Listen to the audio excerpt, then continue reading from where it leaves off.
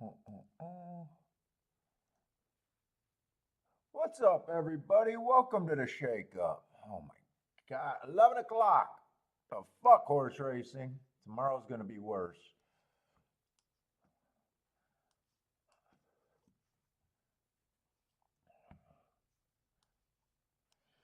And oh man, I don't got my phone down here. Gotta make sure I'm set up right. Make sure I'm even on right now.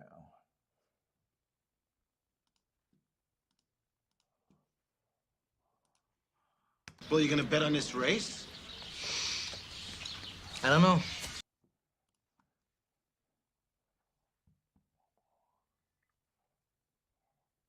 Rose, what's up, man? Let's see if we're set up right here. Looks like I'm set up right.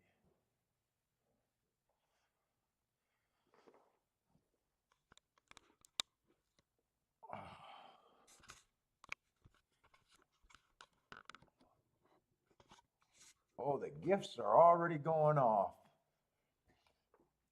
Oh, man. It is too early for me.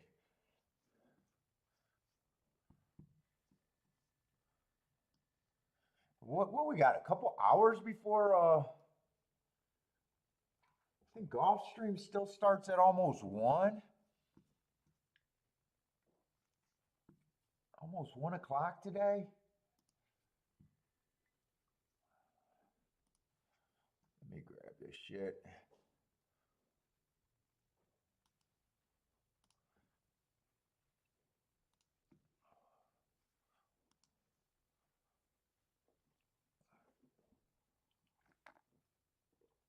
Man, I'm just waking up. I'm so far behind. Oh, Belmont also? Yeah, I don't know. I got to do these Pimlico days right now. Belmont is looking super interesting to me, though.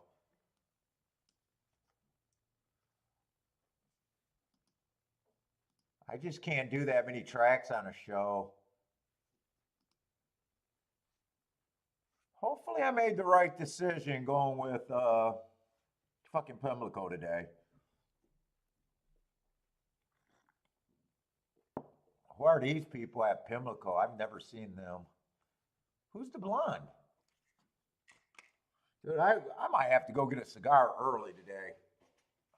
Oh, I already feel like I'm dragging ass.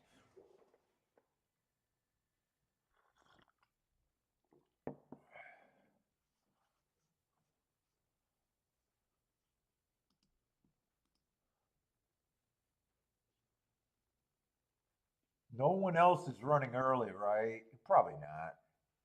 No, it doesn't look like anyone else is starting extra early. We got a big ass card at Pimlico though. If I can just get a good read on the track, right now I'm still not too sure about what I think of everything.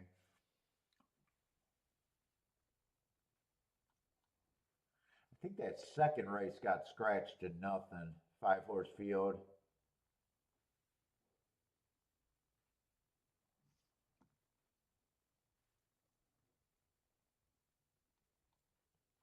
I know we got a bunch of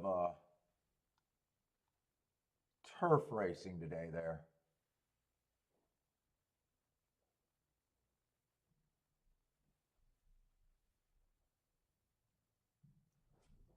I think this horse was scratched.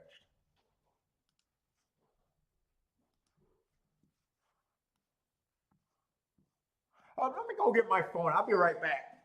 All right, nothing going on yet anyways. Oh.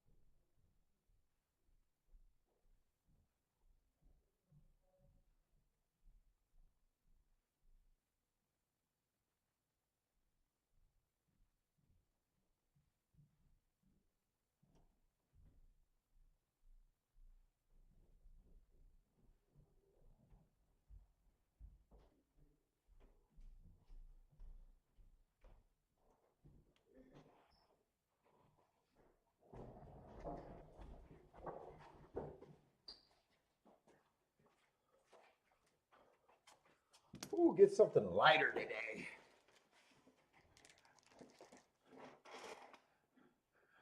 Let's see, Rose. I think a closer beats the favorite. Wait, I think a closer beats the favorite. Our early holds. I think a closer beats the favorite. Early speed holds on the lead. I'm interested in Churchill big time too. Although Sunday, I know I already started with Gulfstream. Fuck, these last two cards were a nightmare to mark. 14 races suck a day. Oh. Ooh, is this a private? Hey, Rose, we got a private chat room today, just you and I? Me and Rose got a private chat going today.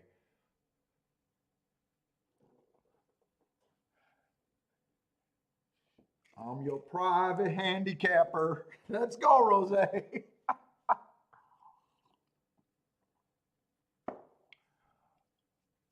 Oh, man.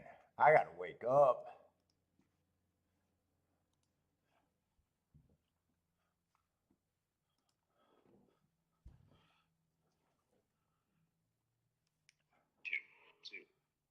Let me see this.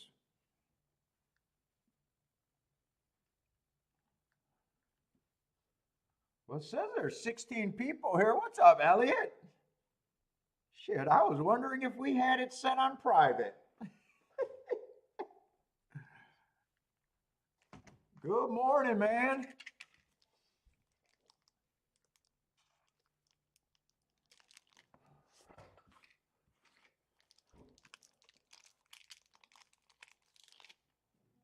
Wow, there's a 4-5 favorite and a 3-1, and everyone's a big pay raise in this first race. My God. Robert, how's it going, man?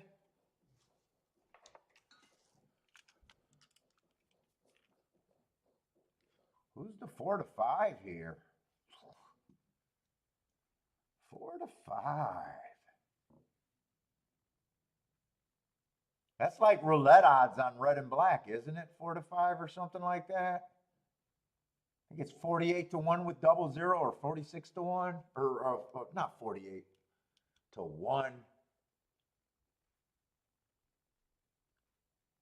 48% or 46% on a 0-00. So like I think it's a 2% edge for the casino. Bodrick, what's up? Hope for another. Oh man, Bodrick, I was pissed yesterday, but I had a great workout. And I was just pissed at myself. Dude, I love guys that complain about horse racing and that's why they lose. Yesterday, there was absolutely no excuse. They had a really nice fucking hit early, had a couple other spots, and then just overplayed to make myself an insignificant losing day where I was up like $1,000. Yeah, I can't blame horse racing on that. I can't blame cheating. I can't blame anyone on that but myself. So I'd like another good start. I do prefer winning later in the day though. But I chose to stay aggressive yesterday, so.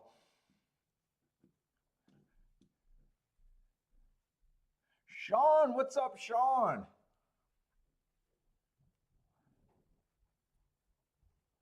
Charles, what's up, Charles? That's what I talk about. You know, the difference of being a long-term winner and loser is a lot of the decisions you just make, how you handle yourself. I can't blame anyone but myself.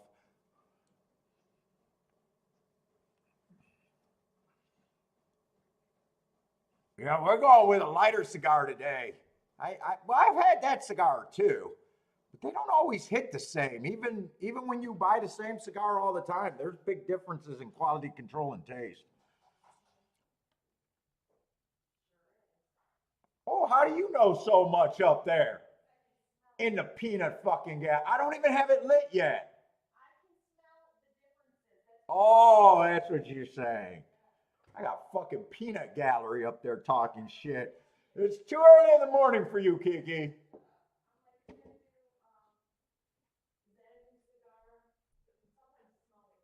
No, I don't have this lit though.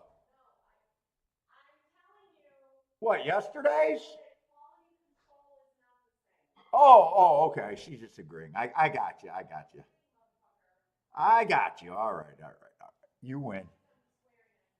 You win. I don't know if they ever pick up your voice. They probably don't even believe I'm married. I just made you up. I don't even know if they can hear you. They probably can't even pick you up on the mic.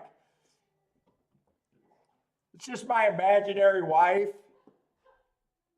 I was that kid in, growing up in school. Yeah, I had tons of girlfriends. Where did she live, Paul? Oh, she's out there in Canada. She's a fucking model.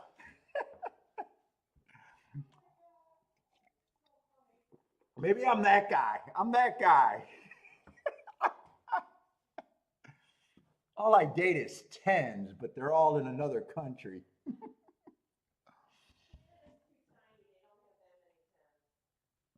Canada girls are freaks. By the way, I love the Canada viewership, but you're not my number one market, so I'll talk shit about you guys. Let's see, we got 13 minutes. I'm still trying to wake up. Cameo time. Can you guys ever hear Kiki? I'm not sure you guys can ever hear her. I'm not sure it picks up.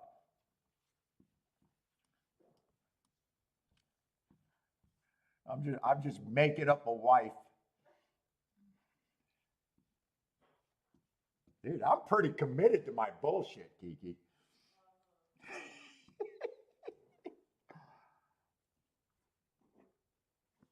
Oh, 4 to 5 horse. I don't want to look at a 4 to 5 horse. Let's see. This is a. So, I did play that race at Laurel yesterday. Getting excited about that 71% closers on last year's bias report. I still believe it. The horse that won was 25 to 1, and he did come off 3 lengths off the pace. So they did collapse on the pace.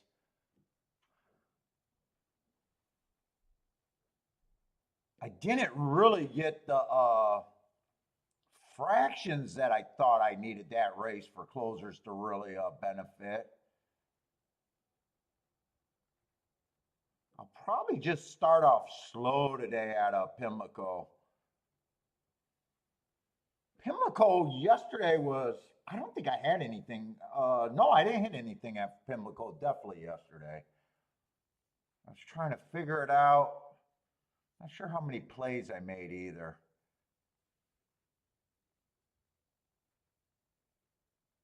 Well,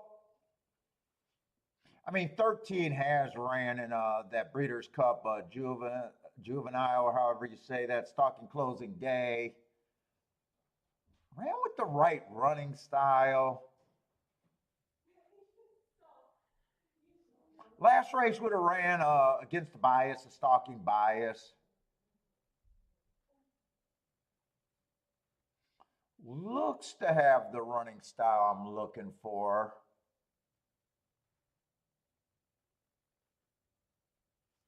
Let me get this in the right spot. Looks to have the right running style.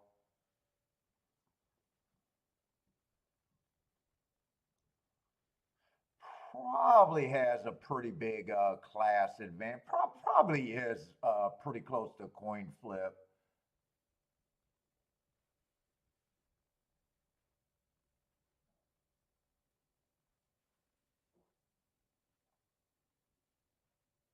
Most of these horses haven't really tried stakes. I've been in stakes before, but been going to the front end. Unless he decides to rate. He has came off the, or he or she, he has came off the pace before. But I'm just leery of anything that I think is going to lead. 3-1's not worth the risk with that last year's bias report on the turf for me to jump to. Let's see, 4 got speed, 3 got speed, 5 got speed. This could be a fast enough pace. 2 got a bit of speed.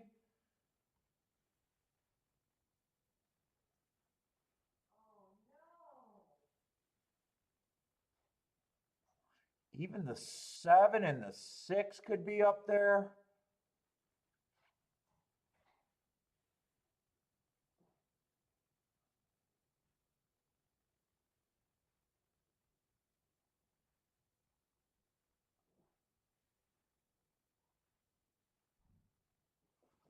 I don't know how excited I am about this race.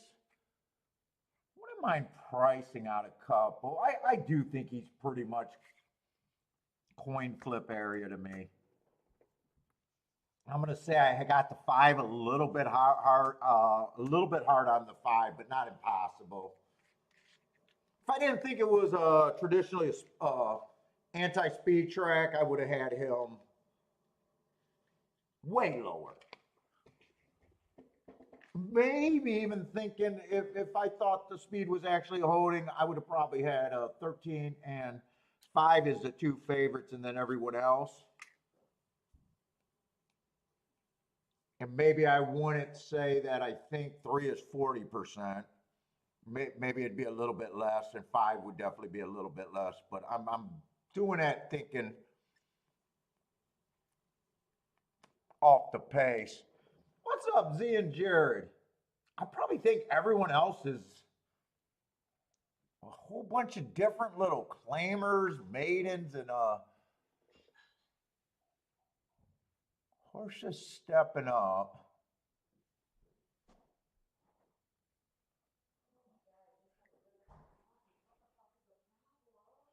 If I did anything with the 13, I'm not sure I'm betting this race, but I'd definitely be closer to XYZ for whatever horse says that I pair him up with.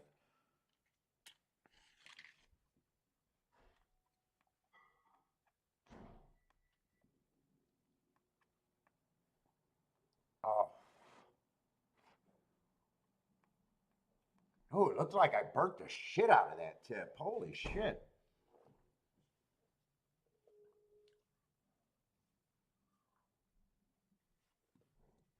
I almost think everyone else is just, boy,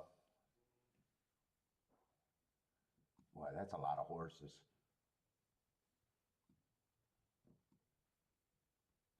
Still 10 horses.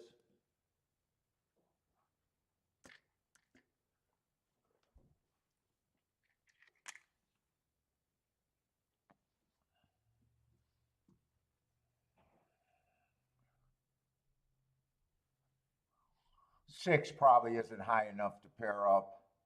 If I did any pairing up,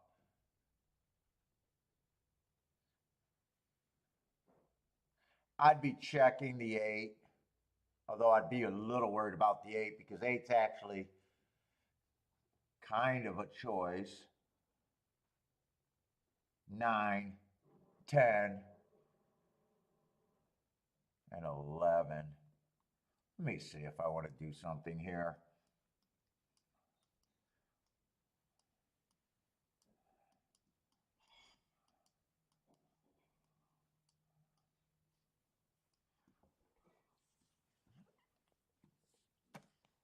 Oh man, it's early. Let's see, exactas.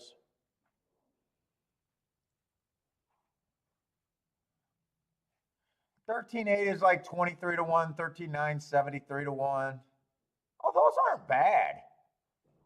The lowest one is to the 8, 23 to 1, and the other 3 that I like are 73 to 1. I think that's all I'd be interested in doing, and I'm not even sure how interested I am. Let's see, Elliot likes 13.5 all. Well, Elliot, I got one question. Well, it is a super. But wouldn't you want to get rid of like the 4 and the 3 if you're already 13.5? Like, wouldn't you just want to save that and say, I guess it's not getting rid of that much. You know, the worst possible outcome that you could have got there. I don't know. It's, you know, I just, not picking on you for sure. By the way, if you guys are new to the channel, you know, I'll talk about people's tickets that I know. People that have been around and they understand that I'm not picking on them and it's just a question.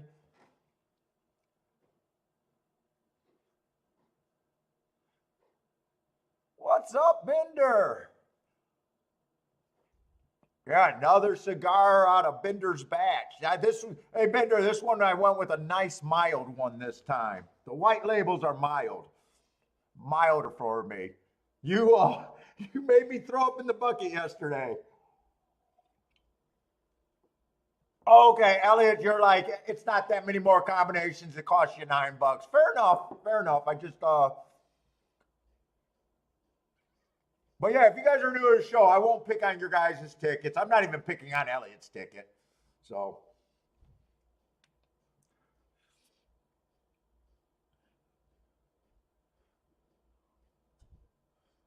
who else slid in here? What's up, Roland?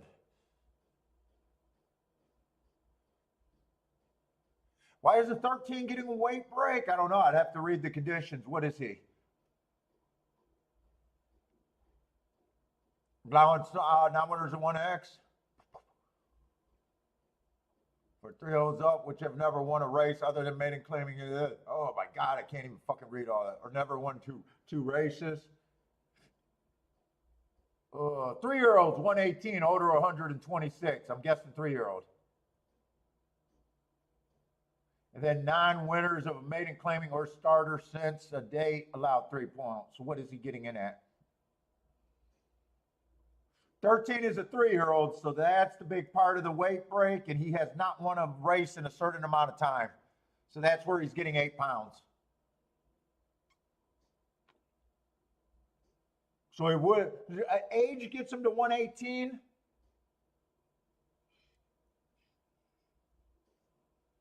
And then not winning a qualifier race since March 19th is another 3 up. Dude, I think I even figured that one out. Those are tough.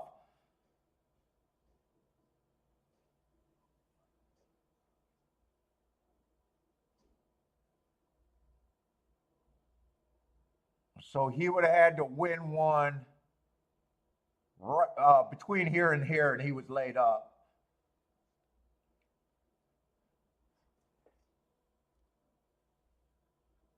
Yeah, Roland, that's kind of how well, plus I think he fits the running style here perfectly, but that's kind of how it is first thing in the morning. I just can't get by him.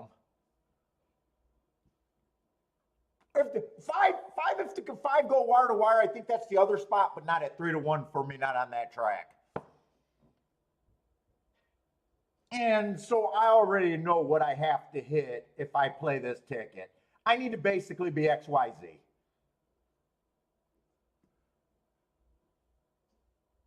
You know, 13-8, 23-1. That's the lowest of what I like. And then the other 3 are still 70-some to 1. Rose is on the 3. What's up, Jennifer? How's it going, Jennifer? Z's looking at the 4 to wire.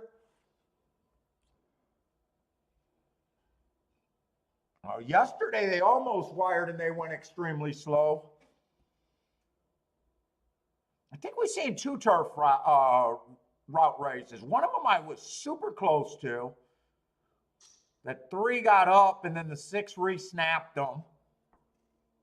If the 6 don't run, I got a nice 3-4, and if the 3 just wins, I got a okay win ticket on, I think, a 14-1 or something like that.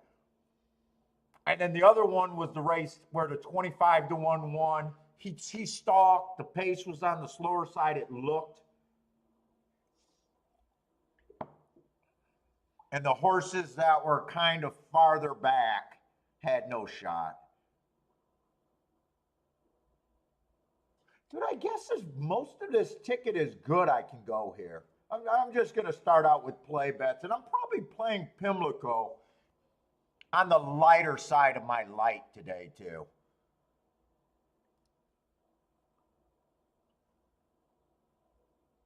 And unless I think I got, unless I think something is you know, if I think I got some bias kind of thing to play.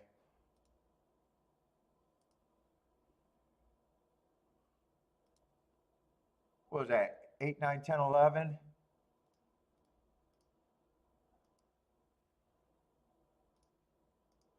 Just a light play. Start out the day. What's up, El Marco Fajito? What's up, man? Yeah, 7 turf races today. Yeah, I thought it was a turf heavy card when we were when I glanced ahead. Bodrick's King to 4, another speed horse. I'm hoping the 4 to 5 and a few other horses go too fast. Oh, all the gate. Do I love yellow? Yellow's my favorite color. Look at all those yellow shirts out there.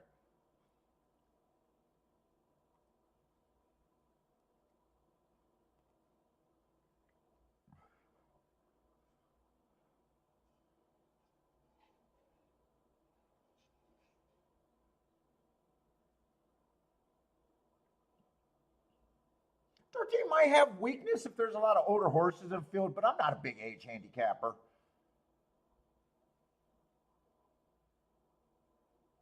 Yeah, there are a lot of older horses in this field. See, 7's getting the same break, weight break. Is anyone? And most of them are getting the 3-pound weight break. They should have been at 126, but they didn't run. They didn't win one of those races in a certain amount of time. What's up, Brian Rivers? What's up? 3-5 at Pimlico. Good luck.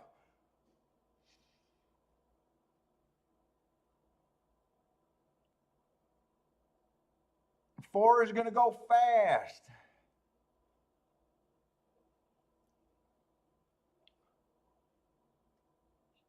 Maybe I should have just another 8, 9, 10 and hope that the 3 doesn't even run. Maybe I should have just boxed these horses, but I wanted to keep it really cheap. I was pretty close to not even playing it. 4 and 5's hooking. Oh, is that 4? No, that's 2 and 5 hooking up, I think. 4's rating.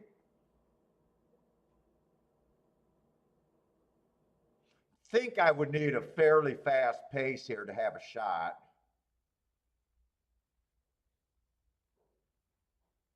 I'm more interested to see how, if I think this track is backing up, I'd love for it to.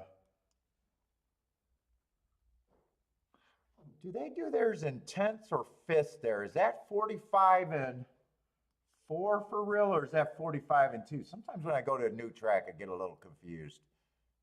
No, that's the right way. 48 and 4.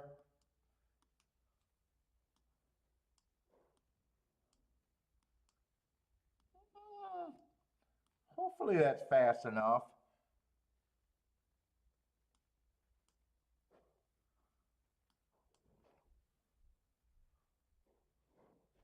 Mile and an eighth. Oh, they go around the track around 2 turns. Oh, they go around twice for that, really? Wait a minute, I'm kind of lost. I wasn't really paying attention. No, this is turning for home. Come on, 13. Oh, no, wait. 13 doesn't excite me. I need 13, 11. Come on, 11. No. No one's coming back far enough.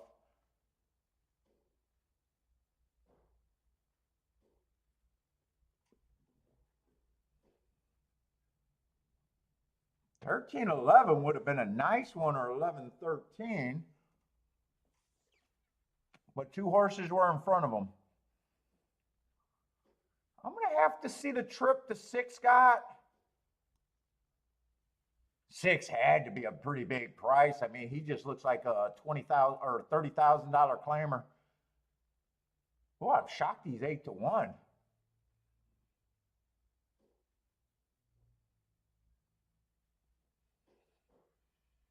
5 got second. I'm pretty sure he held on for second. That was a classy speed horse. I thought he kills the other speed and was the only horse in my head that had a chance to go wire to wire.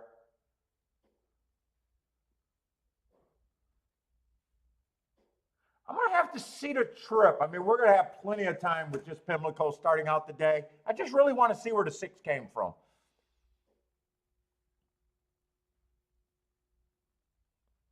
Do I believe in the outside? You know, I haven't really thought about it anymore. Dude, I'm just so convinced it's you know, I used a lot of outside horses, but honestly, Bender, I kind of forgot you keep saying that to me until you bring it up again.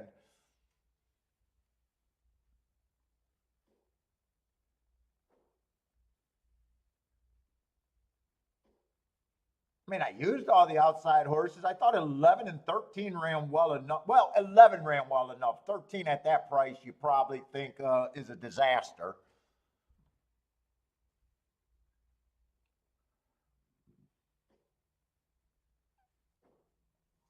Yeah, it could be outside. I mean, it seems like it's been outside, a lot of outside results.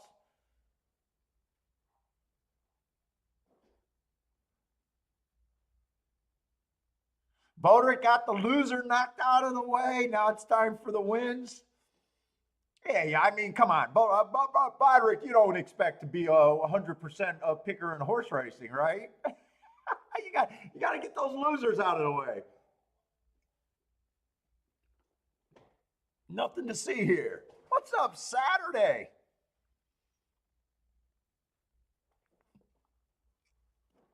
Oh, Saturday, I don't have a insight to what everyone does. I would imagine, because I know what mine is and I know what a few people that I trust are. You're asking if it's more profitable being a win player or a, you know, pick 6 or whatever kind of player, pick 5 player. I think no matter what you're doing, you need big scores. Win bets is a simpler way to approach the game because you give horses choices, you give horses chances, and you're just playing overlays if you're doing it good. Or you got a super strong opinion. But basically, you know, a winning year is actually you're paying for a whole bunch of losing bets, and it's gonna look like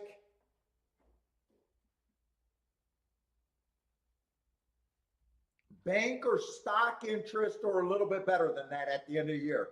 I imagine pick 5 and pick 6 experts, or if that's the way they approach the game, you know, they got longer downturns. Like, that's why I don't get the posting tickets. Everyone has big tickets if they've been in the game. You know what I'm saying? That's not a thing. But how it is for me every year, right? I believe in big hits. I always go to big hits. I think big hits are what you need to survive. But at the end of the year, it's churn and it's whatever smallish, you know, some years are better than other, your ROI on the dollar. And you can't count on your ROI for the dollar. So it's like what I said, when you see people say, hey, it's better than bank interest and stuff like that, I say, that's wrong to hit a race and say it's better than bank interest. But at the end of the year, if you're successful, it's going to be better than bank interest. Put it that way. But the way people approach the game, it's probably all different ways that I don't know if I could say one way is better. I do better in the exactas and doubles than I do the win bets. But I use my win bets as daily stopgap bets, really.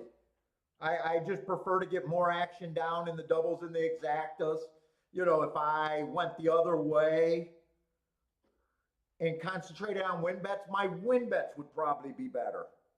But it's kind of how I divide the money where they don't really compete with the combination bets. What's up, Anthony? Let's see, Jennifer, boom, $20 winner right out of the gate. Nice start. Nice start.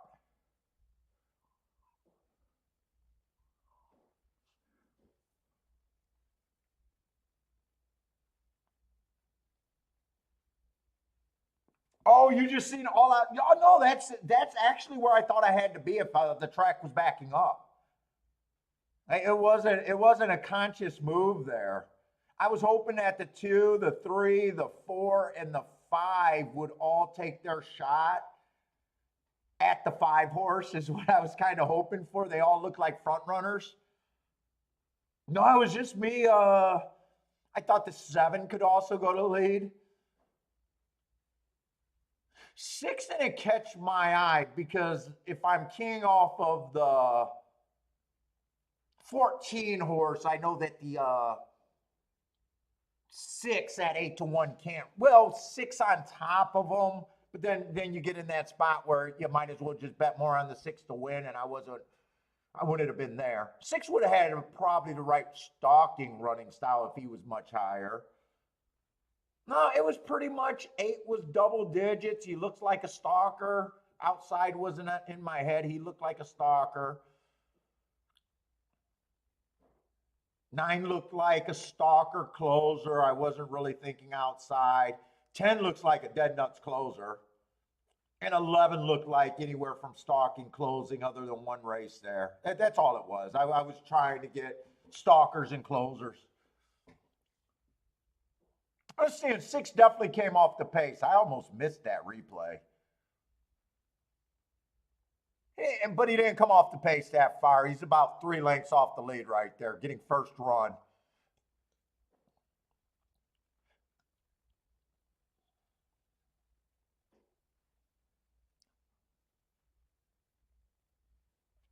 Wait a minute, am I looking at the right horse? Wait a minute.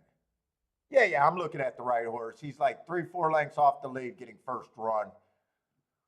At the 2, the 5, and the 4. 13 hand horse was bumping, but it doesn't matter. Probably need a little faster pace. Without the shots that I needed to run with them, it wouldn't have mattered anyways. Well, I thought the 5 held on for second. No, he didn't.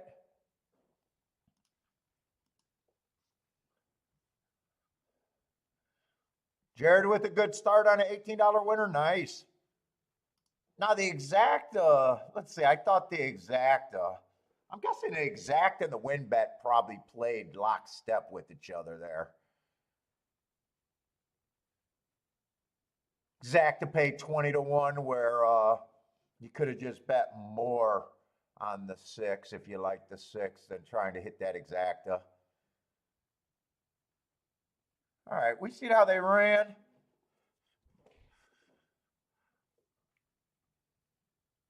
Still feel like they're coming out off the pace. It just might not be as far as I think. Rockin' Ray, what's up, dude?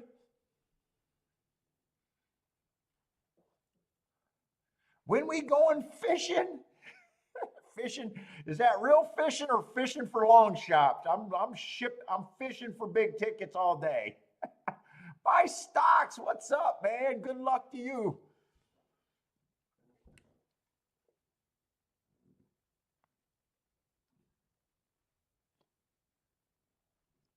Oh, I got a crack in this one. I think I filled up my humidor after Bender sent this package to me. And I think I needed a little bit bigger of a humidity pack. So I think I kind of dried out a few of them a little bit. Not to where they're going to get messed up, but. And then yesterday I went and got the bigger humidity pack.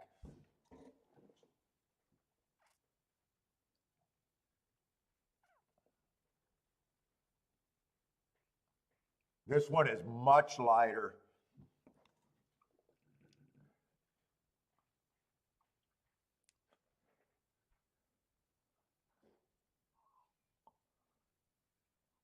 Let's see, I think wasn't there a late scratch or something in the Preakness tomorrow? Is it now a 7-horse field over there? Let's see this race over here at Pimlico, second race. We got it scratched down to a 5-horse field.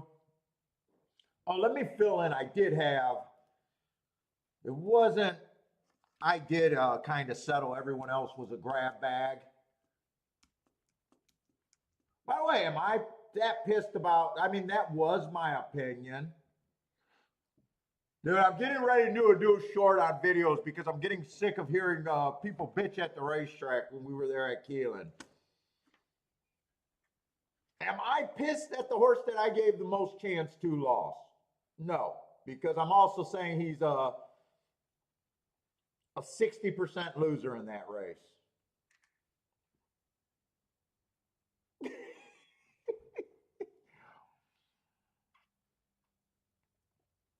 I thought he had the best chance. I thought 5. I was a little bit harder on the 5 because I thought the speed was going to get hurt. And then everyone else, I took the lazy way out. It was a big field, so everyone else just landed at 7%. I can't say I put a lot of heart and soul into that betting line for me. But, you know, I did believe that 13 should be the favorite there.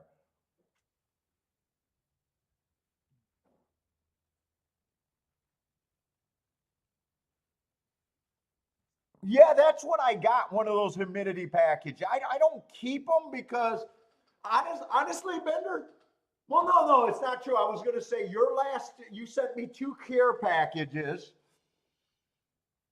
You filled up my cigar, and every time I spend a certain amount at my cigar spot, I get like is it a $200 reward card or a $100 reward card? Those are the only time that Kiki bought me a fucking very nice humidor that holds like 200 cigars, but I never keep it updated.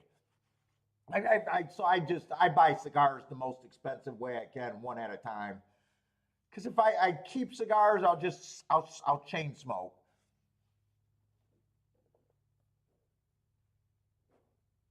But that's what I had to get. I had to get those. Oh, you use those to keep your flour from drying out. Yeah, I went back and asked the guy, and he said, "You know what? Your box is kind of big, and that many cigars is kind of pushing it." And then I threw another one in there, but I didn't realize that it was a two-way system. That the humidity pack gets it to a certain humidity, but I didn't realize. So I thought if I put 2 of them in there, it'll get it over humidified. I didn't realize that it was designed to start absorbing humidity. So for the next day, I had I think a 69 humidity pack. Then I went to a 73 humidity pack. And then this morning I woke up and realized, wait a minute. So does that mean the 69 started absorbing and I'm not getting the extra humidity? So I got that one out of there. I didn't realize how they worked, and the guy told me yesterday when I picked up the other one, and then it didn't take, and then it took me a little bit longer to say, wait a minute, I might be sucking my own humidity. What's up, Nathan? Good morning.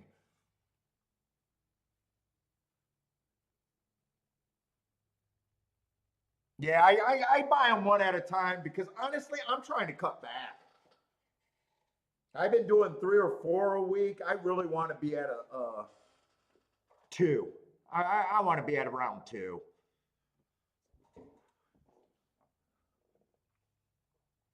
And I'm already at 3 right now this week. So I do want to cut down a little bit. I don't want to give it up completely, but I definitely want to cut it down. When I smoke them multiple days, I feel like shit. 3 days in a row, I feel like shit the next day. Two days in a row doesn't bother me.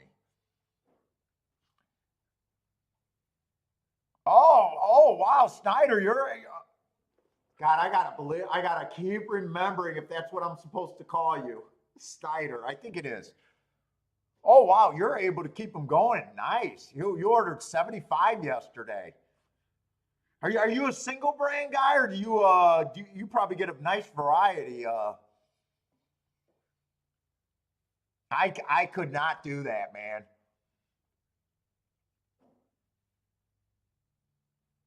Yeah, cigarettes are rough too. I used to smoke cigarettes when I was out at a bar like a douchebag. I never liked cigarettes. I love the way cigarettes smell though. I'm one of the freaks. I like when people are smoking cigarettes. I like the way it smells, but I hate replacing a cigarette with a cigar. Skyler. God, I'm gonna have to remember that. What's up, PDT? How's it going? Premium varieties, usually. What do you consider a premium? I'm usually smoking like in that. Well, they went up in the last couple years. $10 to $15 range is what I'm looking at. I like Drew Estate. The Liga Privado is my favorite cigar. It's just a little too pricey for me. I think that's like $22 or $25 a smoke now. That's pushing it a little too much. I found a couple like $30 cigars that I like, but those are like super. If I go to a wedding or a christening, that's like something like that.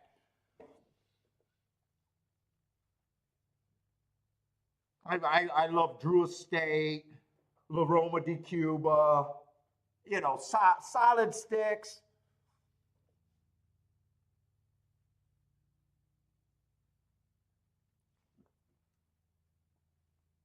I tend to like the heavier ones better, unless they knock my knock me for a loop like they did yesterday.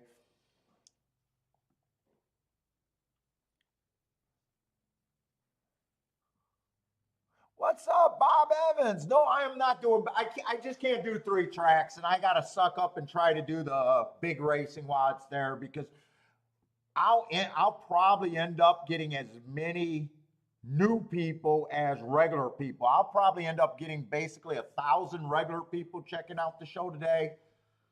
A lot of people got to come just to keep this 90 to 100 chat room going. And I'll probably get another 1,000 new people checking me out, but they'll only give me about 5 minutes at a time to impress them. Although I've been looking at the tout sports betters on TikTok, I just feel so sad. I feel so sad. It's like I got my 2 unit play and they're like really going. I get it. Their 2 unit play could be anything. But I'm like, they're still playing an even money category where it's like, okay, what were you on? A 60-40 chance right there? Maybe a 70-30 split if they had it. You're really going. You know how many fucking videos you can make gloating as a sports bettor.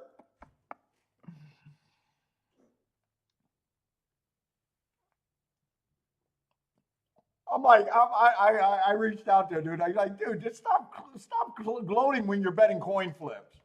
Okay, I get it. You 60-40. You thought you had a edge. I get it. You're a good handicapper. I get it. But the gloatiness is what's hilarious.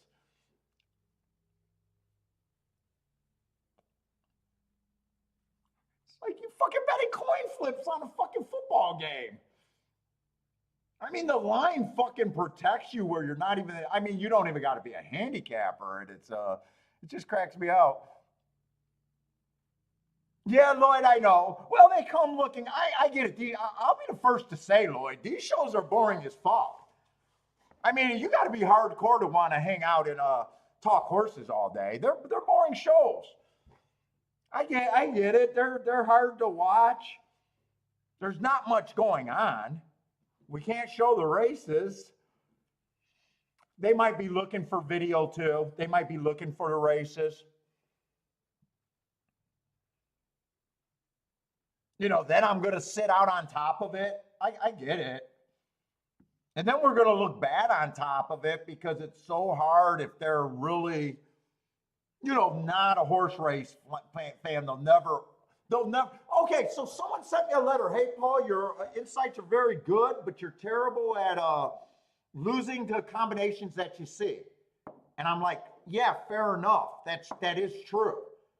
I passed on a lot of $12 exactas that I could have hit, $13 exactas saying, hey, I don't want those. It's so hard to convince people. Yeah, I know my win percentage could be better, but I believe that I know in my game playing to the bigger hits is what matter long term. It doesn't look good for any show. And someone, I mean, they weren't being a dick when they called me out. It was actually, conversational. And it was like, yes, I understand that I'm giving up something because I know something. And he was like, well, it looks bad when you say, hey, I don't want the 7-3, but I got, maybe $150 out there worth of play and I'm burying myself. I get it. I get it, but I trust when I get to like yesterday. It wasn't really like yesterday, but that one hit was able to pay for every bet that I made yesterday. I hit something really nice, and really all I had to do was hit 2 tickets yesterday, and I would have had a really good day. And I got a lot of action yesterday and barely lost anything. I mean, it wasn't even $100 that I ended up losing. I mean, yeah, I probably shouldn't have gave back $1,000. But I know like what's good. And I got a couple bad beats. But bad beats happen to everyone, so. Yeah, Bender, yeah. Dude, this is what I wanted the show to be for the people. Like my show and my beliefs aren't really there for people that are just going to a racetrack one time a year and they want to scream and cash a ticket. Like if that's your goal, just go have fun at the track. You don't need to take anything that I'm taking seriously.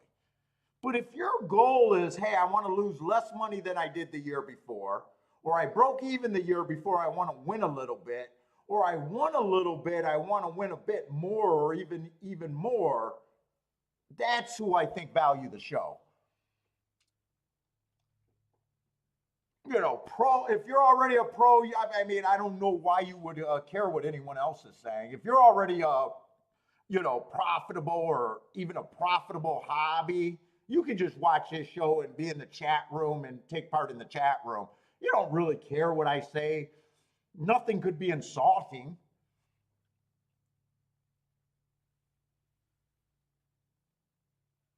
Some people are, like to me, I even like just hanging out in the chat room because playing at home is lonely. What's up, MKT? What's up? Until you do it for a while, people won't understand the math long-term play. It's just a part of, yeah. And that's the other thing we're trying to do is if you're really interested and you're brand new, we just want to we want the game to grow. We want the game to grow, not because I want the game to be around when I die. I don't give a fuck. I'm not one of those guys. I want the game to grow because if you're new, you're not going to catch up to me. And if the game gets better, I'll be able to talk to people at a bar and the game just gets better. If the game's bigger, the game's stronger. El Marco takes I don't blame you, man. These shows are boring. I get it. And I don't take that as an insult. Paul, you put me to sleep. I get it.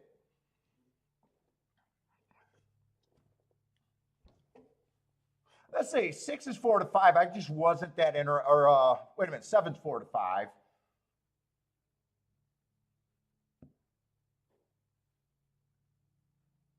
Got nothing wrong with his marks, ran against the bias. I glanced at and already thought he looked fairly legit.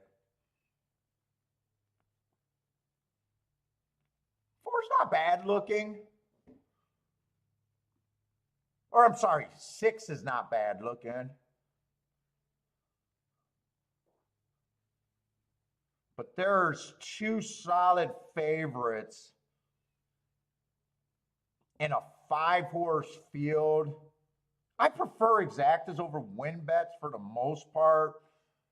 2 looks like complete filler to me. And 1, I'd already knew that 1 I don't have any marks on. So I was never interested in this race. 6 is probably the longest thing I could have got to, but I do think the 7's pretty strong here. What's up, Davey? How's it going, dude?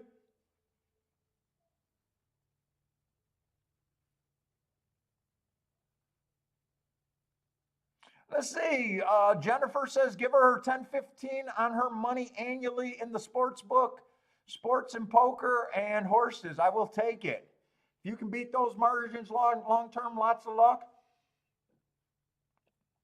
That's what your returns look. Well, your returns, I've had better returns than that at the end of the year. Sometimes they're worse, sometimes they're better. But that's why I believe in the big hits, talking about, what the end of the year looked like, whether, no matter what kind of bet you play, I bet pretty much everyone is in the same boat.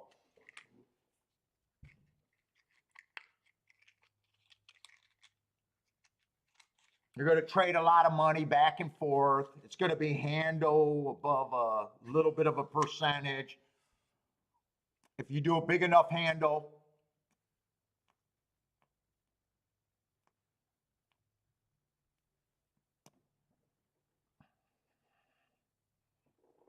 it's not like you're getting $5 return on your money for a whole year. It's not something crazy like that. It's in the small percentile.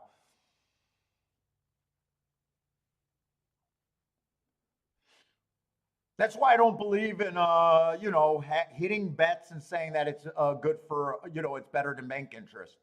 Because you need bigger hits. And at the end of the year, it's going to be hopefully better than bank interest for you.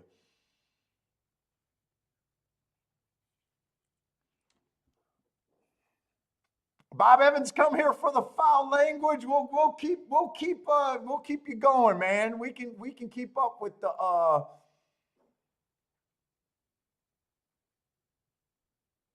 Yeah, I get that, Lloyd. Doesn't work teaching new people in racing, but it gives them something to think about. Long shots and bias theory, it's probably a little too advanced for new people. But, the math, seeing why you're sitting out, hearing what's good for a bettor, I think those can help, a new person. Hey, this guy sits out more than probably anyone else publicly. Why does he, kind of that sort of stuff. Why does he not want that ticket? Let me think about why he might not want that ticket. I think those can help a new people. Oh, Bob, I think the par mutual pool is the greatest thing ever invented in a horse racing, and I think that's what they should be advertising, the game of skill and why it's fucking good. I agree with you on that. Dude, once you become a horse player, I don't know how you can get serious about sports or even poker. Although I think poker and horse players got a lot in common. What's up, Andre? I think you said you're ready to play today after not having much for yesterday. Let's see, this looks like this is coming down to the 2 favorites and the only horse that I thought had a chance at a big price, which was the 6, not the 1. The 1 did split the 2 favorites, but 7 did go on to win. I doubt it if 7 won in a 5-horse field is all that great. If the field was bigger, maybe that could have been a little, unless that was the kind of the only place you went. Yeah, it's 7-1. Try's probably not going to be great because the 7-4 try was paying $3. I don't even know if you can bet 5-horse tries in every jurisdiction. I don't even know.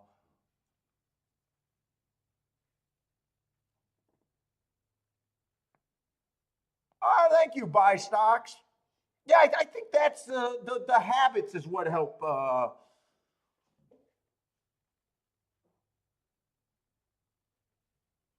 Bob says his dad was the best handicapper ever he ever knew. Could go days without making a bet. Yeah, that's another way of operating. That's not that doesn't help churn. Your dad's probably older. Is that before rebates and stuff? Probably was able to do good on a really good opinion. That was the old style of playing, especially before the rebate era. That's not realistic for a lot of gamblers, though, to have to be able to sit out days. That's not realistic, especially you'll even see me. I did the work. We're doing the betting line. I'm borderline playing the race, and sometimes you just play the damn race because you did the work. It's really hard for your average horse player to be that's what I call like the monk style of playing. You got to basically be a monk sometimes. That was like the old, when you read the old handicapping books, that was kind of what a lot of people thought you had to be a professional.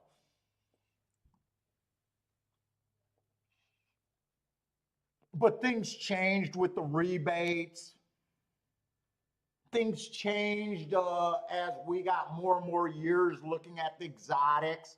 I remember when I was reading books in the 1990s, and when I first started, and they went to simulcasting, because when I first started playing, we did not have simulcasting.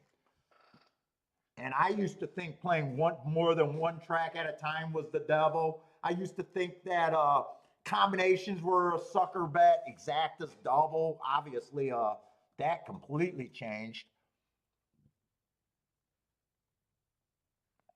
Let's see, Andre got a horse at Gulfstream, race 6, 5-2, huh? Let's take a look at him while we got a little bit of downtime here. So far, nothing's going on at Pimlico.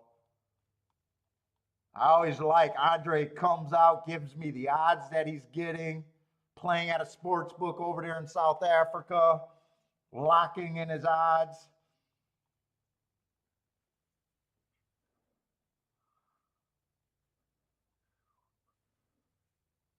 That's a dirt sprint race. Yesterday, the inside did feel very good. There was a 1-2-3 combination. Actually, a couple 1-2-3 combinations that I did not cash.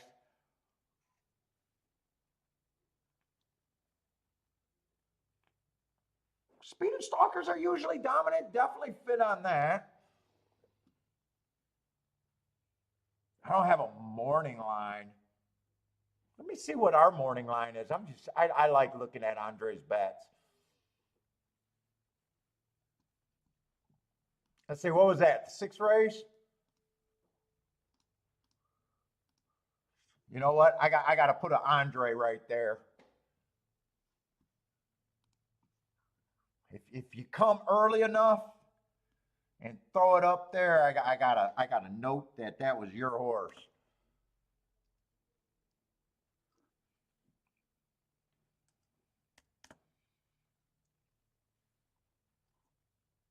I think that's how you spell it.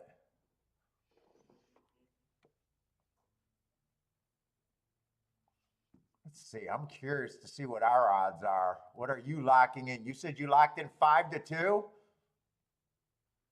We got a 4-1 morning line right now, but I do notice there's going to be a scratch.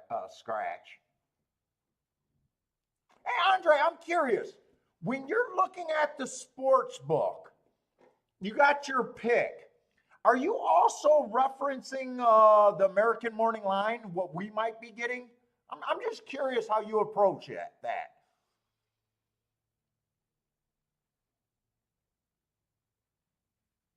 Because right now I'd be, well, why would I lock in 5-2? I do know that the scratch is going to make a difference. You know, he probably won't be that 4-1.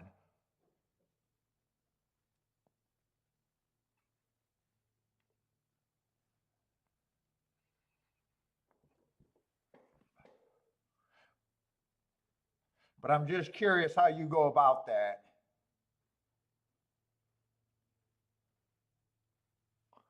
Favorite looks like he's going to be on the far outside in the 7 hole.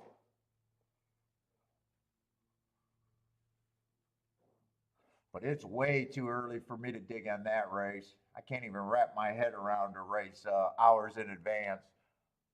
Andre obviously does his work early.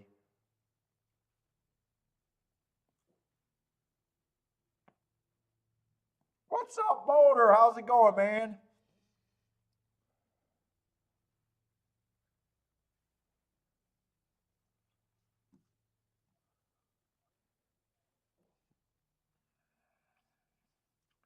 Not really any speed on the inside. He's probably the fastest of the horses on the inside.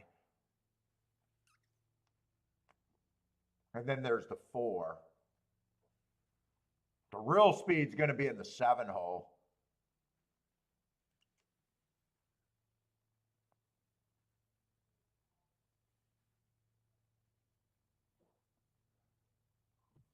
But it's way too early to look at that right now. Let's see, Pimlico, we got about 21 minutes. Yeah, hit the likes today. If you guys are brand new to the show because you're jumping in, we are not a new show. We've been doing this for probably about 5 years now. There's over 600 videos out there. This is the first year that 100% all of my action been online, recorded.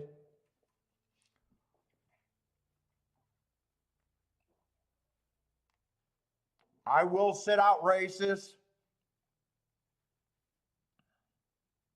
I'm trying to get the bigger tickets.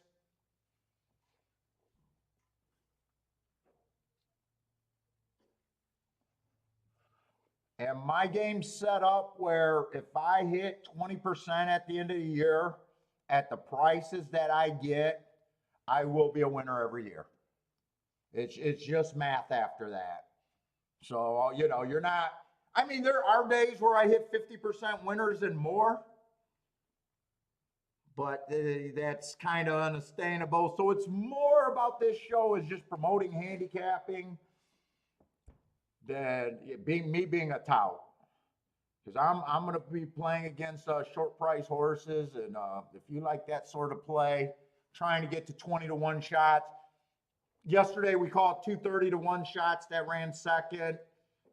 One of them I chose not to play the exacta. The other one I crushed the exacta yesterday. But we're looking for tickets that matter.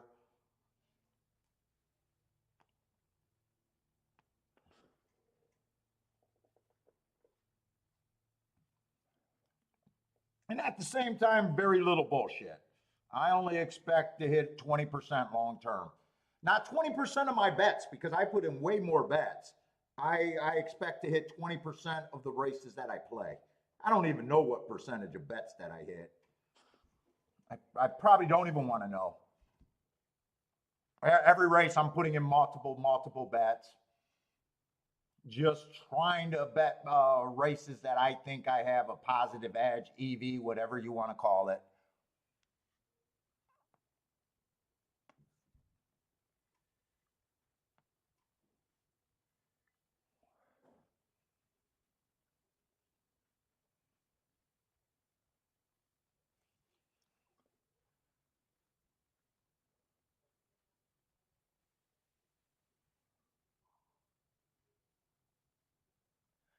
Keyshawn Johnson says it's all about the commitment. Is that the football player, Keyshawn Johnson? Boy, I haven't heard that name in a long time.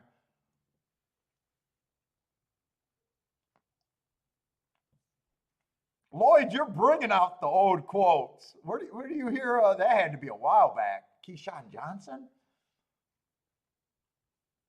Unless he's on one of the network, he can't be playing now. He's got to be at least my age, I think. He has to be. past the NFL, right? Tampa Bay receiver.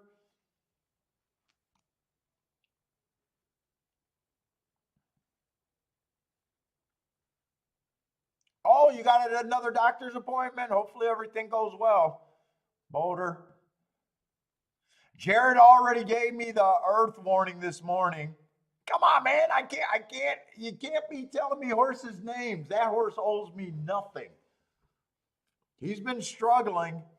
He's been struggling, but that horse owes me absolute. Oh, he's in Andre's race. Earth? Earth is in Andre's race, the 6th race? Honest as the day as long for me. He's either I never have a problem with his runs. He's just whether he wins or loses, he's just honest as the day is long.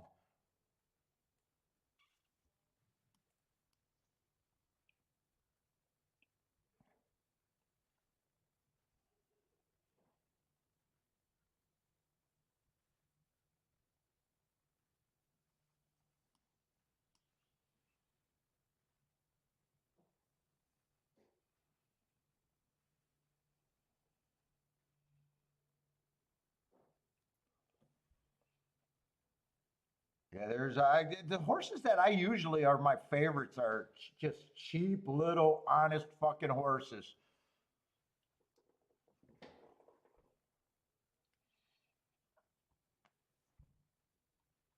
Let's see. Bender's already looking at the 4th race at Gulfstream, or no, at Pimlico.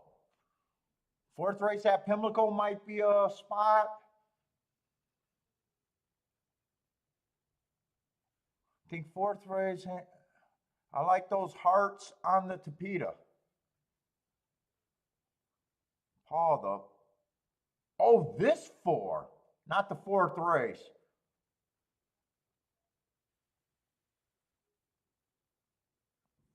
Wait a minute, I'm confused. Hey, Paul, I think this 4 at Pimlico. Oh, I'm looking at the wrong race.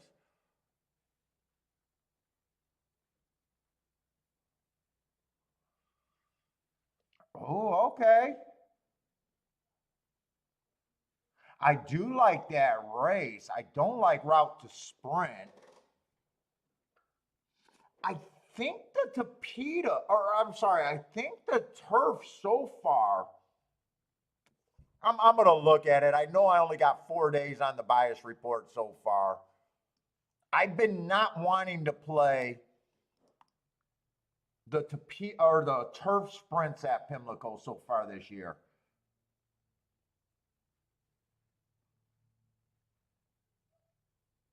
I might be getting what I think the track's doing. I might be getting it mixed up with Belmont right now. I just want to see. I think they only ran 4 Tapeta or 4 turf routes so far this year, or turf sprints. That is true. So far, they went wired 2 of them, stalked 1, and closed 1. That's not really telling me much right there. What did they do yesterday? I said I was going to look at yesterday's chart real close last night, and I didn't get around to that because handicapping 14, a couple 14 race cards and a fucking 12 horse race card just takes that's like doing a whole extra card. What did they do yesterday? I think there was a Tapeta, or I keep saying Tapeta, turf route or turf sprint yesterday. I think there might have been 1 or 2.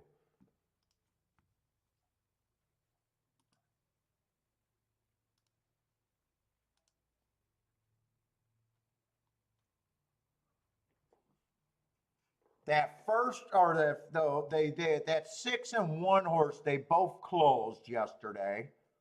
Doesn't look like a fast pace. They went 22 and 447.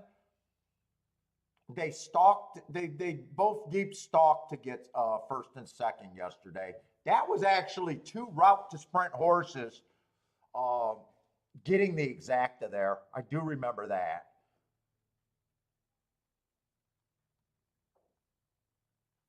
I want to see if there was another one yesterday.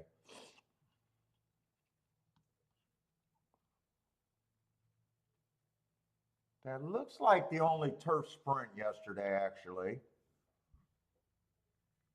Let's see. I want to see what the fractions were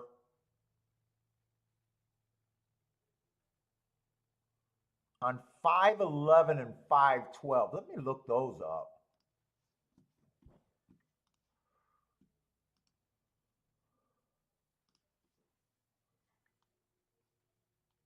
I'm just curious if yesterday's Tapeta was extremely slow, or that is that the fractions that they put up.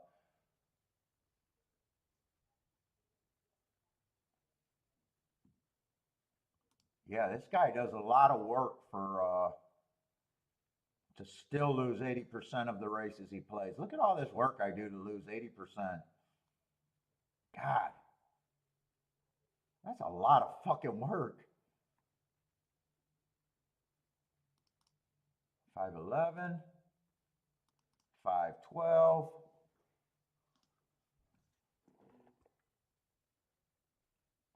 That was slower yesterday. That was definitely slower yesterday compared to 512. 512, they went wire to wire on faster paces, both races. That looked like a speed favoring day. They went 22, 22 and 2, 45 and 3, 45 and 3. Very similar fractions. And 511, they went the same 22 and 3, 22 and 2. 46 and 3, 46 and 1, and they came off the pace both of those races with a horse that I gave a triple L to, so that means he was at least 20 to 1 or higher. And the other one I gave a single L to, so that means he was at least 4 to 1 or higher. But not really enough to make me go one way or another. Feeling confident about where I want to play if I think there's a bias.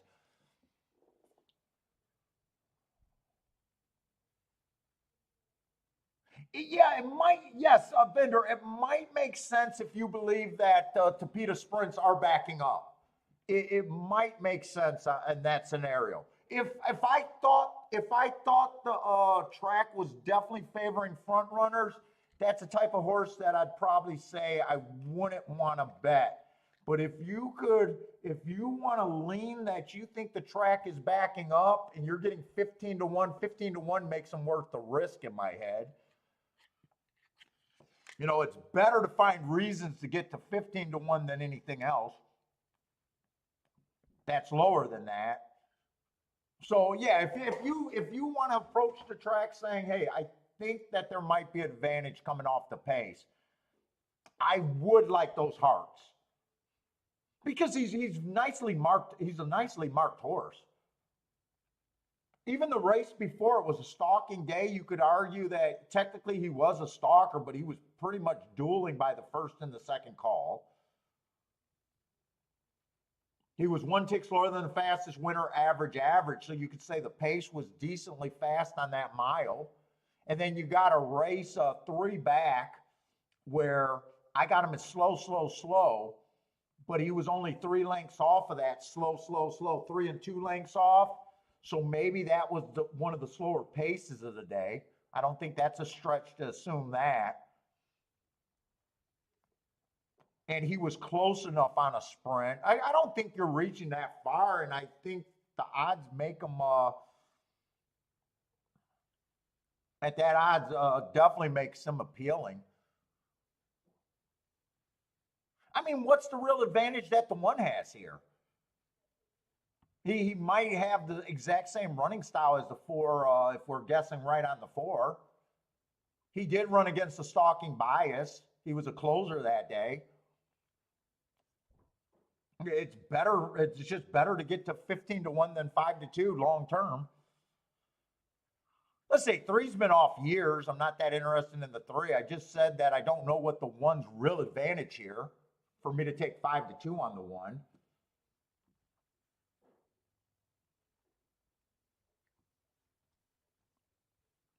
Three, I just can't get to a horse off years.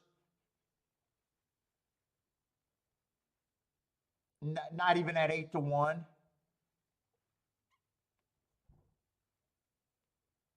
Two, if you think speed's holding up and a horse that could possibly stalk, you just gotta. He didn't run a bad first race. First race on the turf doesn't look that bad. He ran on a bad rail 3 races ago. That's his best race ever, running on a bad rail, in my opinion. He did burn money, 20 cents on the dollar. But he's second choice. I can see him doing something, but I'm probably not interested in second choice.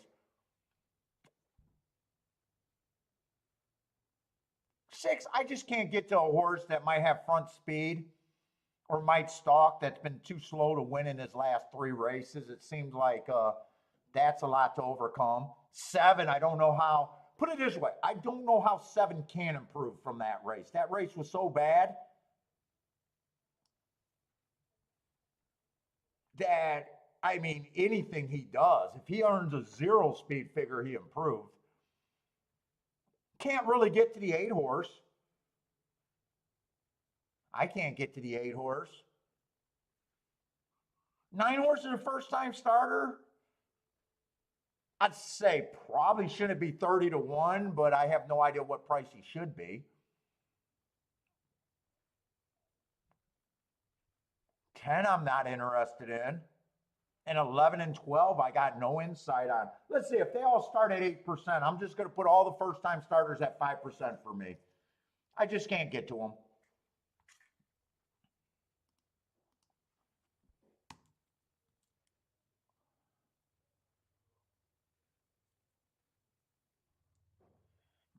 I can't get to a front speed horse that died that badly. Likely race. He has every right to improve. I just can't get to him.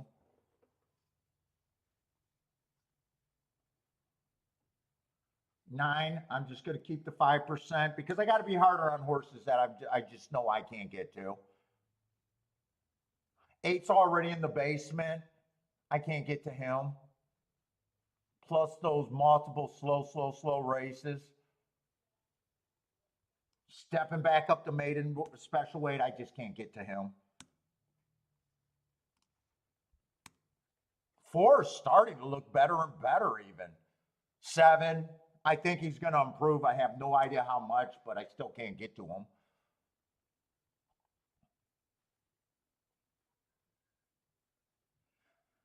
6, I'd probably give 6 a few points. A few more than 5. 3, I'm just not interested in a horse that's been off since 2021.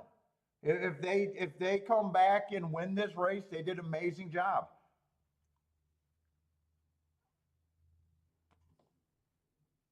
Jesus, wow, I'm surprised. Let's see, I got 4 horses, all at 20%, but I don't think 6 is the same as the other 4.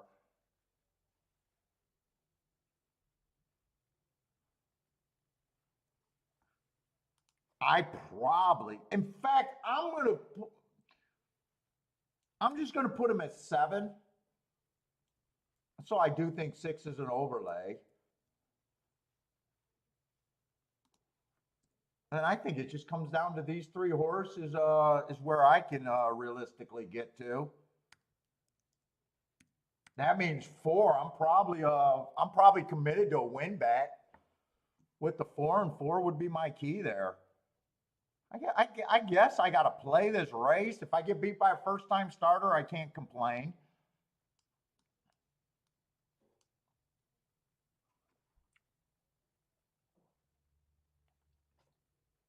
Two's priced right to me, and 1's just a little over bet.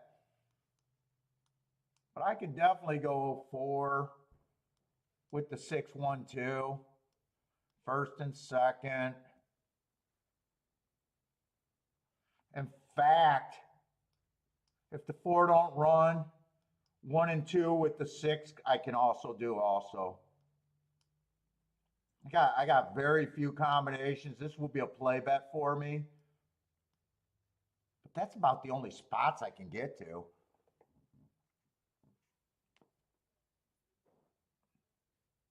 "12 wins. He's just a first-time starter, and I'll just say, hey, I couldn't get to him at 5-2. If you guys are new to the channel, I don't do anything with first-time starters. I ignore them. Every time I got multiple first-time starters, it's always a dangerous spot to be in. But I'm a grown man. It's not horse racing got me. You know, I'll bet the horses if I got value, if I think I got value, and at the same time, if first-time starter beats me, you know, it's self-imposed pain in my book. I prefer races where, and I'd probably even put a small bet on the 6, smaller win bet. You know, I'll take a mature attitude. You know, I got beat by horses that I couldn't get to. I can't play and protect, you know, like I could add the 12 in with the 6 and the 4 if I wanted to. But basically, I'll just be grabbing a low price horse that I have no opinion on.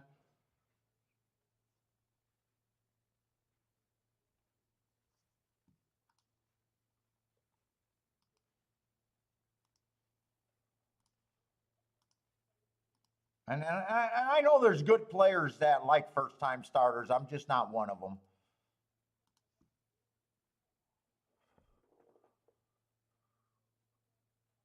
Let me see. I don't even think I have to check the exactas here, really. No, 1-4 is the worst outcome. That's paying 42 to 1. And 1-6 would be the worst outcome if the 6 gets first or second, 74 to 1. I at least got tickets where I can make a decent hit on a small bet for me,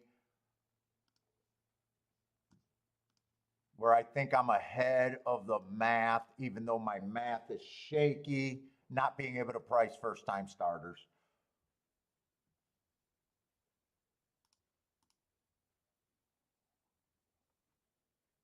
Let's see, 6 with the 4, 1, 2, 6 with the 4. And then 1 and 2 with the 6 because I got them with the 4 on the other ticket. Kathy, how's it going, Kathy?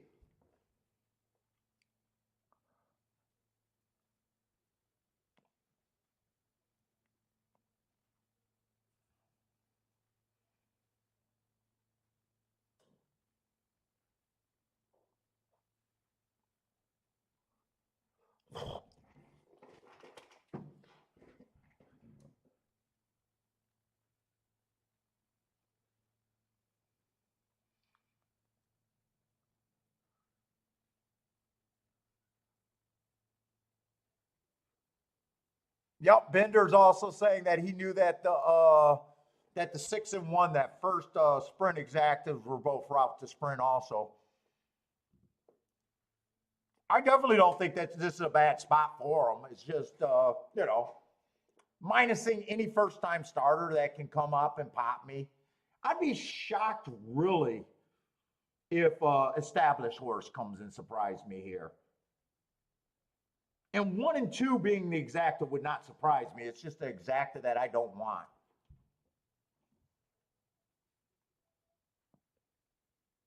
I would say first-time starters likes the 11 over there at Pimlico. And really, I could have ran the 4 down with everyone at that price, and I could have ran the 6 down, but I would have been having to go for this bet.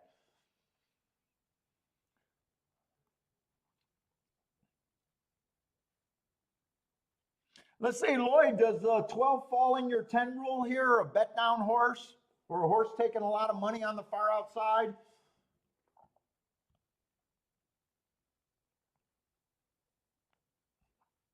Three of the horse off years gets the lead.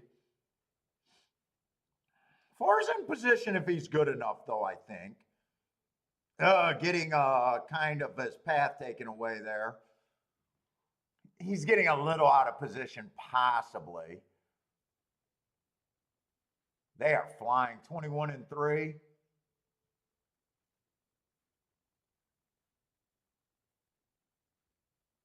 11 gets the lead. That's first time starter's horse.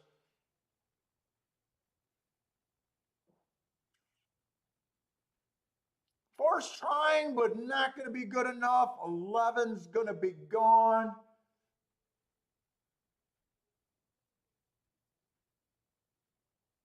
I can't complain about this race. My opinion of the horses, I base my opinion on the horses that are known knowns to me. So with the 11 and the 9 being first time starters,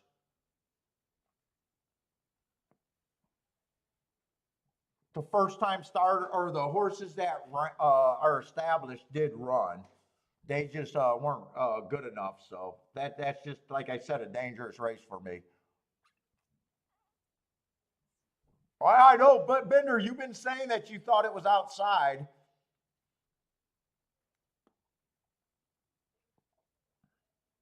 Just start boxing the outside. 9, I think I said, I said no first time starter should be 40-1. I'm not sure if he was the one that I said that to, or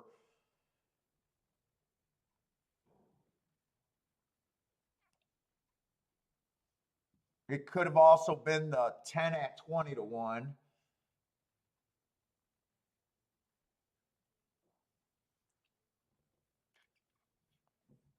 Mack and Company with the wrong bomb. Let's say first time starter comes out with a nice start. What's up, Rex? Roland will take the 11. Jared with the boom. Yeah, that'd be a huge exact. Jared got the exacta. Nice start. So I got to look at this race like I did the best handicapping I could have. If first time starters beat me, they got 1 and 2. I got to look and see what followed, where my horses that I could have got to. They basically ran first, second, and third, my main group. I couldn't have played a 1-2. The 4 ran good enough, but just not good enough to split them. If the 11 and the 9 don't run, I would have still said I did a good job handicapping. It just didn't work out. And I would not have wanted the 1-2 exact or even a win ticket on the 1.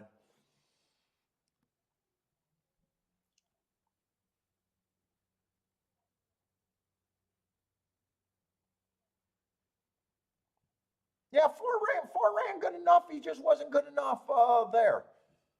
He got beat by 2 first timers. Maybe the outside of the track's doing good.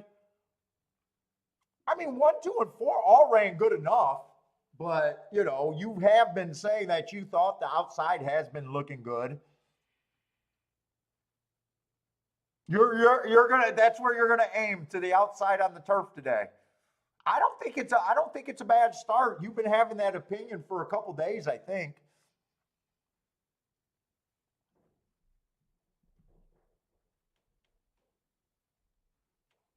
See, and I even said I could have even threw in the 12 just because he was taking action. That would have just been another burner. You know, if I paired him with the 4 and the 6, I would have found that to be okay. But do I really want to do that? I decided no at this time. Let's say Gulfstream, we got 11 minutes, so our racing is going to pick up here. My morning line is not going to look good, but I know that half of the field, I was giving 5% on either horses that I knew I couldn't get to or first-time starters. So I honestly don't mind my betting line there.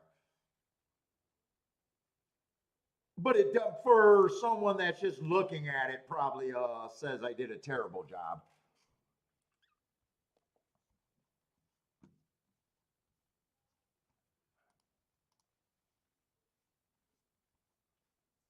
But you guys should be making your own betting line, not looking at mine.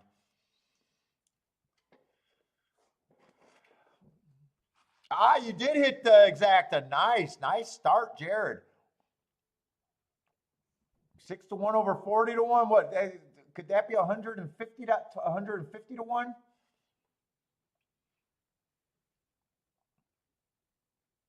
I imagine got to at least be 100-1. Maybe as high as 200 to 1 some days. What is that exact? I gotta check Jared's pocketbook right now.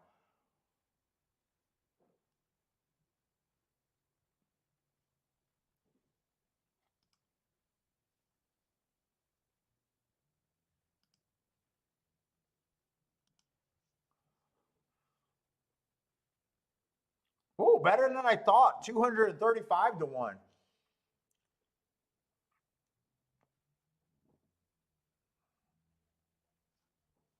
Not hard to have a day on those exactas. Let's say we got a torpedo route. They're getting tougher. Stalkers are starting to dominate. Speed's still bad. I hate stalker, pure stalking track, and that's what the torpedo routes are becoming. I really want a lot of speed in this race. We do got a nice field. They all start at 12% on my betting line.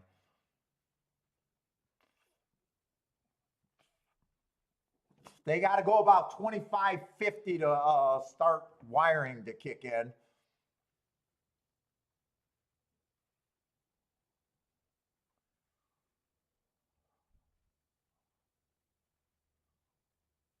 Let's say Charles had a nice hit there too. Nice.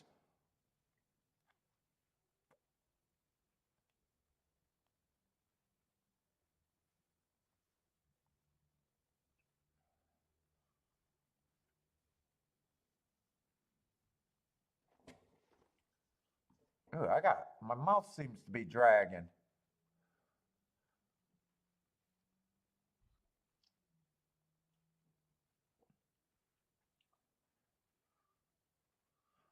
Let's see, 10 is the favorite. Drop into the basement. Drop will make them tough. I got mixed thoughts on him.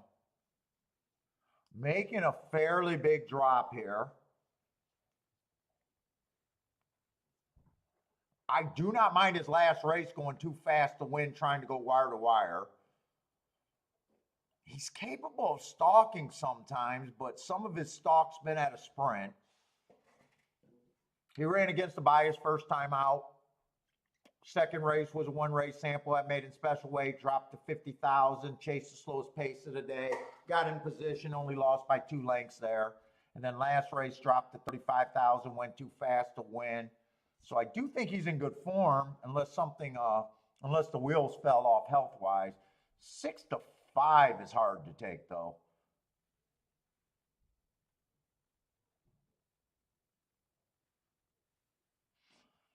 Might be on the lead. It's just we won't know until that gate opens up. If he goes to the lead, I think that's a losing condition for him. Unless he gets that 25.50.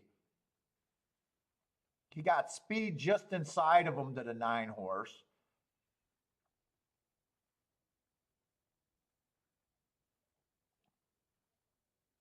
Nine can also race. Taking a little drop on the 9. I think 9 probably is an overlay in my head. Eight's slow early, but is not making a close ever.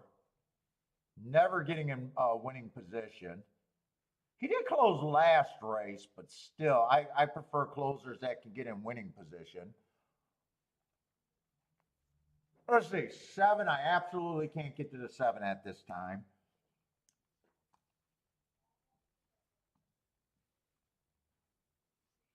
Six is making a little drop. I like last race running against the closing bias, but he keeps going too fast too soon. He can also rate though.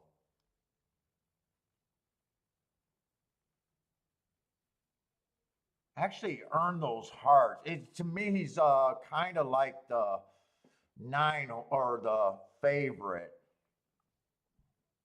I prefer if he's coming off the pace. If he goes to the lead, I think he gets hurt. I'm not sure where I'm going to put him right now.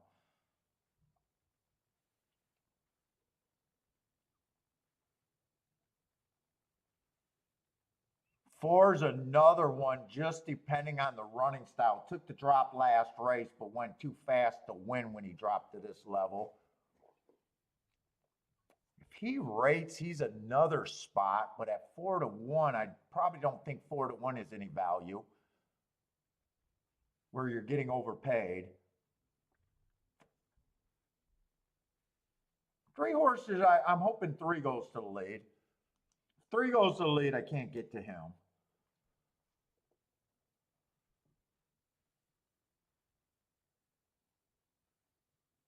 2, I'm thinking 2 goes to the lead.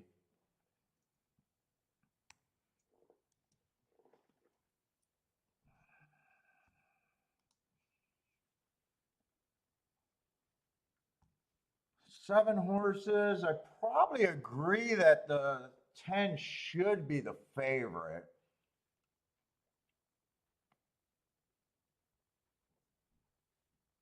But I just think he's overbet for a win ticket.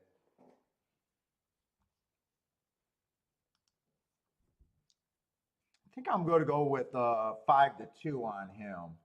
I won't get it.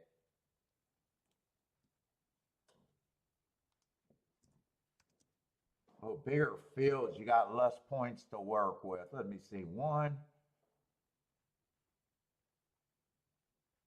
4, 4. If 4 gets a trip.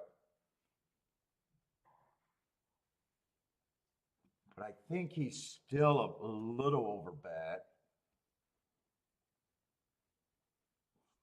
I think 5's kind of the same.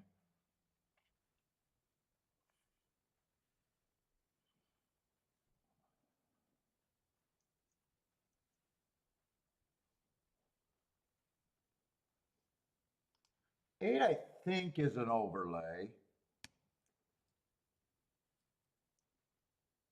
1, I think, is an overlay.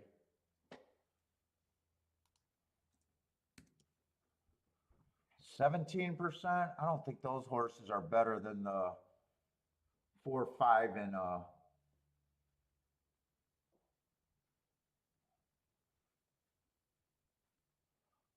I do think 9's about 15% or 2.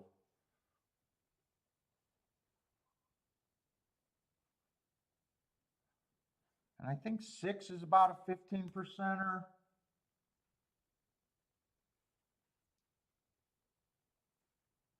I don't think I want to change odds on anyone else.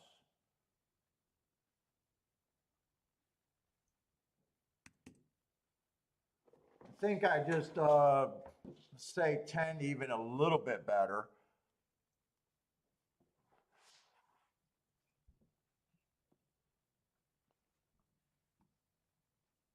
Let's see, if I did anything with the 10, I'd price it to the 9. I'm not sure these are playable.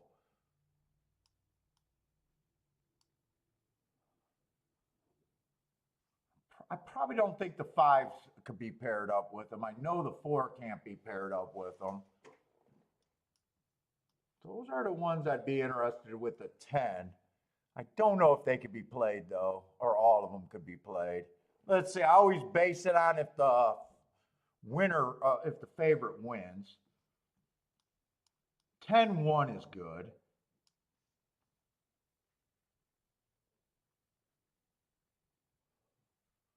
10-6 is good. 10-8 is good. 10-9 is okay.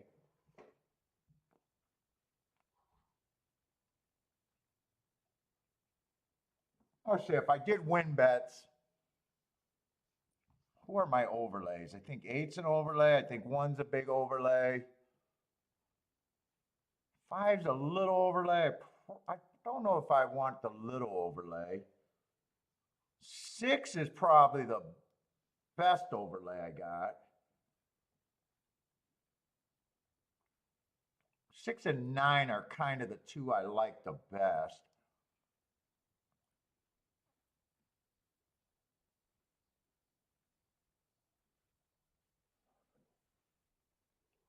Eight's going down to 14-1. That's just about 2 extra points.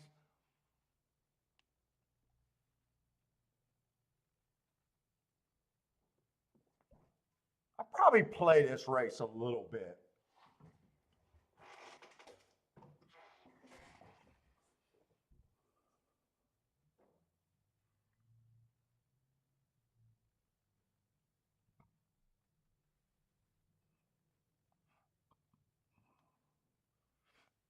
I might even box these 4 in a $12 base bet, hoping that the 10's not there.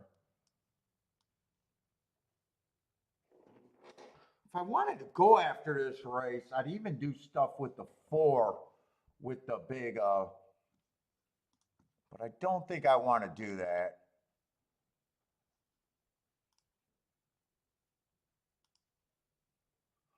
Should I do the win bets first? I'm going to do the exacta with the 10. 9, 8, 6, and 1. I did weigh it, so I got to make sure I can get it in the other way. 9, 8, 6, and 1 to the 10.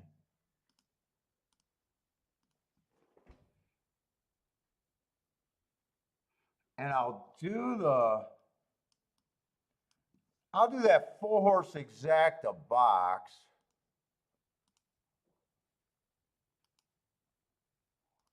6, 8, 9. That will be smaller. So I didn't do anything with the 5. I could have went the if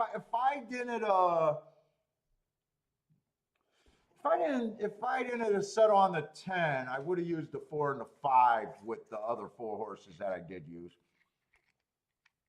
I got and 10's going to lead. I don't know if I like that unless he gets to 25.50.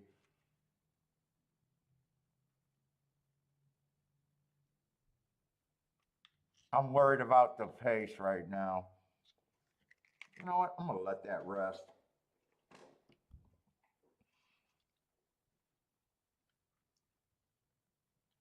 Three gets the lead.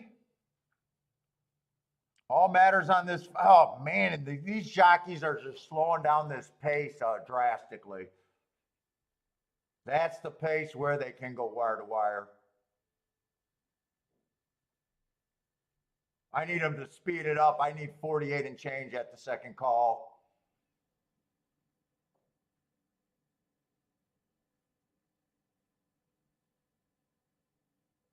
And I need a 6 to get in position.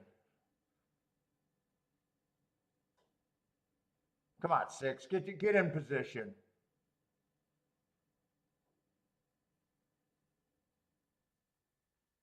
No, now I need the 9. I need a 10-9.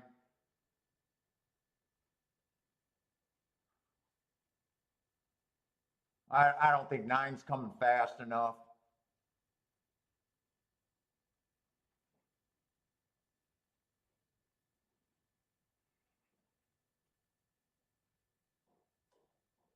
No one's coming fast enough. Only the 2 who I don't have.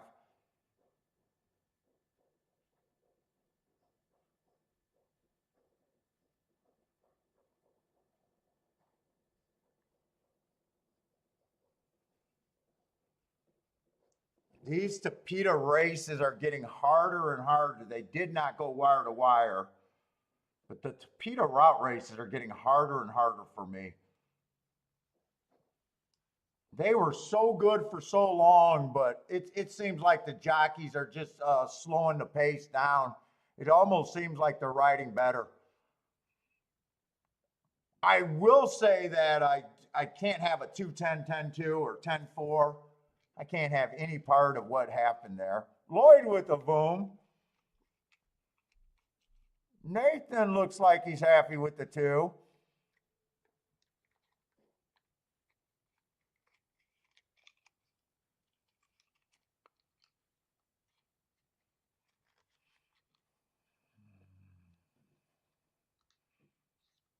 Charles liked the 8. I like the 8. He came, but he came way too late. Him and the 5, I think, were really prisoners of the pace there.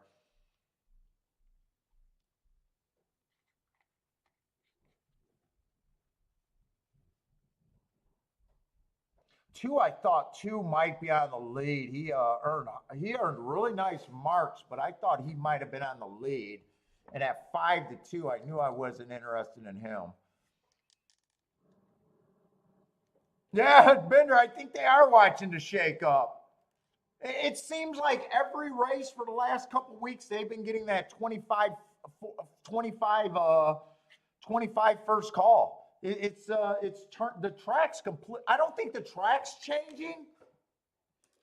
I think the jockeys are finally realizing that if you go 24 and change, you're done.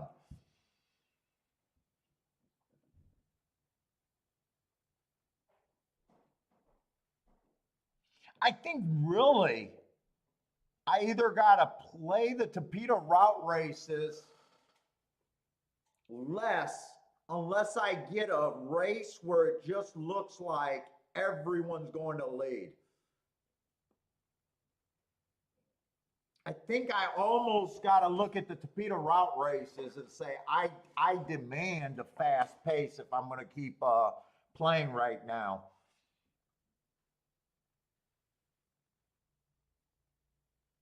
I'm guessing a 2 was always up there, but probably sitting about 3 back. It's just turned into a stalking track. 10, I said if 10 goes to the lead, his odds to me change. He was still second best. Yeah, I'm thinking 2 got the perfect trip there. I'm guessing if I watched the replay, he was about 3 lengths off the lead.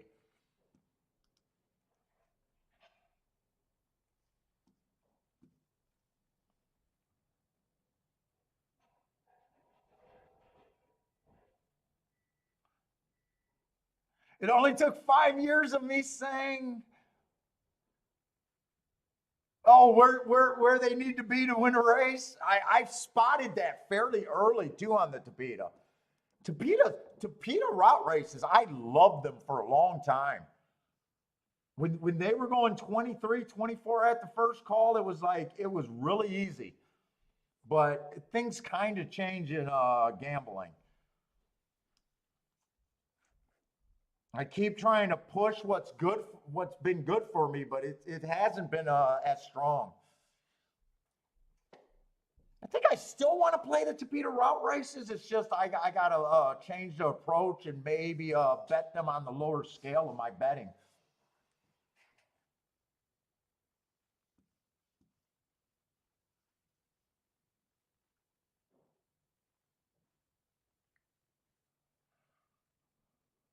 Let's see, and I'd like to get a good grasp of the dirt today at Pimlico. Pimlico, I don't have really any. I'm not locked in on anything right now. Let's see, but we got 2 big favorites, so this automatically it tells you need one of these price horses to do something.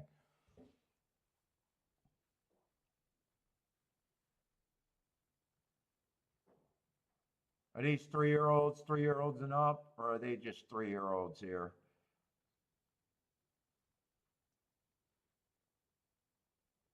No, 3-year-olds and up. 6 is a favorite. Well, 6 and 2 are the favorites. I'll start with the 6. I don't got many problems with the 6 horse here. Should be able to get position. Only thing I question, he's been running a lot of slowest winners of the day kind of races. What does a 2 look like? 2's been going too fast to win. I think he ran against the inside speed favoring track last race, earned an asterisk, and still went too fast to win. He's coming out of a good race.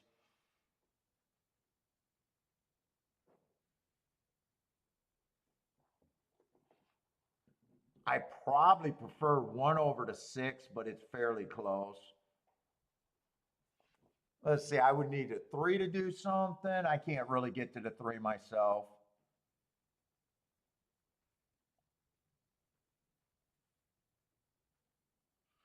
Or the 1 to do something.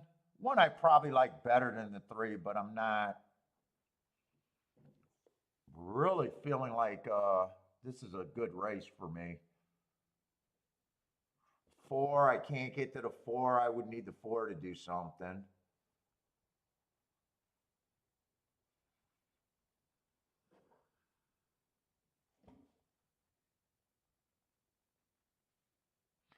Say 5 ran against early pressing bias last race. 3 races ago ran against early pressing day. 4 races ago ran against an inside early pressing day. 5 I could be a little interested in. I do think the 2 favorites are going to be hard to beat here, though.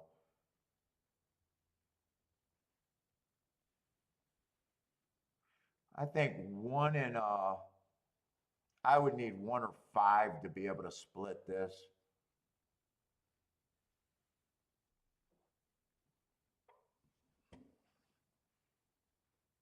And I would prefer 6 a bit more than the. I almost think the 2 is priced right. I don't give a horse more than a 50% chance to win.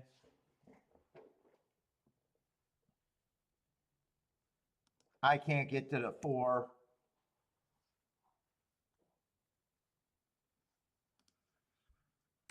Does this work? I think that works. 1 I can get to, but I don't think 1 offers enough. Or the 3. I think I can use that 12% on all of them. 5's a horse that I think I would have to be on. I don't know if I'm going to play it, but I am thinking of this.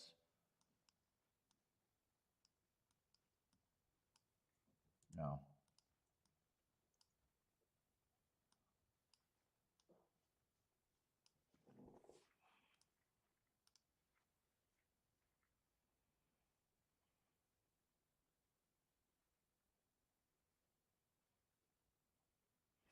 I'd even play 1-5 for smaller if I do decide to go in. I might even weigh them more where those 2 would be weighed more on top. No, I'd probably weigh just the 2 on top.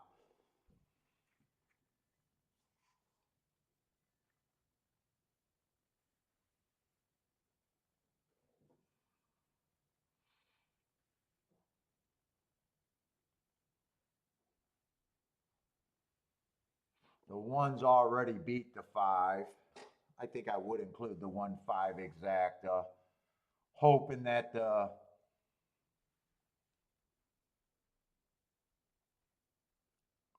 2 and the 6 goes too fast.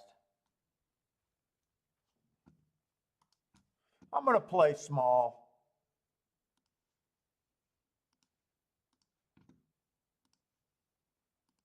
See, probably should have started with the exacta first instead of the win bet. I think the exacta got a better chance.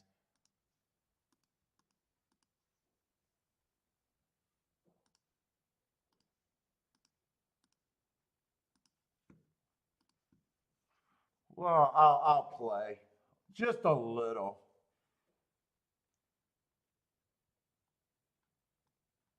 Five, I think, could have a little bit of muddy form.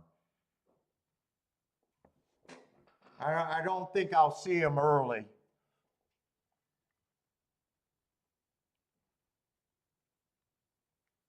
I'm at least happy with the price. Wow, he's closer than I thought he would be already.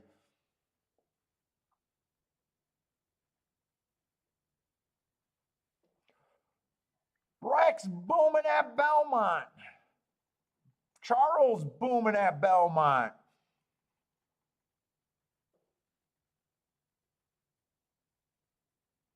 Bender's betting long shots and praying for a stiff job.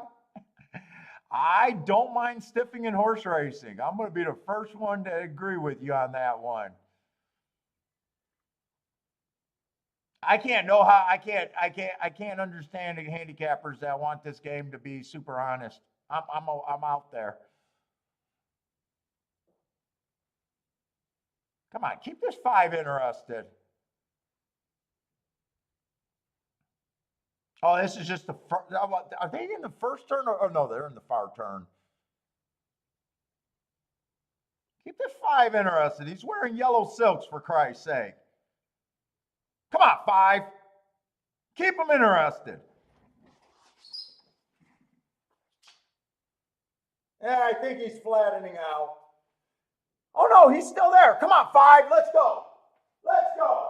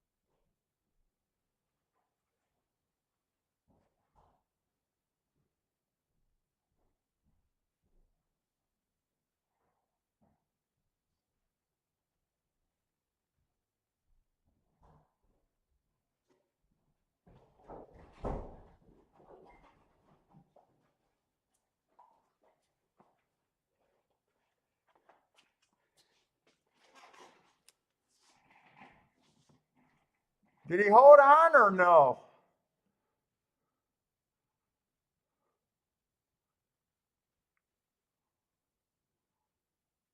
Boy, I thought he got the lead. I thought 2 looked hooked. 2 won that race, huh? All right, well, I'll get the exact on the little press exacta.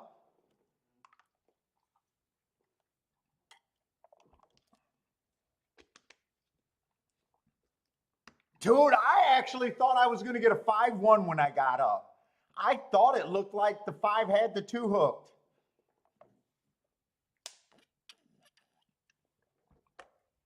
I'm not sure which way I'm better off because I got the 5-2 again.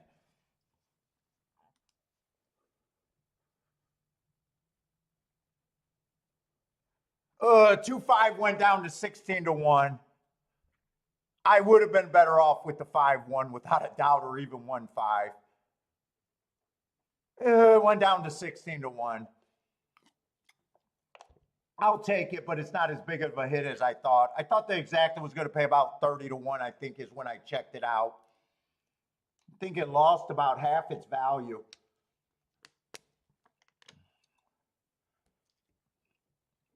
I still don't think the ticket was bad. It was my press exacta. I thought two had the better advantage over the. I just wish they didn't jump on that exacta late.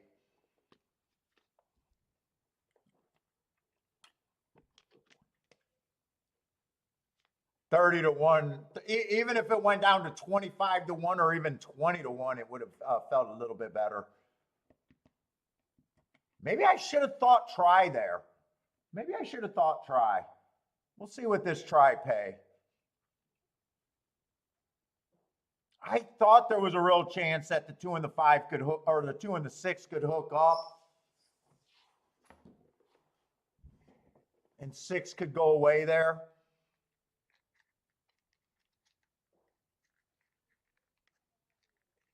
Yeah, place betting, you get hurt with even a 21-1 in a short field with the big horse that looked like he should have been the favorite. I was thinking that was going to be a much better hit. I thought the 5 was going to win when I got up.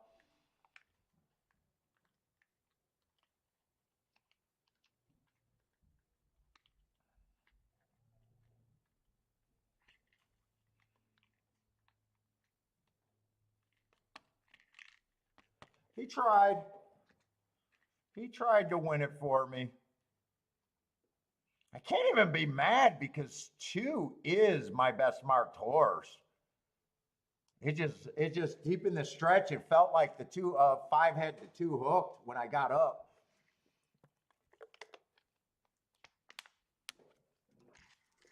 Oh.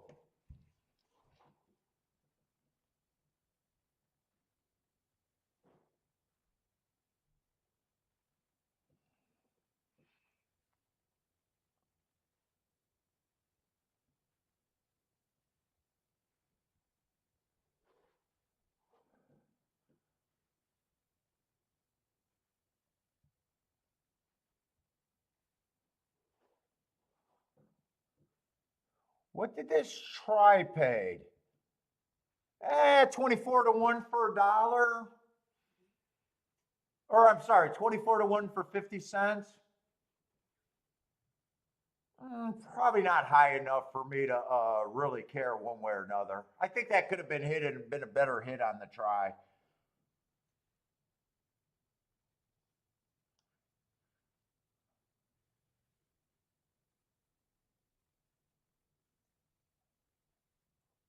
Wanted a box that probably the best way to play it would, knowing that I had to have the 5 first or second.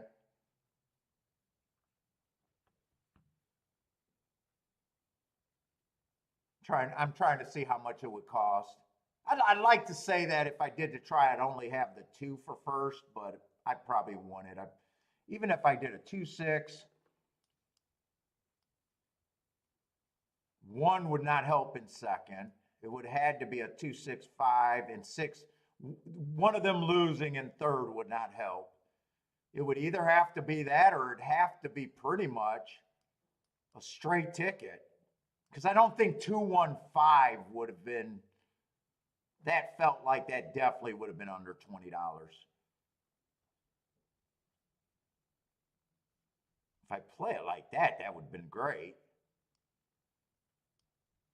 Because that could have easily been played for 10 or 20 bucks. It would have been even this would have been a little bit worse, but not that much worse. Because you couldn't have had the 1 in second, and I couldn't have had the. Although I think if I did that, I'd come back with this. To be fair, I think I'd come back with this. So that would make the cost go up.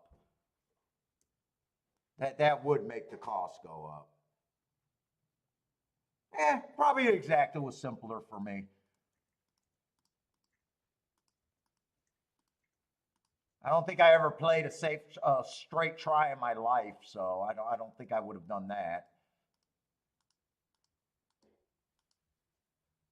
This looks good, but like I said, I would have came back. Well, maybe I won it. Maybe I wouldn't have had to come back because I'd get the 5 to win. I'd hit the exact the better way. Maybe I wouldn't have had to come back. This would be $2, so even that could have been hit for 20 bucks, whatever, 10 times, 20 times, I guess, in the 50-cent range.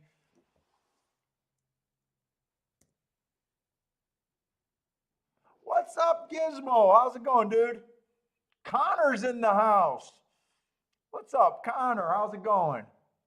I think Gulfstream's second race, I think, is a baby race, isn't it? Yeah, Gulfstream's second race, not for me. It is a dirt race. I'll be rooting for 1 through 3. Oh, 2's out, but post positions 1, 2, 3. Yeah, this race is not for me unless I was just trying to get blind to a double. With next race being a turf route, I'm probably not interested in a double. In is in the house. What's up, In?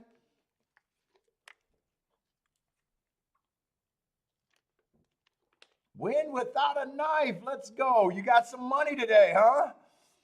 Or win some money. So far, doing okay. Doing okay. Not anything great. If the 5 would have beat the 2, it would have been great.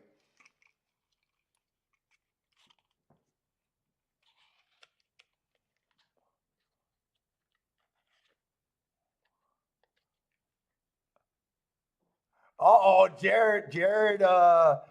Jared's wife's working late today. Home alone. Well, hey, Jared, how many monitors you got, and how many of them are on porn right now? Jared got the shake up on a monitor. He got his betting account on a monitor, and the third monitor is just dedicated for the ladies. You dirty bastards.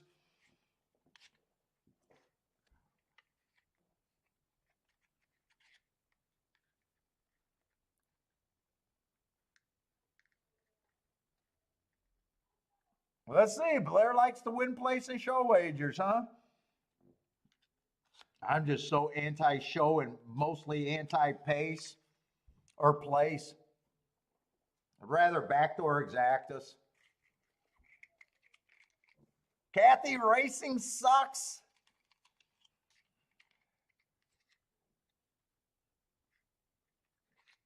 Dude, I want to play Belmont. I'm like dying to play Belmont and Churchill. But we had to cover the Pimlico today.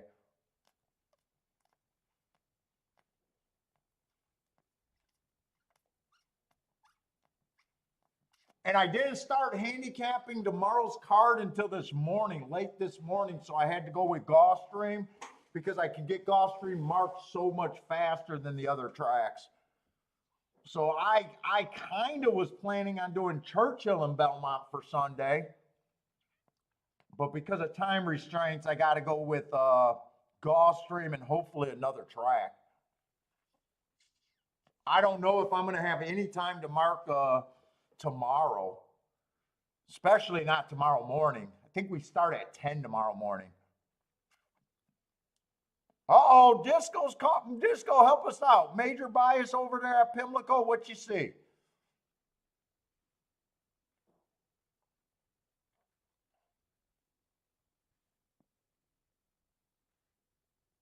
Rex, every once in a while, I'll find that place betting is okay.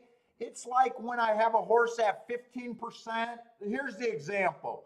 If the horse is I got him at 15% on my betting line, and I'm getting extreme value, like he's 20 to 1 or higher, where I think he's still going to pay. If I was willing to bet him at a little bit over 5 to 1, and I'm getting extreme value, is the only time I think I could do a place bet. And even then, for just out of habit, I still usually try to play backdoor exactas instead of the place bet.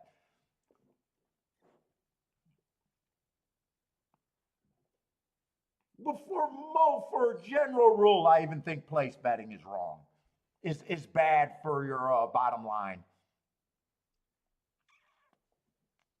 But I won't argue with anyone if they, if they're a winner and they survive and they are profitable.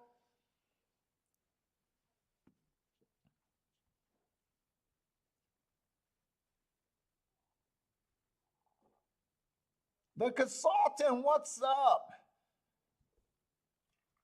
You look for whales in the pool, then look for value on place bets. So the consultant likes place bets. Yeah, I'm just anti-place bets and definitely anti-show bets.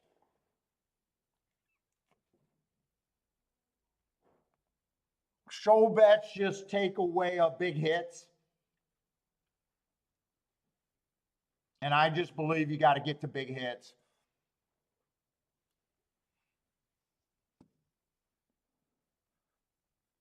They force you to they force you to be hit at a too high of a level.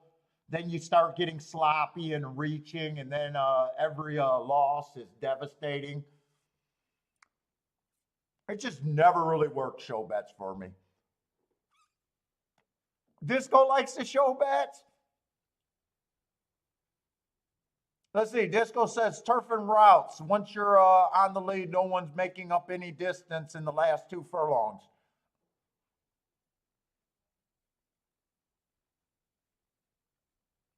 Yeah, and MK, yeah, you definitely got to worry about who finishes first in the place bets.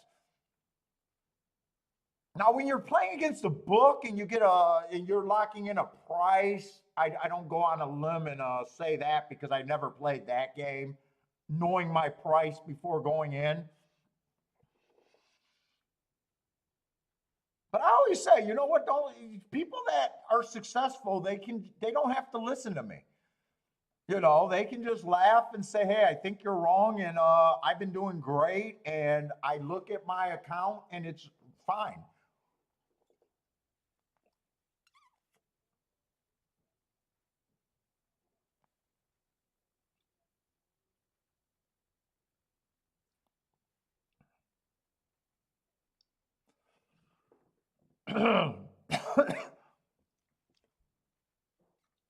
Someone sent me a message that it said, "Hey, Paul, if I hate the first two choices, the first two betting choices, is it okay to take a long shot to show?"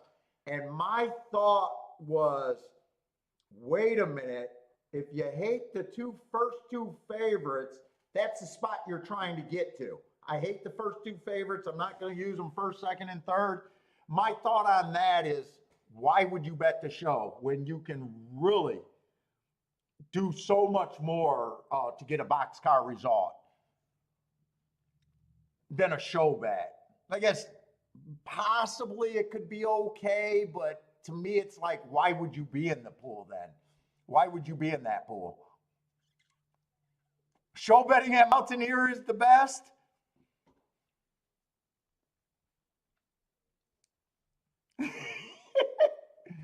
Well, what is a show pool at Mountaineer these days? Is it about $1,200? Is it that small? I have not looked at Mountaineer for years and years and years.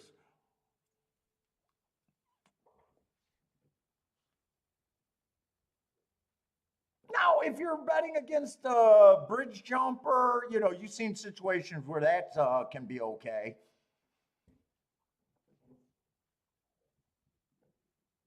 But so many people spot that, but they're missing the try. Hey, I'm betting against this big show jumper who's usually a big favorite, meaning isn't there still, you might get 20 or $30 to, we've seen that happen where, yeah, you do get 20 or $30 to run a third, but couldn't you have made more in the exactas and doubles? Or not the exactas and doubles, the exactas and trifectas and everything else that's out there.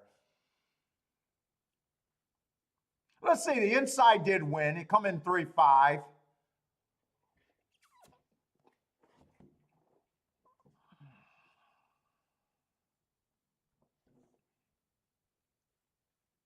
Oh yeah, that's right. Mountaineer is one of the tracks where they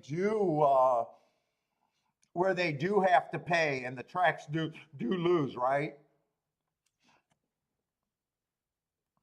They do the 220. I forget there's some tracks like that where they force the tracks to still pay more. Let's see, that was a no bet for me.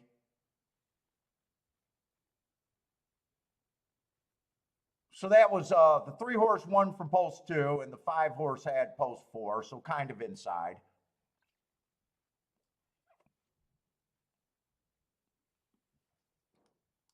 Let me just write my no bet here.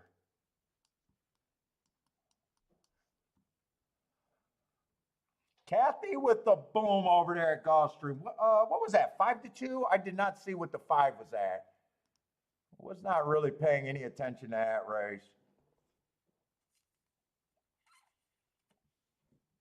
Oh, 5-2 over 2-1 over 6-1.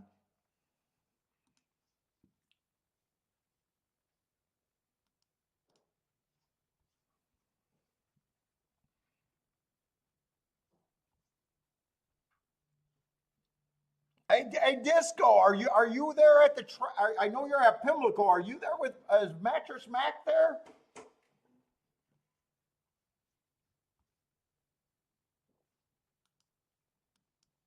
I don't know why I'm writing the results there. Let's see. We got a turf sprint. I wonder if Bender's boxing outside. What is this going to look like? We got a few scratches.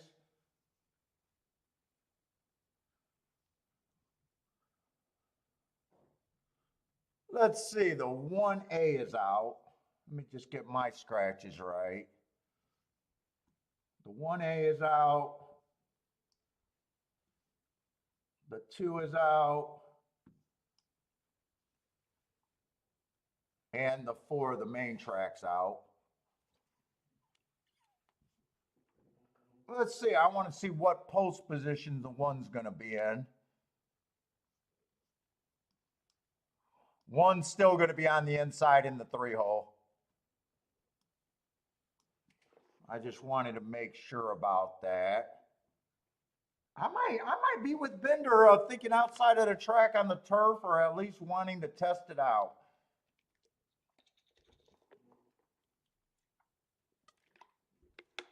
Let's see, 6 is a favorite and going to be in the 4-hole, I guess. Somewhere around there, middle of the track. Definitely nice marks.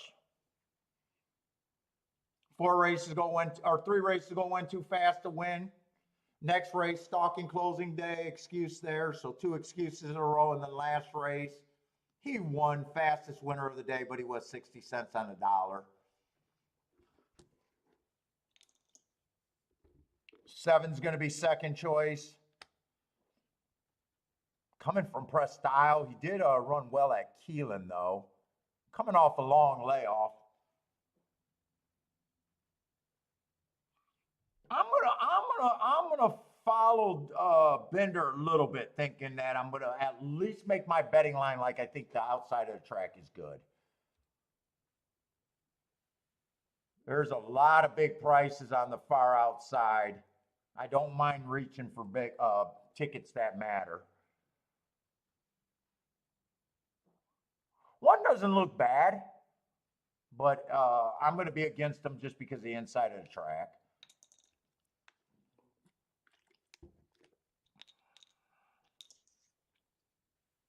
So I guess 3 goes to the rail, meaning I'm against him. He doesn't look bad either. Went too fast to win 4 races ago, comes right back to win after that.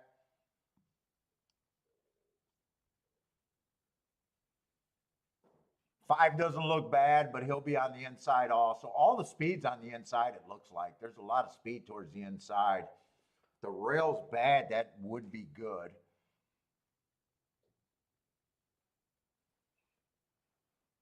I'm going to be really hard against the inside because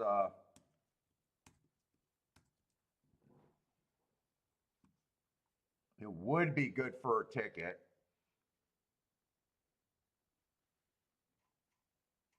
Six, I still think 6. 6 does deserve to be favored, I would think. Even if the outside is good, I could see him being about 3-4 wide and still winning. I like the marks on him, but doesn't do much for a ticket. 7, I'm not sure. I don't like the Presque Isle races really, although did nothing but win there. I don't like the layoff that goes with him at 2-1.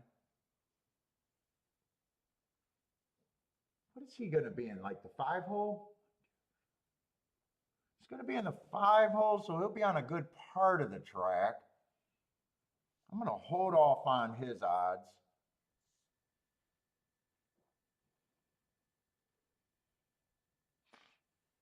He got some speed, but he can rate. He went too fast to win last race. 3 races ago, he ran against the bias. 2 races ago, he ran against the bias. If we're right about the outside, that helps him. I probably think he offers a little bit of value.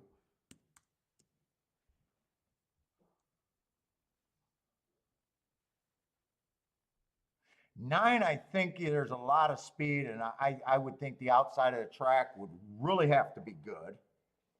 He ran on a bad rail 2 races ago.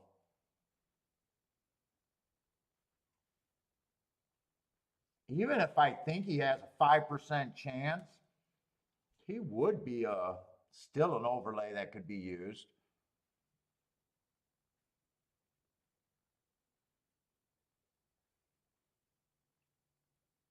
How did they run that first turf sprint? I'm curious. Before I go any farther here, how did they run that first turf sprint? Pimlico today. Is that the first or second race, something like that? I think we've seen a turf sprint already. Or did we? We've seen the 11 horse go wire to wire and the 9 horse close to get second. Those were first time starters. They went fast. They went 21 and 3, 44 and 1. That's way faster than every turf race so far this year. That's way faster. What did they do? Cut the lawn?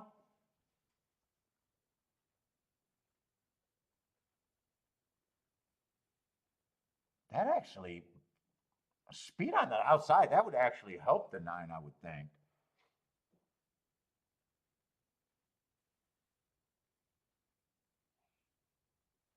Let's see, 10's route to sprint. I normally don't like that, but he's on the outside. 11, I can't really get to. Even though I think he's still 5%, I really can't get to him.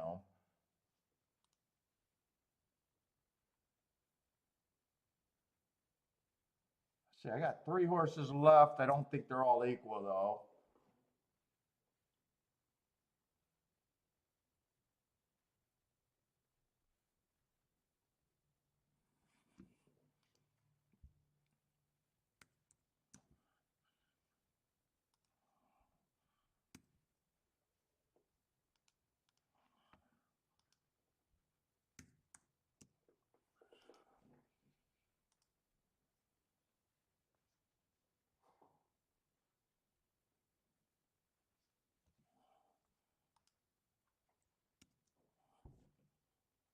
I don't think the 10's 25%. I could say maybe the 10's 15%. I don't really want to give them any more chances. I think I move the 8 up to 15% and move him up to 10%. I want to do something with a little bit with the 8 and 9 here.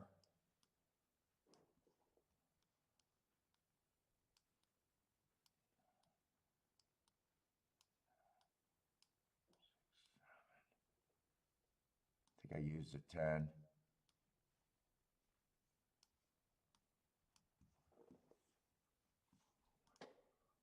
I don't think I'm going to get all of that in.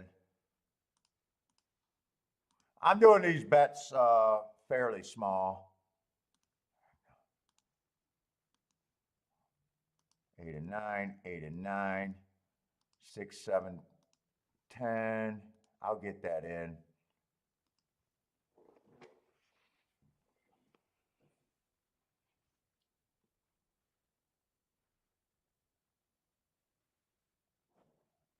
I'm hoping for speed on the outside.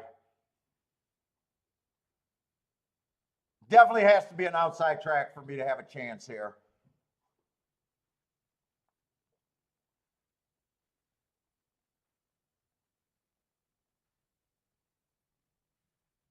Oh, I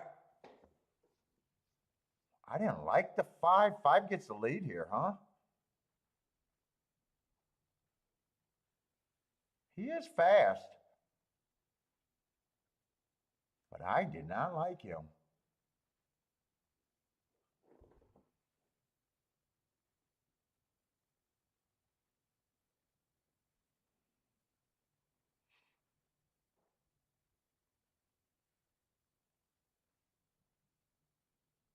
Yeah, I'm just playing a little bit through 7, 5, 10, 6. It was all outside. Fast fractions. They went even faster that race than the race before. Speed definitely looking okay. You didn't have to worry about any horses on the inside. Five was actually in the 3-hole.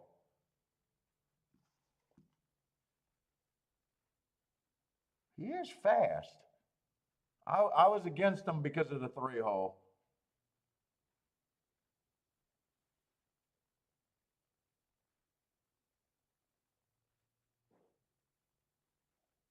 Got nice marks. The only 2 races I got him, both races, he's been fastest winner of the day. I guess I shouldn't be shocked.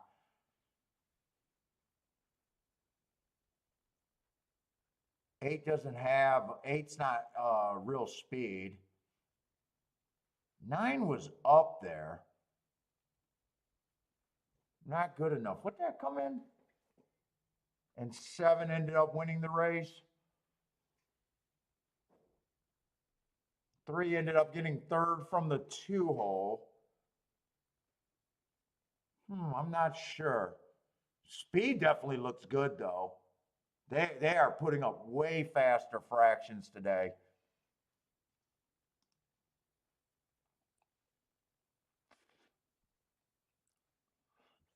Yeah, I'm willing to take a little shot there. I would have got underpaid on the exactas. I only did the exactas for $2. Normally I do them for 5. I'm playing softer at Pimlico right now.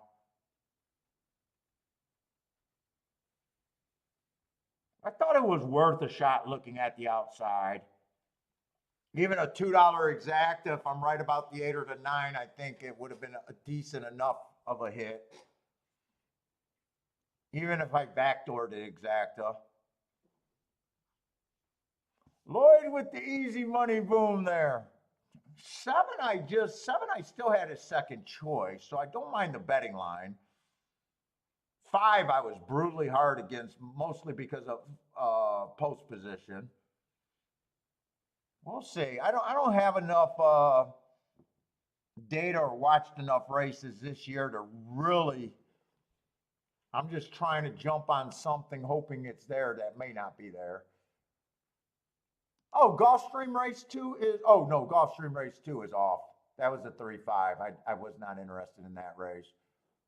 Let's say I'm going to watch Belmont. We got a little bit of time. If you guys got Belmont tickets, throw them up there. Belmont on the dirt, I'm super interested in.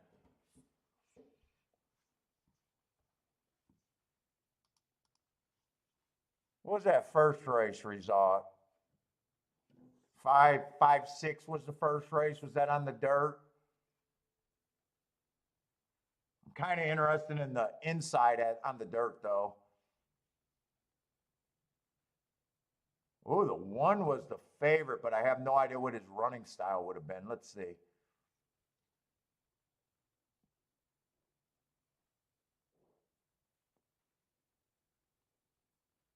No, 1 they would have had an S. So 1 looked like a closer. I'm just going by the Twin Spires, what they got. 5 was it also an S3? I can't trust that they marked these horses right, though.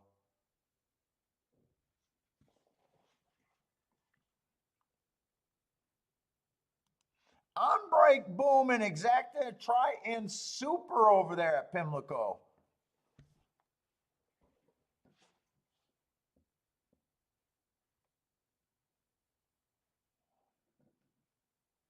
What was the super there?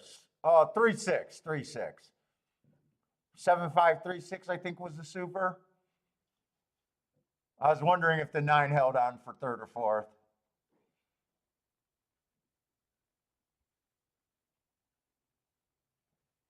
4th. Z, speed of the speed bred for turf. Gets a big old duh on that.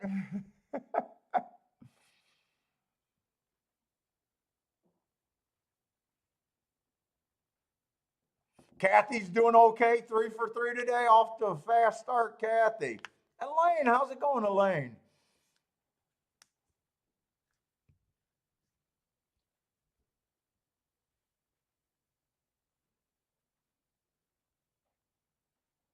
Oh, is this going to be a turf race? No, this looks like a dirt race. They're just panning out.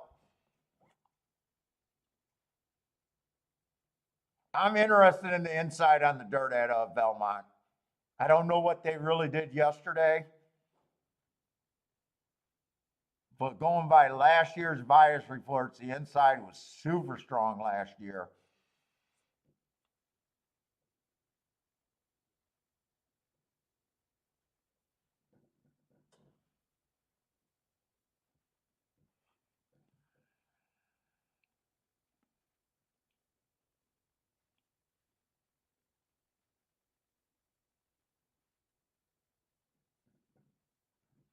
Let's see, Sean, what's up, Sean? 4567.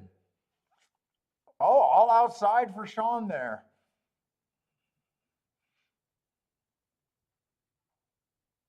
Roland got a lock of the day in race 6. Got to share the track, just not the race number. Okay, Voldrick and Sean cannot be more opposite. Voldrick's all inside, Sean's all outside. One of you, unless it's a mix, one of you need an area of the track to be good.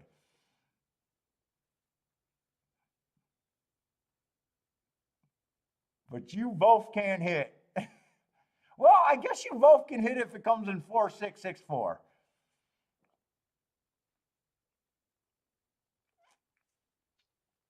Lloyd says class is class, dark leagues Monday and Wednesday. Oh, Roland's looking at Pimlico. Yep, Sean and Voldrick, they got two horses in common. But other than that, they're kind of opposite ends. I think I'm closer to Voldrick's blind. I'm interested in the inside of the track.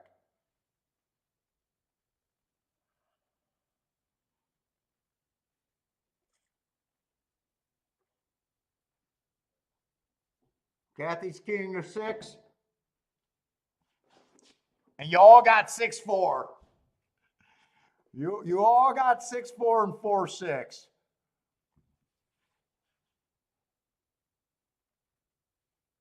One came out and looked like he dropped the reins. Is that really what he did? That's what it looked like to me. Or he had too much slack and reached down. I think he dropped the reins. All right, the 4-6-6-4 are the ones that are out of the gate, though. Oh, and 7's out there, too. 7's sitting there in 3rd.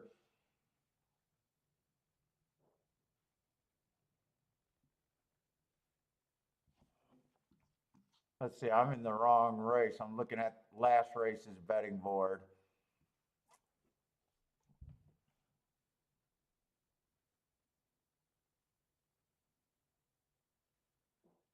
This doesn't look good for inside of the track right here. I'm not so sure.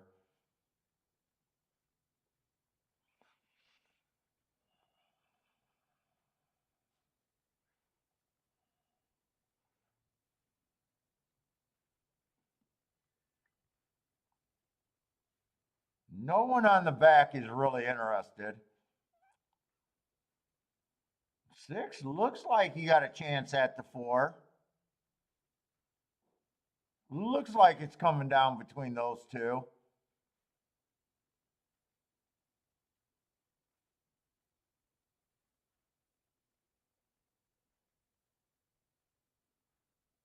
Oh, 5 gaining momentum. 5-6. That makes Sean right. That makes Sean right. Right? That makes Sean right. 4, 5, 6, 7.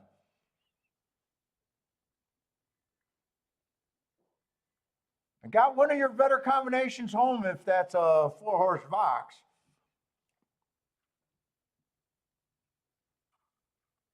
Nathan with the Shimonia celebration, 4, 5, 6. Rex with the boom. What's up, Larry? Oh, Larry got ruined by the 5-horse. Oh, actually, for some reason, I thought that came in 6-5 Actually, it came in 5-6. You got actually the way better part of the bet home.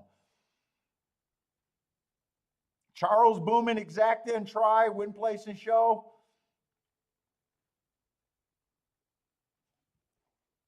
Looks like you guys are all over Belmont to start out the day.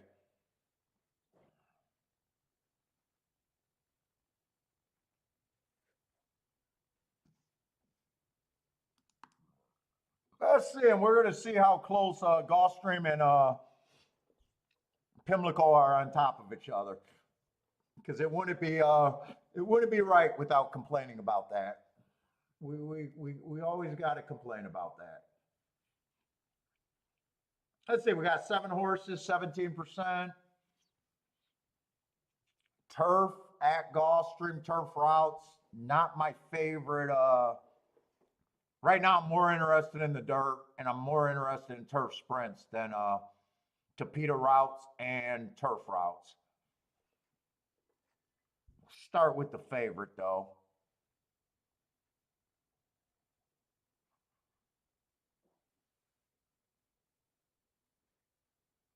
Let's see, 4 races ago, ran on a bad rail stakes race. Probably a nice race if I'm right about the bad rail. That was a little $75,000 little stakes. Nice little second there, I'd say. Comes back, tries grade 3, Kitten's Joy. Wasn't good enough. Decent on the pace, 1 tick slower than the fastest winner average, and then slow at the 6 furlong mark, kind of packed it in, but that was a grade 3 race. Comes back, tries a little $75,000 stakes race. Ran against the bias. But I don't think that's a terrible race. And then last race, kind of just average, slow at 75,000. Got in position at the top of the stretch. Let's see what the other horse is. I really don't have a real opinion of him.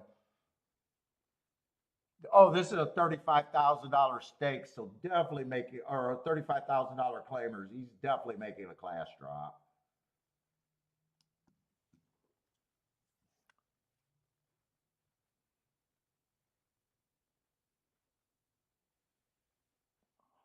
One got some speed.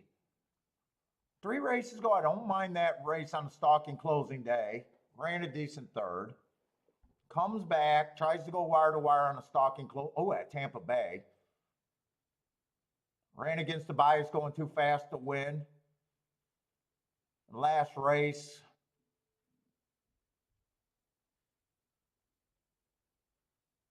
At Tampa, stalking day. I don't like horses when they freaking, one race they're going too fast to win against the bias, and the next race, all of a sudden they're a closer. I wonder if something happened at the start, because normally he's pretty dependable not to be 5 lengths off the lead. Maybe they were trying something new, or maybe there was trouble there. His best shot to me would be going to the lead and hoping that Gulfstream is carrying.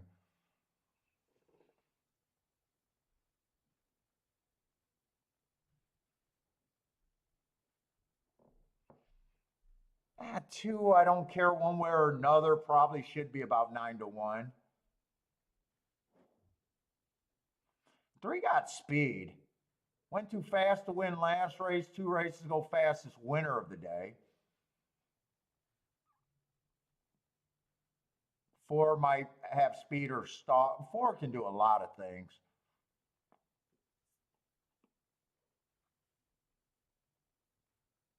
Making a bit of a class drop.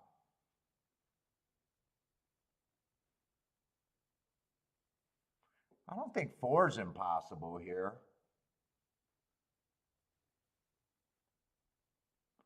5 looks pretty solid. Probably should be second choice.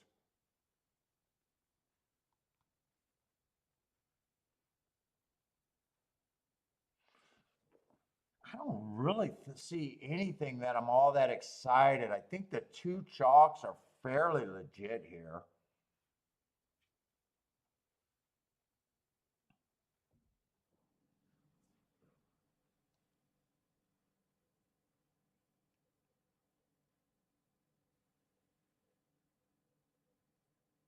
One's a little interesting, but I think a lot of these horses can lay close.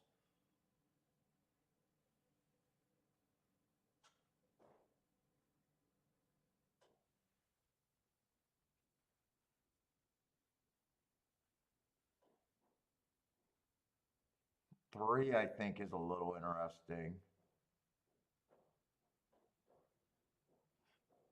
Four, you know what? There are some spots here.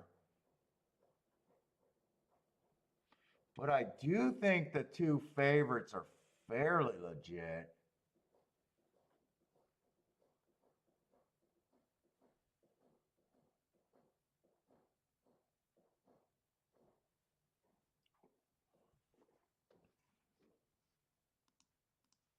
Seven, I probably think should be the favorite.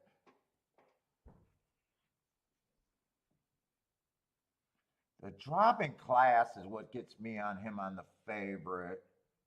They can go wire to wire, but it's kind of a weak 20%. Let me look at the turf. I don't mind playing front end horses if they're a high price at Gulfstream, but I don't think speed's been all that great for the meet.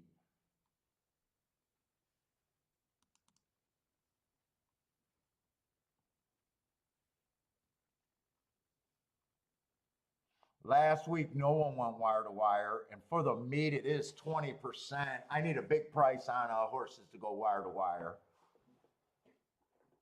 Mostly a stalking track. That's why I'm not that interested in the turf routes right now.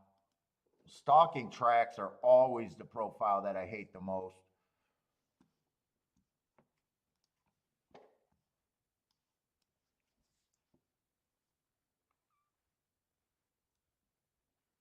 A lot of horses can stalk or go to lead here.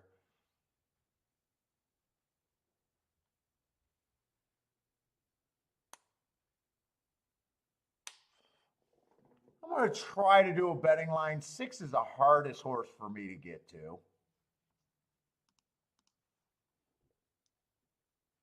I'm hard on him. He's the hardest one for me to get to.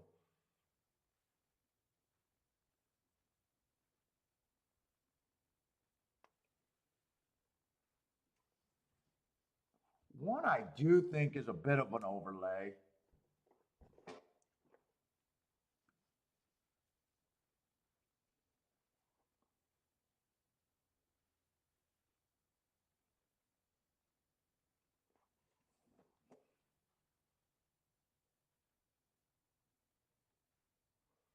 Five, I think, is fairly legit, but I don't think I got him at 2-1. I'm thinking more like 3-1, 7-2.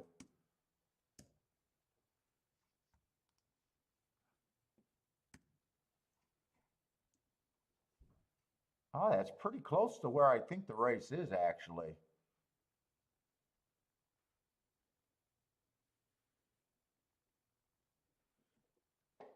Two, I probably think two's also priced right.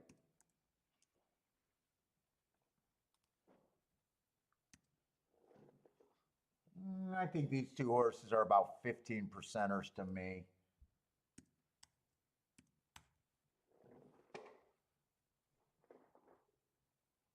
I think that's about where my betting line is here.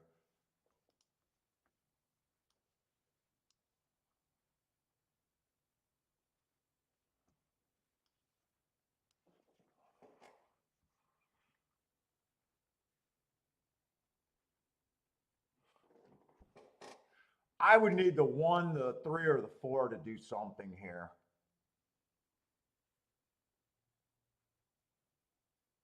I don't love the race, don't love the surface right now. Ooh, six is wearing yellow silks, but fuck. I think it's six to me is just over bad.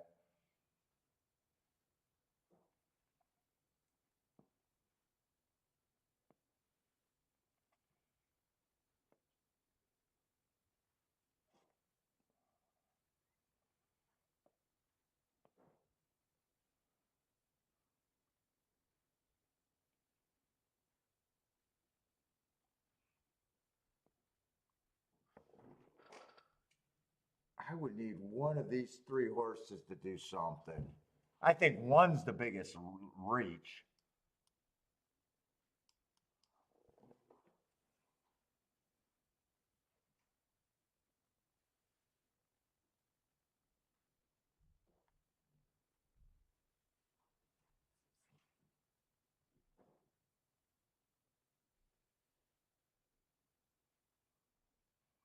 I think four is actually the safest of that group.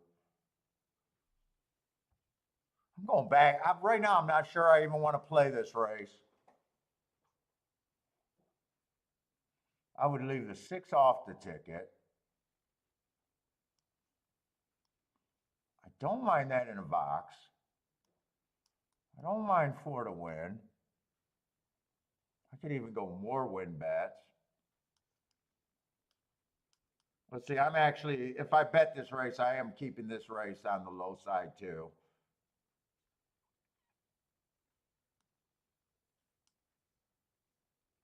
Would I come back and hit the 1 and the 3? Let's even see if the 4 gets second. 7-4 is 21 to 1. 5-4 is 25 to 1. Useful, but not crazy hits.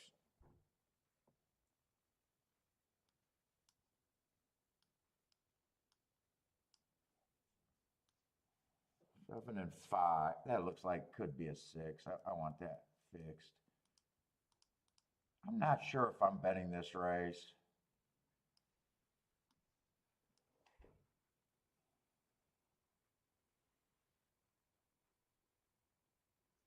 This is the best ticket.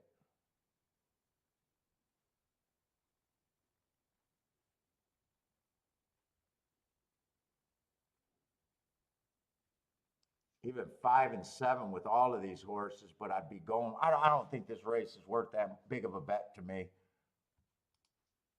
I think I keep the combinations lower.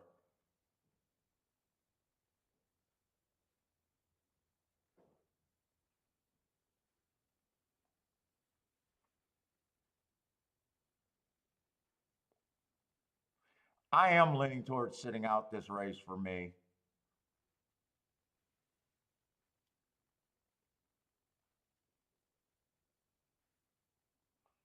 I'm leaning towards sitting out. I got a lot of races today, and I really don't need the turf at Gulfstream right now. I think I'm sitting out that race.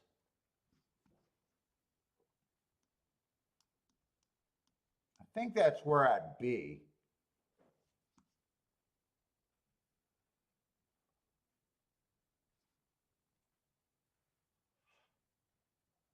Seven's on a suspicious class drop.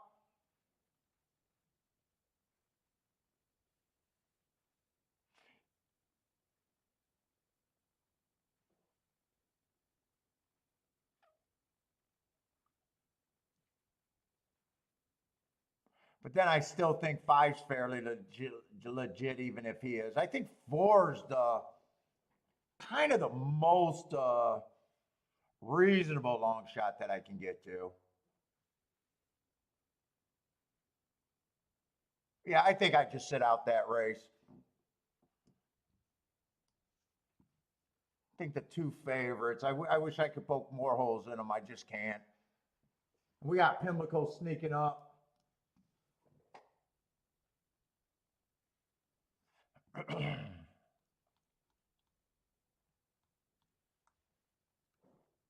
See, is that right? Only 8 race horses. Let me flip over there. I want to watch Gulfstream. Let's see. The 2 got scratched, so we got 7 horses.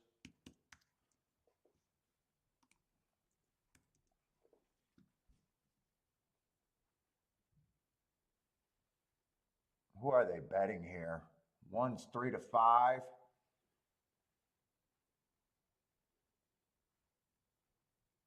Yeah.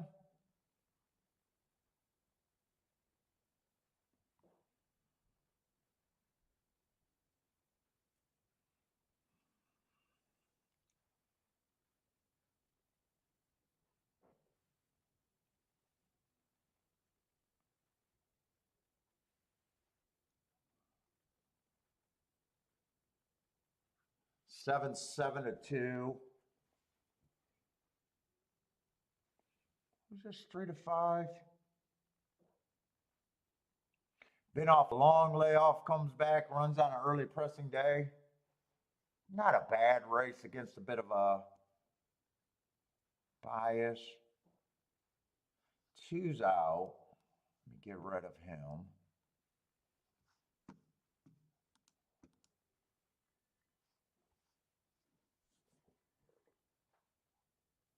Gulfstream's dragging ass loading.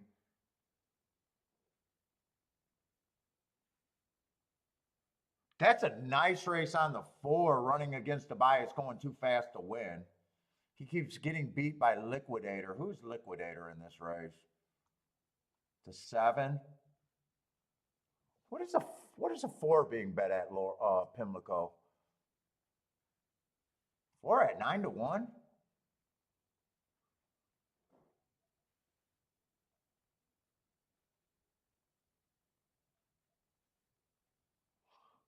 Seven beat him twice, but I do like his last race. Won his maiden first time out, could have bounced. And then came right back, got beat by Liquidator again, but I think he ran against the bias going too fast to win. I do like the 7. But that means I like the 4 also.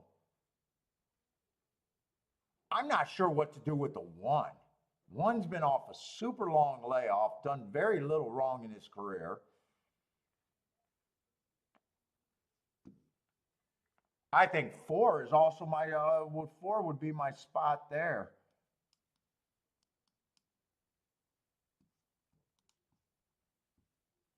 Yeah, 1-4 could not be paired up. 4-1 could be played, but I might as well just take the win bet.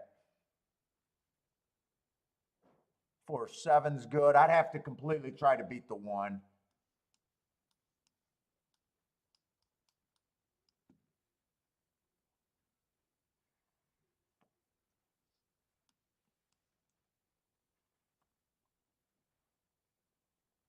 I don't really care for the 6.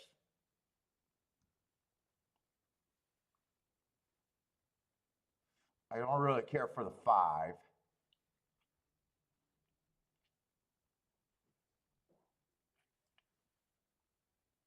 Yeah, I'd have to beat the 4-1. I won't have many combinations there.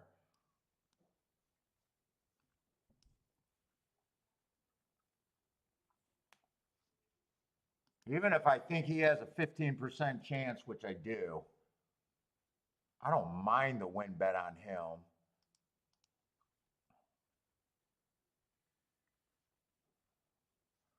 I was say Gulfstream, it came in 5 something. I wanted to see how that race developed. If it came in 5-4, but I have no idea who got second. I think I was looking at the 4 there also.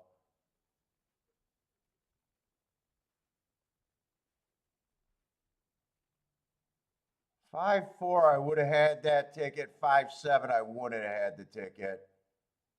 I could have played there. Did that stay at about 24 to 1? Yeah, it did. Well, I sat out there. All right, I did sit out there, though. I obviously got no problem with that result. Pimlico, I really wish I had knew what. Well, the 1 doesn't even matter because I know I can't play the 1. So if the 1 beats me, he just actually beats me. Comes in 1-4, that's no good. If it comes in 4-1, I'll have the win ticket. I got very few combinations there. I think I'm kind of priced in there.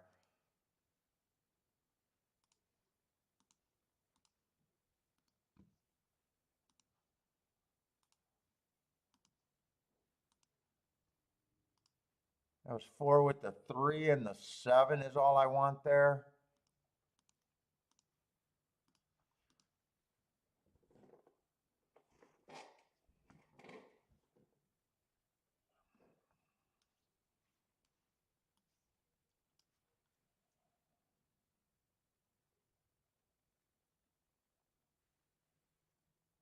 And I would have bet this for more, that for less. And I was even thinking about leaving that off and the 4 to win. I think I would have been happy with that 24 to 1 ticket there. Yeah, but I decided to sit out. I'd like to see that replay though.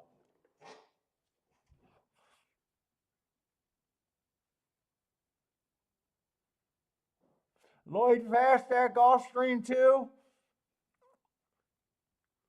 The consultant likes the 8 on the outside. Is that at Pimlico? I'm hoping Fleur gets the lead without much pressure. He's getting pressured by the 5 and the 6 right now, and he's not quite getting the lead. I think 4 is a better horse than both of them, but they can definitely press the pace. Yeah, 4's getting bumped, and 5's giving him all he can handle right now on the front end. Dude, wait a minute. Do they run around 2 turns at Pimlico? Wait a minute. Oh, Jesus Christ, 4 got nothing. Although this really doesn't matter because I got to play against the 1.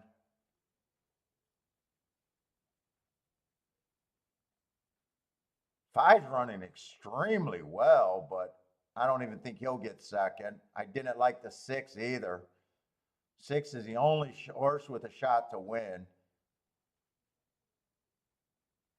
1's going to hold him off, but there's nothing I could have done with the 1.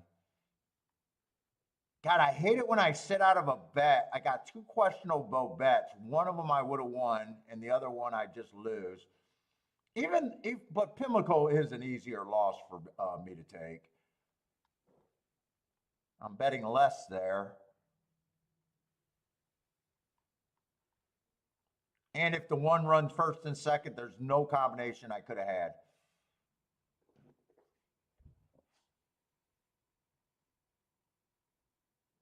Who was a 5 that showed all that damn speed? Who was a 5? Oh, I thought 4 was a better horse than him. Jesus Christ, this is a starter allowance horse. And he gave the 5 everything the 5 can handle? Or the 4 everything he could handle?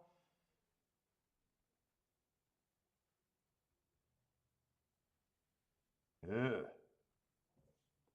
I think you got to drop this horse.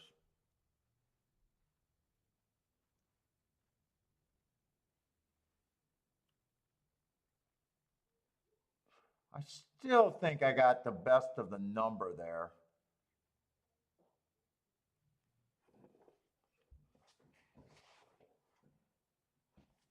And who was the 6? 6 was a route horse that comes off the pace if everything falls apart on the front end.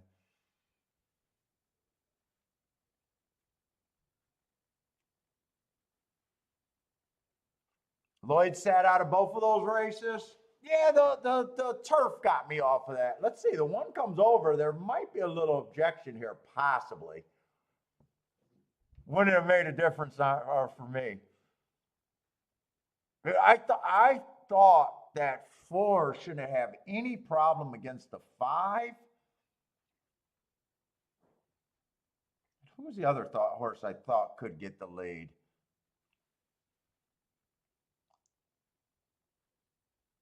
I thought 4 was also faster than the 7. 7's been beating the 4. 7 ran like shit that race. At least 4 got put away where 7 didn't run a lick.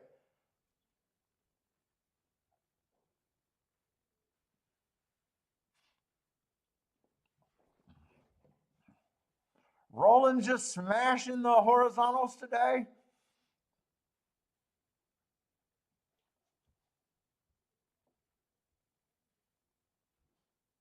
Maybe that try is good, but I couldn't make that reach. Maybe that try is okay. Got rid of the 7. Got rid of the 3. What does that try pay over there? I'm just curious what these tries are paying today.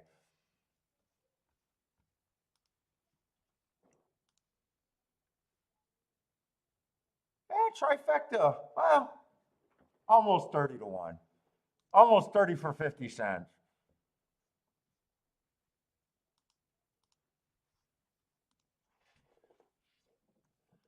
Let's see.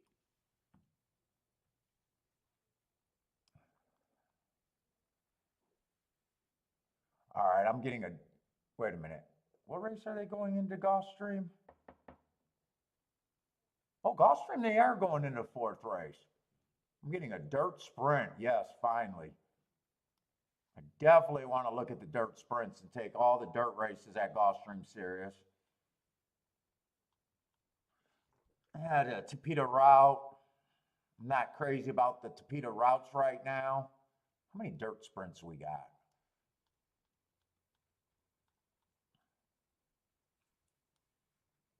Ooh, we got a back-to-back dirt. I need the inside to be good at Gulfstream.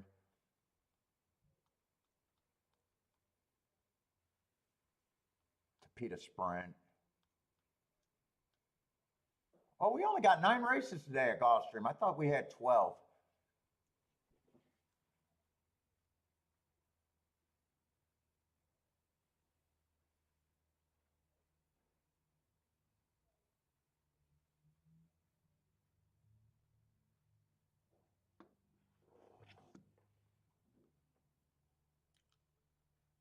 Oh, I can't even watch this race over here at wait, we got a 2-horse race at Belmont? Oh my God, I got to check the handle on this race. I just got to check the pools. How much is being bet into a 2-horse race?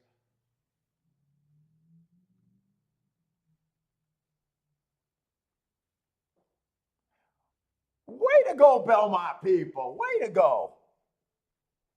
I was not expecting this. Right now, the win pool is being played. That's pretty low at Belmont. Way to go, sitting out. I was wondering if this was going to be a huge pool. Most of the players are saying they want nothing to do with this Belmont race.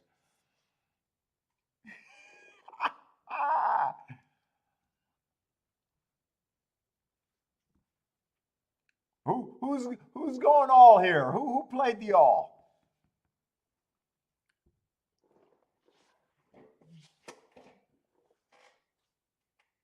Yeah, Nathan Belmont. What the fuck, right? At least there's not a couple of $100,000 in the win pool. Now it's like 23,000. Oh, maybe the late birds are jumping in. Free money. Florida show at Belmont. All right, we don't get to see many match races. This is what it is.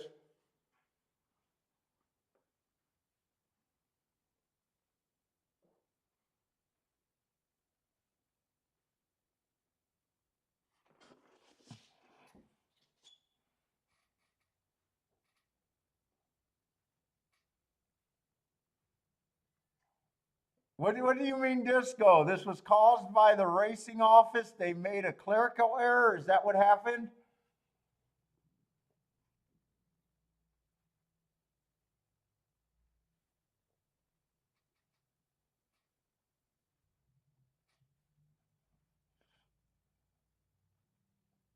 So they pay out the same win and place money here, right? So the owners right now are jumping up and down.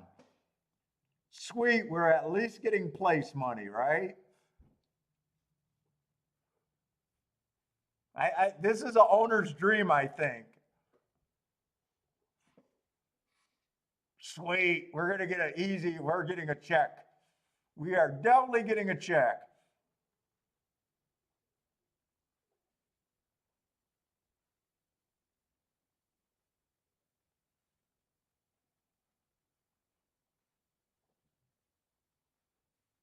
Although I don't know, right now they got $36,000 in the windfall, so people are betting.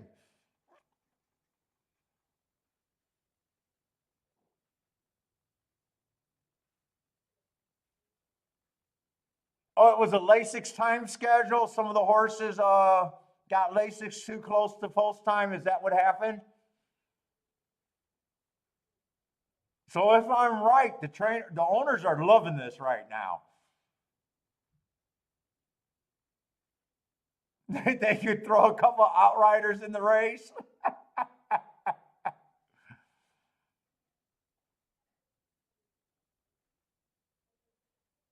Oh, really? They adjust. Oh, okay. Disco's telling me that I'm wrong on that. They only pay out 60% of the pool to the winner.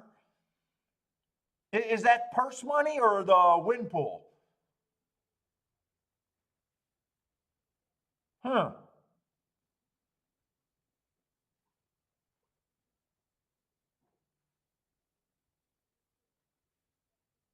I don't think the purse money changes, right?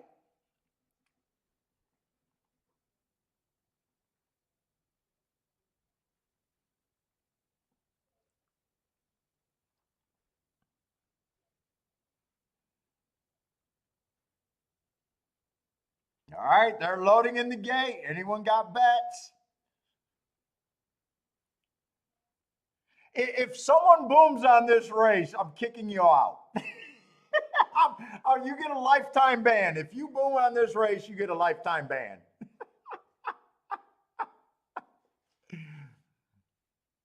You're gonna have to change your screen name to come back on the show. You're out.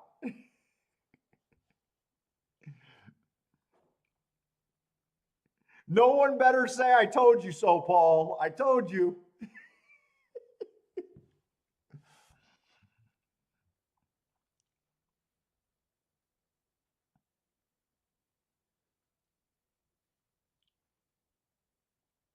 Elliott singled the three in the pick four. At least you made a decision between the two, I guess. And so many people would probably tell you to take the all.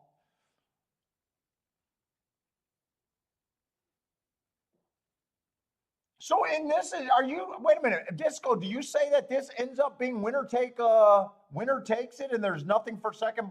I think they got to pay out something to win in place, right? They didn't do anything wrong.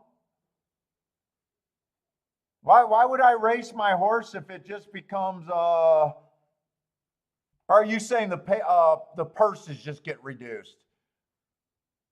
They only pay out 60% of the pool to the winner. Yeah, Elliot, you don't want to curse it because you got Falling Leaf that set an example one day at Gulfstream. Had a lead like that, the announcer called him the winner, and he decided to jump the rail. But if everything goes right, it's going to be a free square. Damn, they knew. Rex with the damn, they knew. Let's see, what was his morning line? What was the bet down? Oh, they don't have the morning line up anymore. I can't say it was a bet down. They knew. I'll be right back. I should have went to the bathroom instead of watched that race.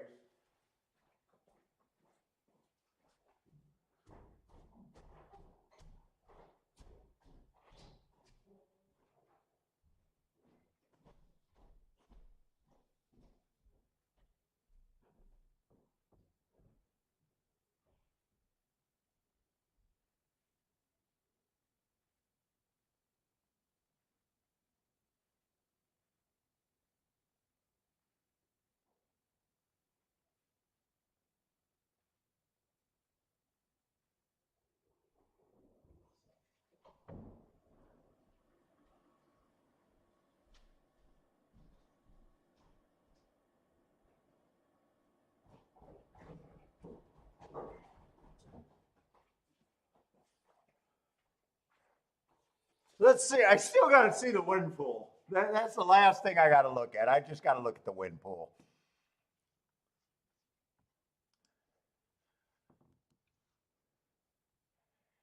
I got to look. Jesus Christ. I mean, come on. They still got $70,000 in the wind pool. They still got 70 grand in the wind pool.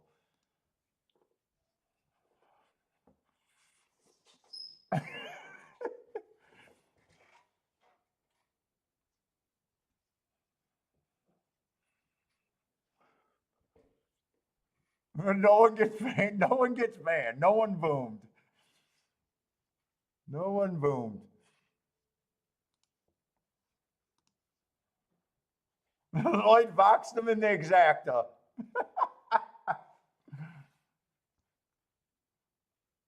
All right. Actually, Gulfstream, I'm supposed to be taking Gulfstream serious right now. We got a dirt sprint. Always trying to get to the inside of the track, speed and stalkers. Once you get to the 7 hole, it gets harder to win. 7 on out. Let's see, I'm in the wrong race though. No scratches, so 8 horses.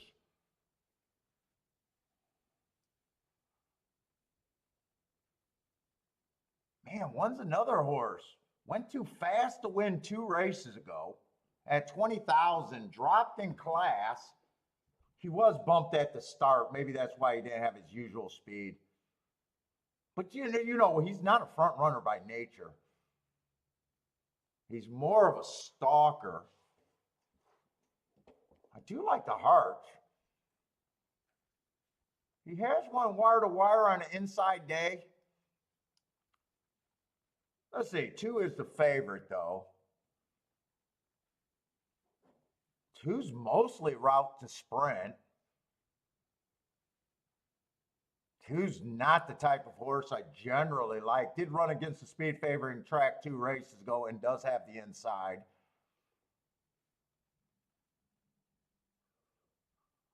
3, I like the race 3 back. Went too fast to win for the first call. Comes back, runs against the speed favoring track.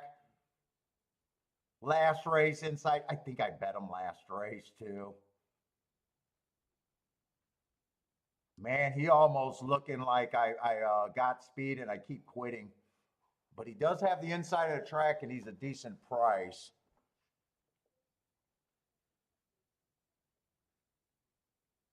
This is a tricky pace figure because I'm mostly looking for speed and stalkers. 4's taking quite a bit of action. I do like 2 races ago where he went too fast to win. He's not necessarily a front runner. Makes me nervous on him at a shorter price. 5 got the running style and a route to sprint that I hate. 6 has no speed route to sprint that I hate. 7 feels cheap. Outside of the track is hard to get to, but man, 23 to 1 in a field with no confirmed front runners. God, I wish he was on the inside. Also looks like a quitter though, but 30 to 1 makes him more okay. An 8 on the far outside, I'd be taking a hard stance against the 8. Still going to have him at about 5 to 1, but that eliminates him. I think 7 is a little interesting with a low percent shot.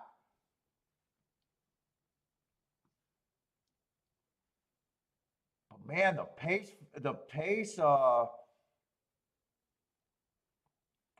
is tricky on the inside. 1 through 4 are the main horses I like. Let's see, I don't like the 5. I don't like the 6. They both look like they're going to come from way too far back. Although this is a race where they can melt down. Because everything's shitty on speed-wise.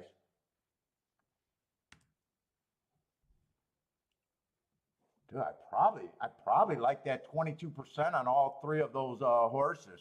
They all got flaws.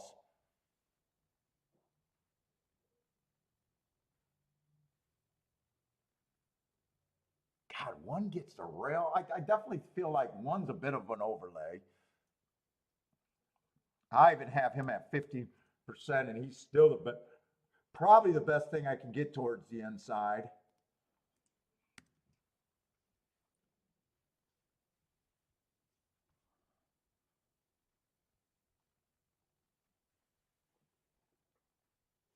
I think it's hard to separate these 3 horses.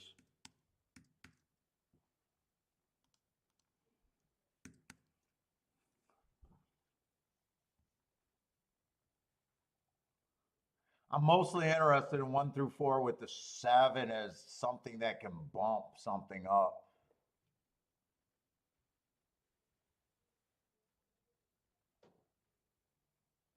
I think whoever gets the lead towards the inside, probably the 3. It probably, unless he's just a stone cold quitter, which he could be. But 5-1, I think I mostly got to be interested in the 1 and the 3. Next race is going to be a Tapeta route.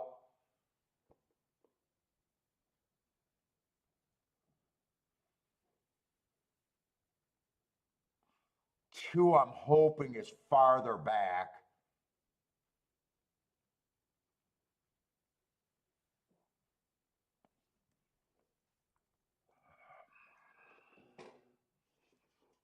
Let me see these. I think I got to play this race at the very least. Everything's good with the 1 if the 1 wins. I don't have to worry about him. Everything's okay if the 3 wins or gets second. Wait, 2-3's not that great. 4-3's borderline.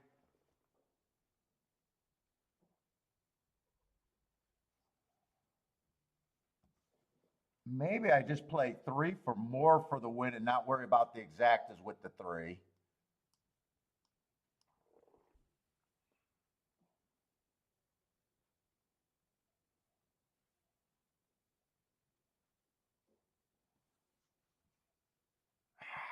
Shit. Kind of. I wish the 4 horse wasn't on the inside. I think I can beat the 2 possibly if the 2's too far back. 2 will come roaring late, and we do got 3 is a quitter. 1 can get a good stalking trip if the 3 quits. I'm hoping 3 stalk or 1 stalks here and not 5 lengths back. If the 1's 5 lengths back, he's probably screwed.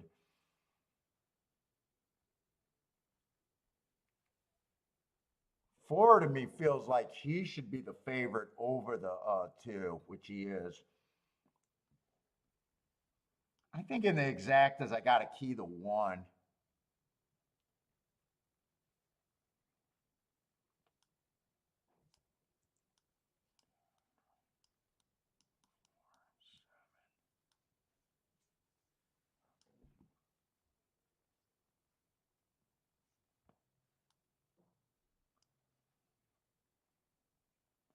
I think that's how I play that. I don't see what exactas.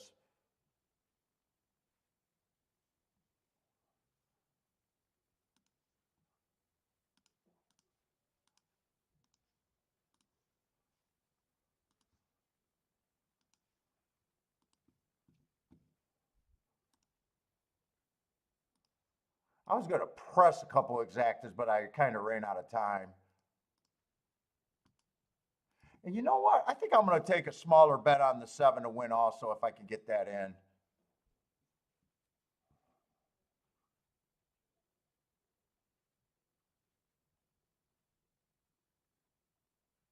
In fact, I'm going to do a smaller exacta key box with the 7 instead of the win ticket.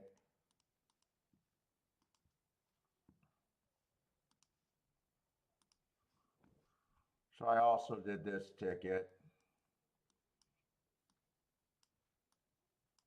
Please don't make me regret. If the 7 wins, I better hit that exacta, else I'll be pissed at myself. I did that for more.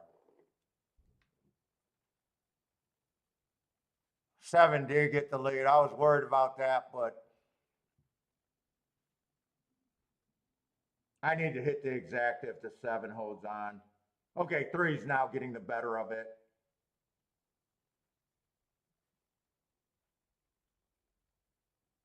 4, the horse I was worried about, is close to the pace. But here comes the 1.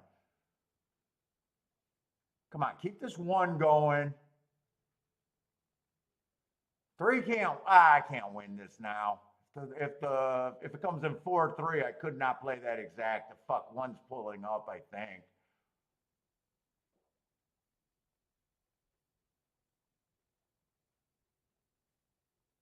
And 3 looks like he's struggling. 3 might be able to hold on, but I do not have a 4-3. Thought it was paying too little. Right now, I wish I had it.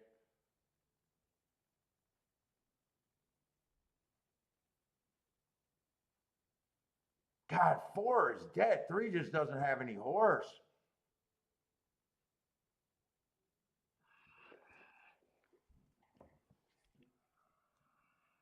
I passed on another ticket that I could have hit, and I just didn't think it was paying enough. 4-3 was paying 16 to 1.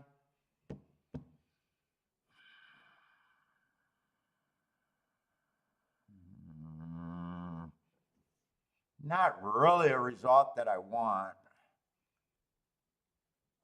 Kathy's happy with the 4-3. I had a race handicap pretty freaking perfect. It's just when I bet, there was some spots that I didn't think I could play.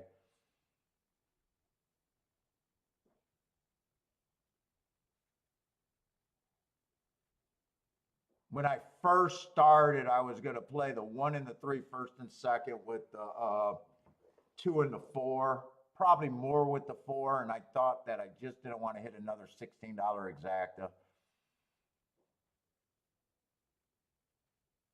But other than that, that's dirt on Gulfstream. That's exactly what I'm expecting. Inside of the track are the only horses with real chances.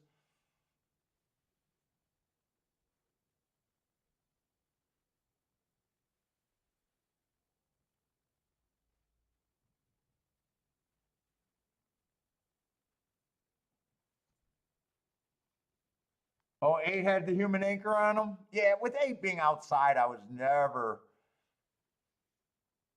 Plus route to sprint.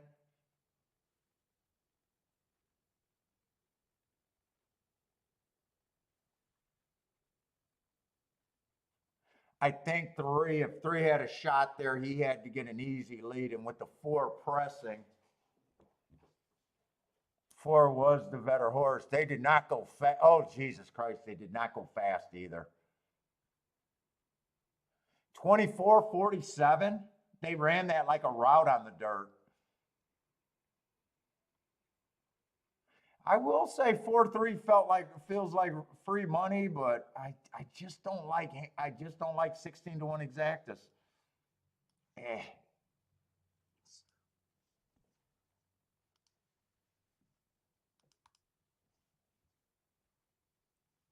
Oh, I'm not even going to have a chance to look at Pimlico's 7th race. What is that? Turf?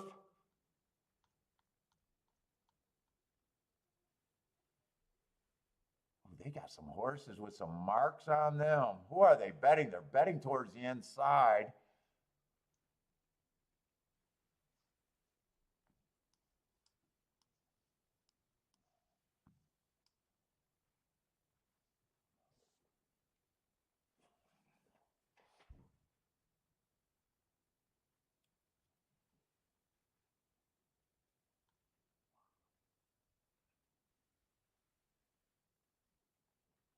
I probably can't even play this race. Five and 4 are the 2 horses that are taking action. They both got decent running styles too. Boy, 7 got some nice marks. Ran on a bad rail last race. Stalking closing day, going too fast to win. 19 to 1, I might be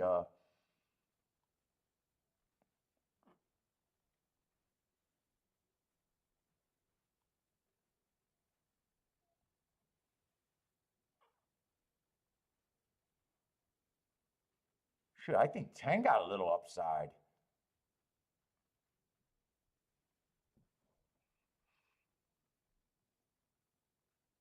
I think I'm going to take a shot on that 7 and 10 just to win. Oh shit, there's a 14 horse in the field. Hold up, let me see.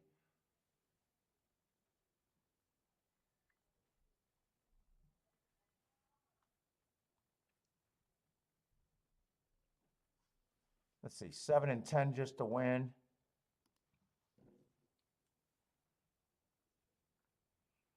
I think that's all I'm doing.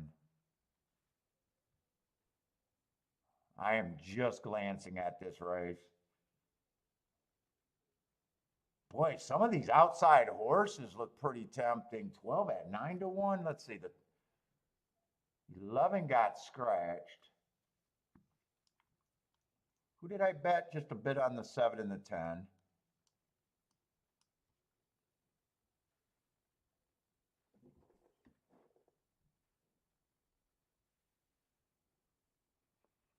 Two gets the lead on the inside.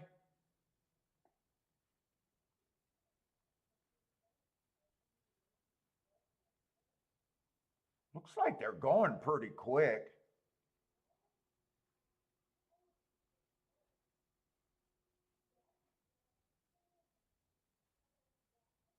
Where's the 10? I can't. Is the 10 even in the race?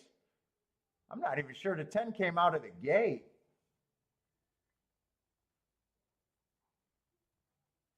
Well, I am betting an 84 to 1. I shouldn't be all that.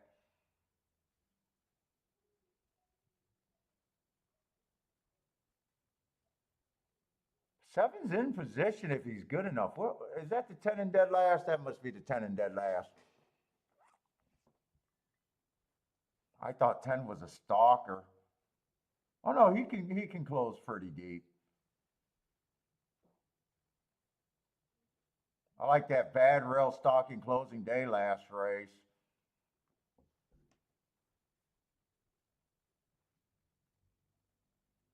Seven got horse. Let's see if he got a. No, he's not coming fast enough.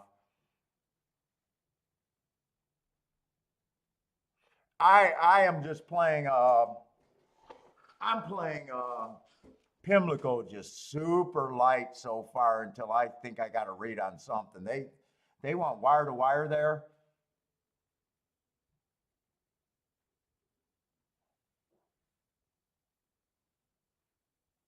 It was a big upset. Turfway Park horse went wire to wire. Is Charles on the Turfway Park horse? Mizzou man is.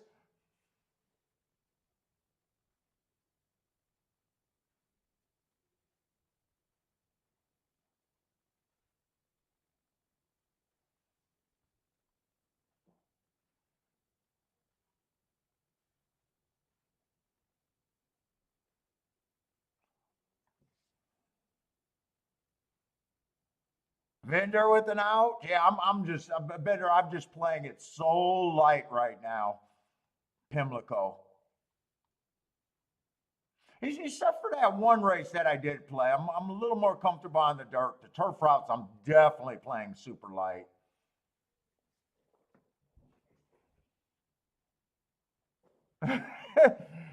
You said you were going to live and die to the outside. Yeah, that pretty much killed a day right there. You went at you, so it sounds like you might even went after. It's just probably too early to be making those calls right now.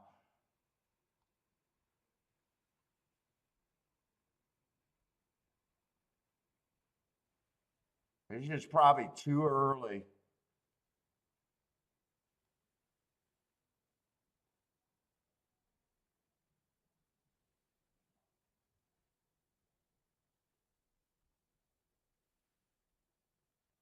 Now I don't mind sprint to route. I don't mind sprint to route.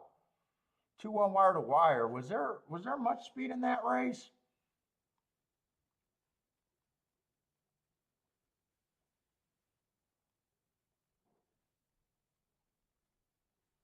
Nine is where I would have thought the speed was coming from. Other than that, there's a bunch of stalkers and closers in the race. Did 13 draw in? I would have thought that 13 and the 9 were the most likely speed horses there.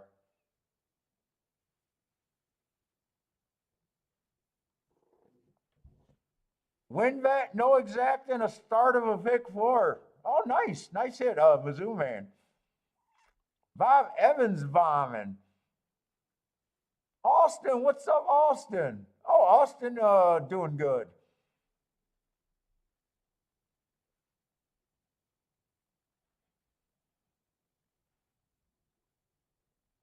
Melvin, what's up, Melvin?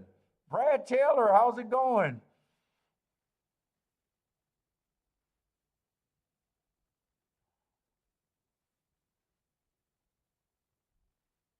Oh, you keyed off the 80 to 1 or an 80 to 1 also? Oh, was it the same 80 to 1 that I had a little bit? I mean, yeah, I mean, you put those bets in.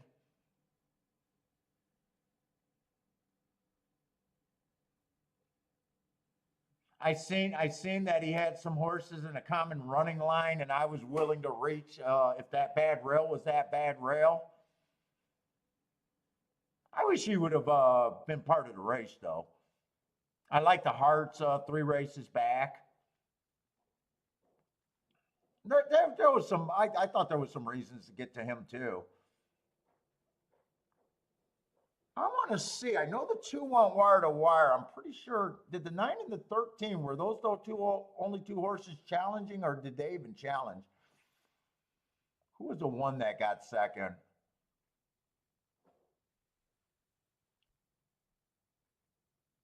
One's been coming out of a bunch of minor stakes. Last race on the dirt. First race off the layoff. Looks like he could have stalked or possibly been close to the pace. I'd like to see how watch that race.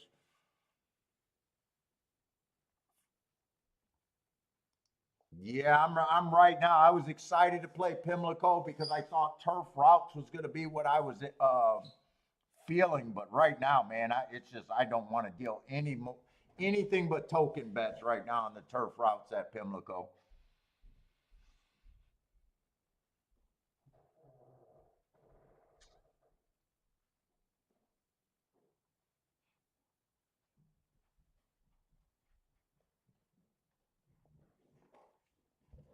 Oh, but other than that, not a bad race. I mean, if you're keying off of the big shots, I mean, we did beat. I mean, all the favorites were beat.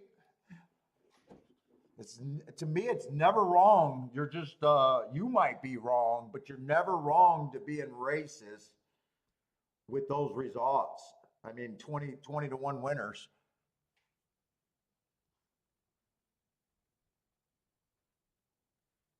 Yeah, I thought Charles might have had that soon as I seen the Turfway Park angle there.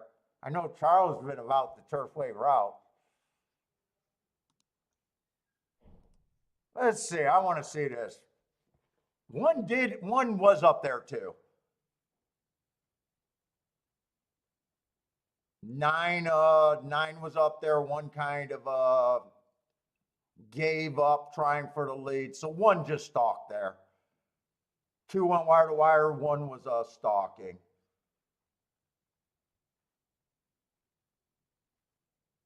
Pace, even though I haven't seen many times, 23 does feel pretty fast.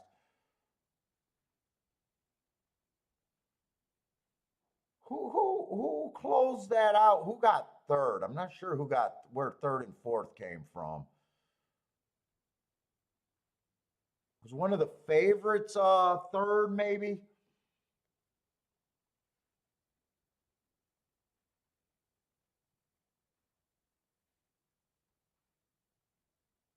Yeah, 13's kind of strong on the outside. Or is that 14? Was there 14 or 13 horses there? That is the 13. 13 just getting a wide trip trying to get to the lead.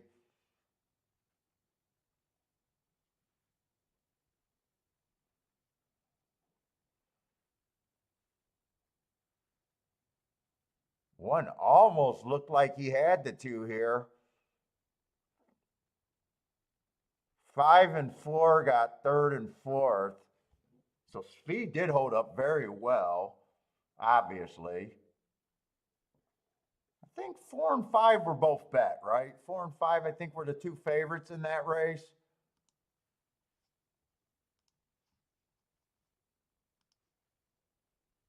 Yeah, five was the favorite, 4 was second choice.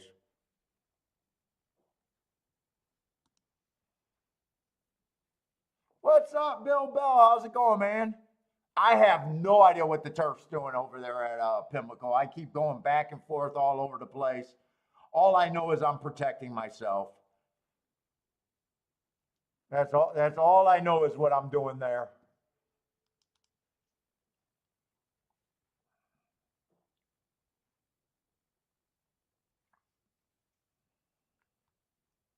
And they got a lot of turf races today over there.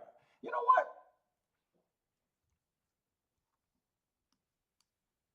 I want to do a betting board there. I need help over there at Pimlico. Not a betting board. I need to see where these winners are coming from all day today.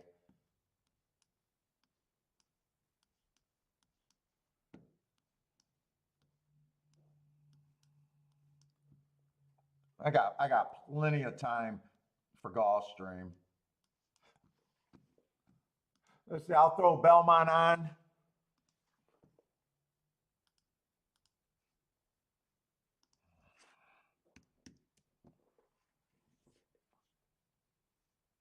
Let's see what Pimlico's doing.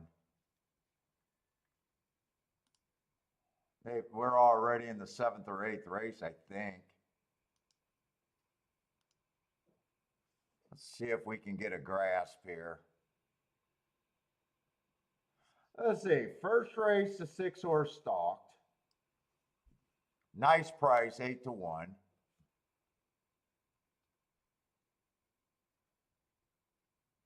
Second race, the 5 went wire to wire, or the 7 went wire to wire from the 5 hole. 70 cents on the dollar.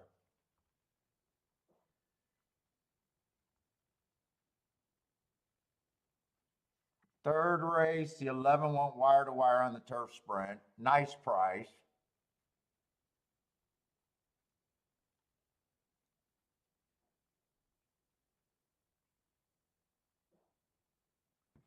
Two on the dirt, went wire to wire, 70 cents on the dollar.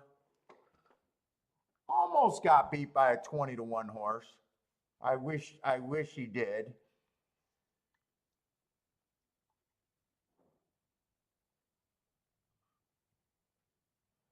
Let's see, another 7 hole from the 5 in the sprint. But he closed. He came from 5 lengths off. Five from the 3 hole almost went wire to wire. 1 got third. I don't know what to make of this turf right now. I really don't.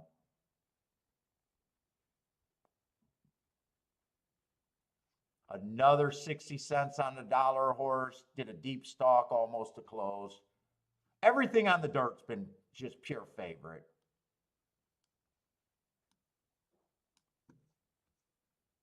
I'm circling them because they all been odds on.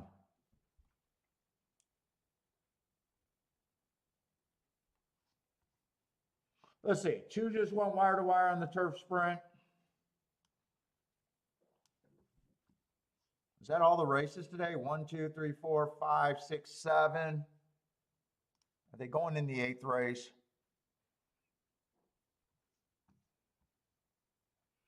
Yeah, that's all the winners. So everything on the dirt that I feel more comfortable been odds on. Turf is where the price has been coming from, but I do not have a read on that track at all.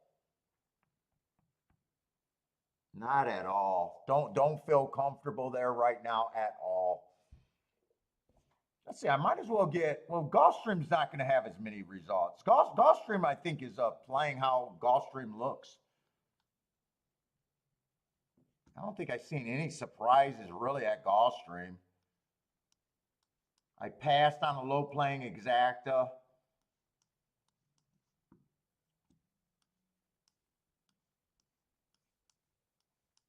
Last race, I got no problem with that result.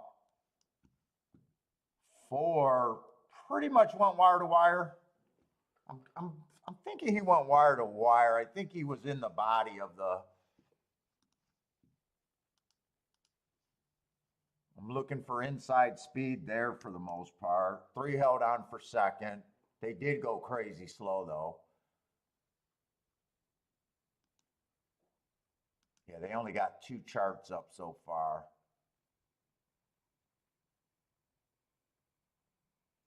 The all-weather track. Let's see, I forgot they're running on all 3. 2-horse stalked, got that pace where they're not coming from out. Slow pace.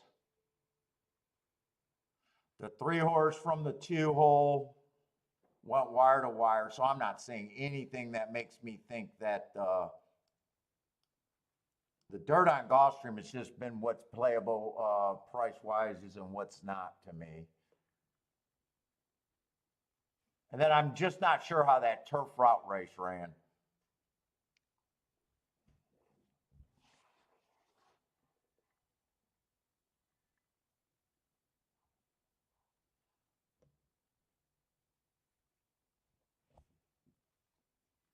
I think that's the only race I'm missing at Turfway. Oh, and I thought I had tons of time. When did it get to be 3 minutes before post? And I'm already wanting to back off of the Tapeta sprints unless I see, or Tapeta routes unless I see a ton of fucking speed. They've been getting harder for me.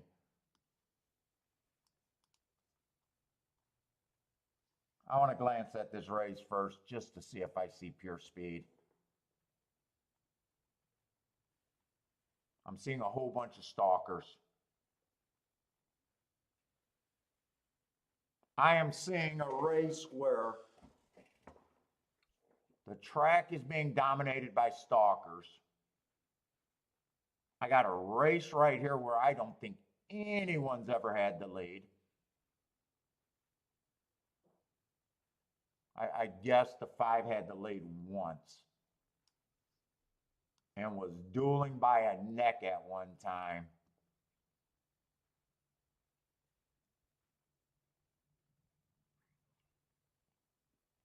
I don't know if I want to deal with this race.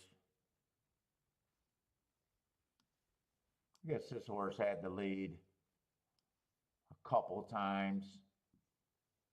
But this already feels like a race where I'm going to be questioning, do they get that 25.50?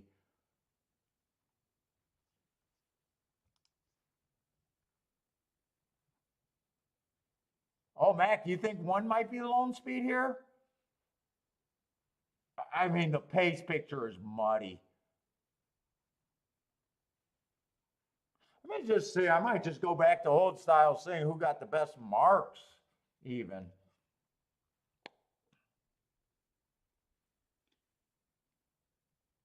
Won 4 races ago, stalking day, would have been a closer, got an asterisk, slow, running against the bias. Comes back, average match strides with the fastest winner, 1 tick slower than the fastest winner.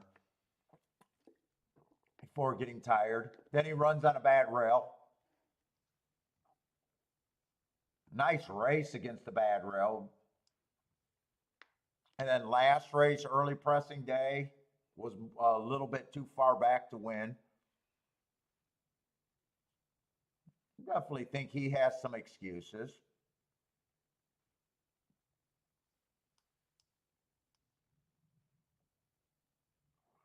The 2's only good mark is last race when he ran against the bias, going average. Everything else is just, yeah.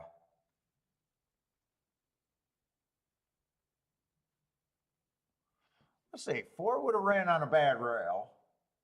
Stalking closing day, right running style, bad rail, but he's 2-1. And then he runs against the early pressing day last race. We got kind of a paceless race here. I'm not that excited about 2-1 on him.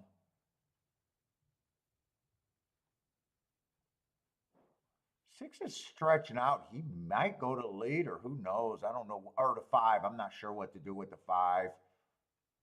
I'm not sure what to do with anyone. 6 just feels like he's going to be farther back than 5 lengths, and kind of a paceless race. 7, I can see why the public's betting the 7, but I'm not interested at that price.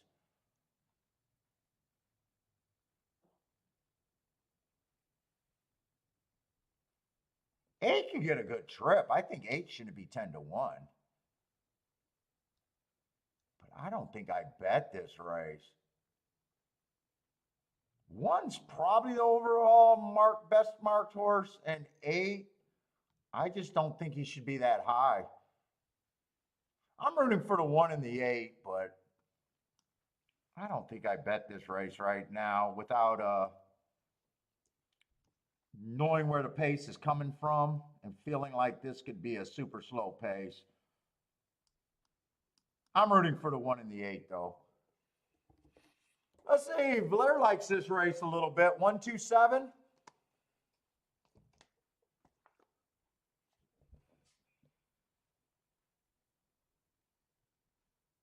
Oh, Elliott needed that. I thought the 3 won that race. You did too, but you got the 4. 4 got his nose down, huh? Must be perfect timing because I saw that photo. I thought or I didn't see the photo. I seen that finish.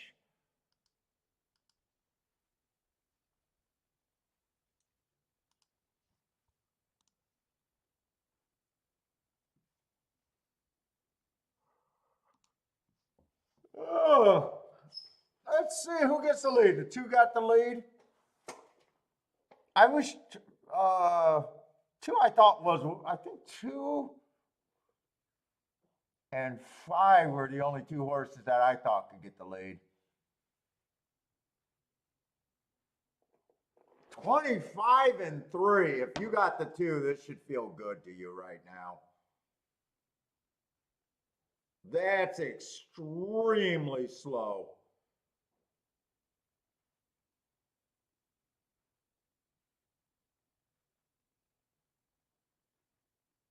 Oh, wow. And 2 and 5 were nice prices, but it did feel like a pace where you could get extremely slow. We'll see if they hold on from there. 50 and 2, so they're still on that slow side. 8's making a run of it. But I still think they're going to have a hard time beating the 2. I think this is going to end up being a very good betting race. I think there's a more than fair shot that it comes in 2-8-8-2.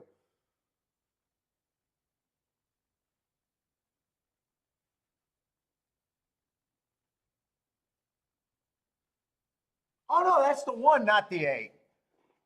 That's the 1, not the 8. Still going to be a nice exacta. I thought that was the 8. I was rooting for the 1 and the 8, but I was not. I don't even think I was ever even close to pulling the trigger there. 2 made sense holding up when you got that 25 and 3. Blair with the boom. Let's see. I wonder if Mac and Co might have hit that 1. Blair with the let's go.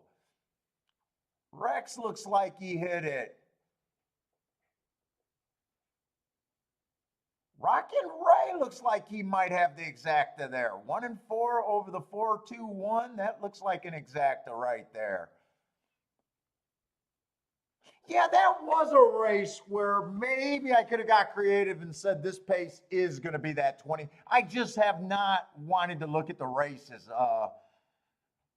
with that in mind. Yeah, I think they're going to get that super slow pace, and that would have put me on the 2 and the 5 and liking the 1 and the 8. But I would have had to be feeling really confident today and really full of myself.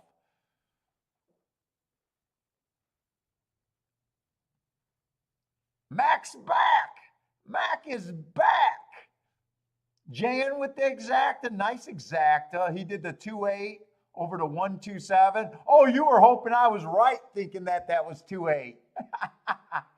You were like, yeah, Paul, I hope you pay me out and not the track with the 1-2.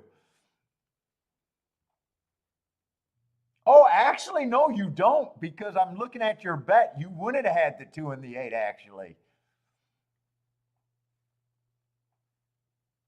Now that I'm looking at your ticket a little bit closer, I seen you just used, yeah, you wouldn't have had the exacta there.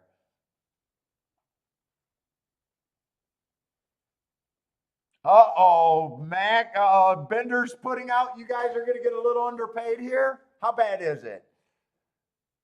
Let's see. One was taking quite a bit of action early where he was 5-2. I think you got to have that in mind. But what is this exacta? I can boom on a 32-1 if you hit it good enough. That arguably played on the low. I think that did pay a little bit on the lower side. Definitely on the lower side. I would have thought that could have paid 35 and up to 50 on a good day. Blair with an ice cold call. Nice, Blair.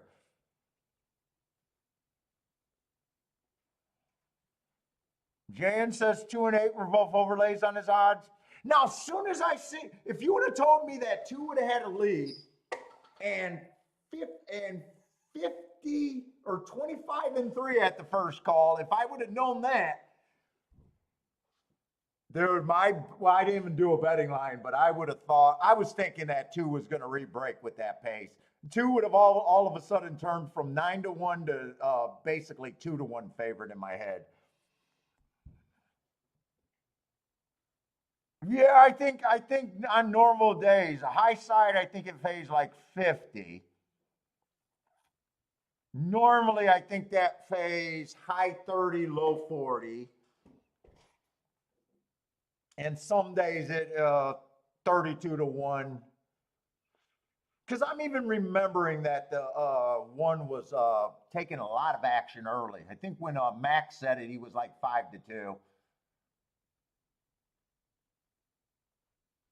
I have no problem with that result other than wondering how far back the one came from. One was the best marked horse in the race. I wasn't feeling desperate enough. I think I still got too many races. If this was maybe the last race, maybe I'd do something there. But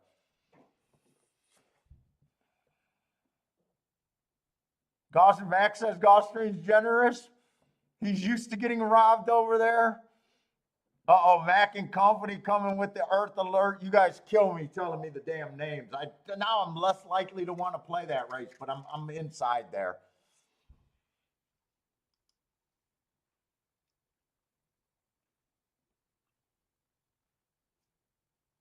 I got no problem with the one winning the best marked horse.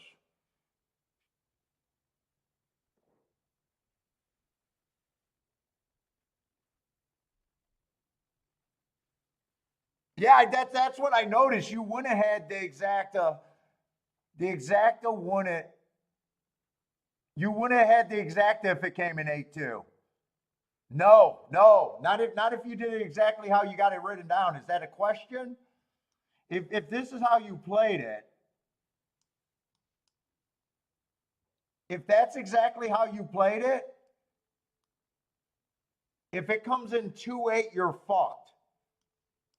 And if it comes in 8-2, you're, wait a minute. Let me look at it one more time. Oh no, you had it. You had it. Because you don't have a 2-2. You got a 2-1, 1-2. You got a 8-2.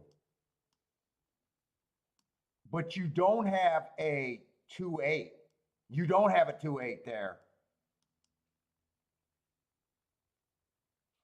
You would have had to have the 8 there unless you said you didn't play the 7 and that you fat fingered your text.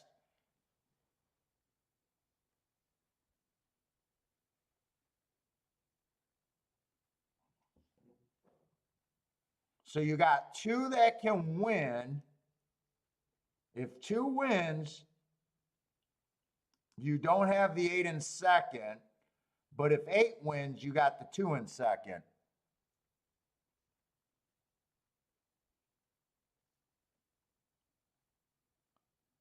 Yeah, if your ticket caught, let's see, you got 1, 2 combinations there.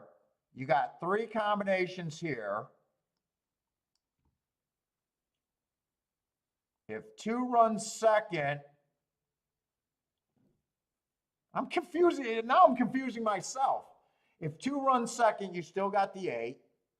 That's one combination. If 8 runs second, you got nothing.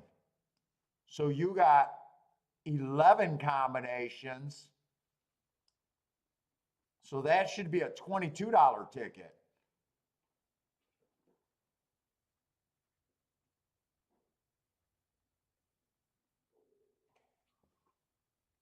I'm wondering how you got a $24 ticket. You got 2-1, 2-7. That's 2 combination. You got 8-1, 8-2, 8-7. Wait a minute, let me do it this way. If the 2 wins, you got 2 combinations. If the 8 wins, you got 3 combinations. If the 2 runs second, you only got 1 combination. If the 8 runs second, oh, you got 2 combinations there too. 4, 7. It should only cost you 16. Did you throw? You might have thrown another horse there.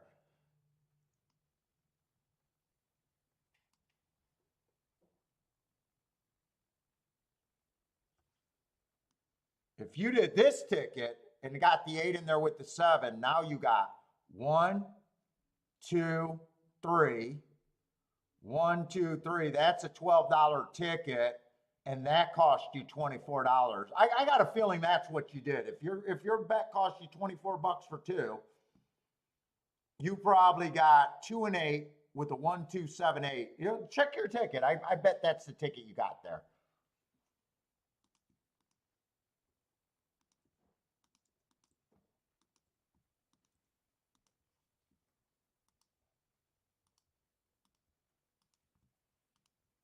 Unless it's too early and waking up early just messed up my head, but I'm pretty sure I got the combinations right. Let's see, but I didn't do anything there, so I got to erase all of that stuff because I'm going to think that, well, I did write the no bet there.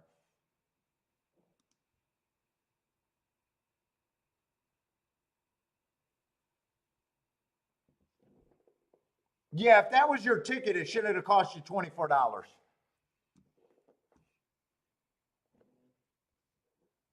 Oh, and I am going to mess Pimlico.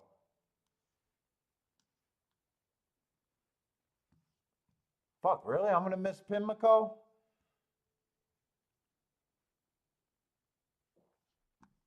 I think this is a 4-horse race, though, isn't it? 4 betting interest. I don't think I missed anything at Pimlico. I see the 2-1 at even money, and it looks like there was only 4 betting interest in that race.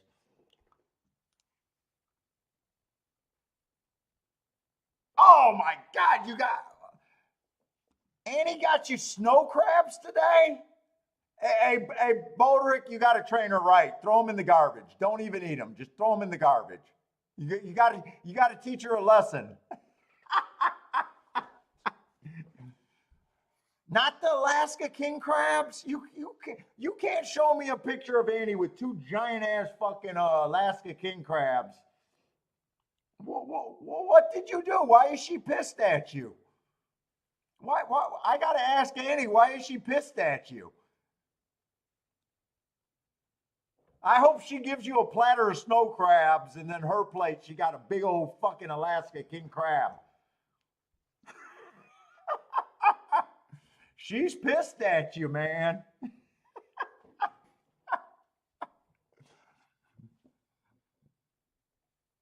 She is pissed.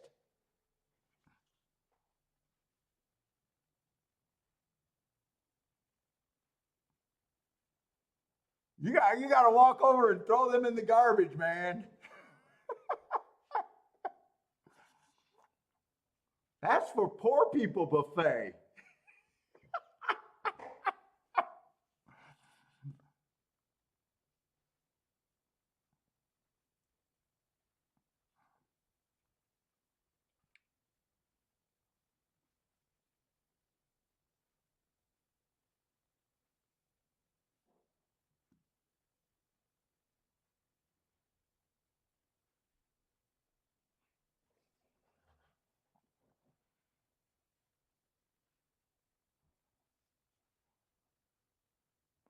What's up, Frank? How's it going, man?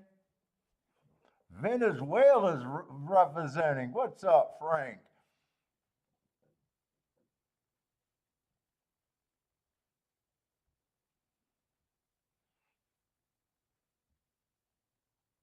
Yeah, PDT causing a fifth.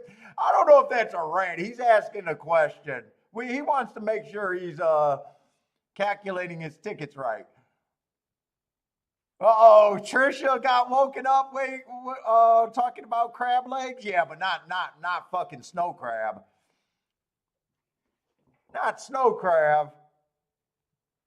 I guess if snow crab is all you're accustomed to, it's okay. We all start out with baby food every now and then. We all started out with baby food.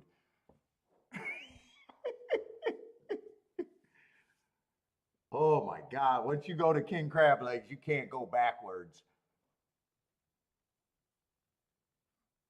Boderick didn't even come back on with a comment. Him and Annie are fighting right now.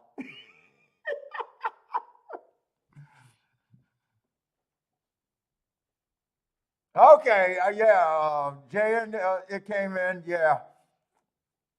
Yeah, we got to answer the new, whoa, Trisha was looking at them. They were 37. That's why I haven't got them recently. I haven't got king crab legs yet this year.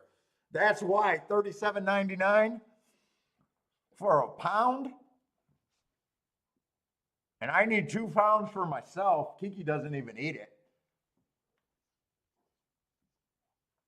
And then you need a little side, a side fillet. Come on now.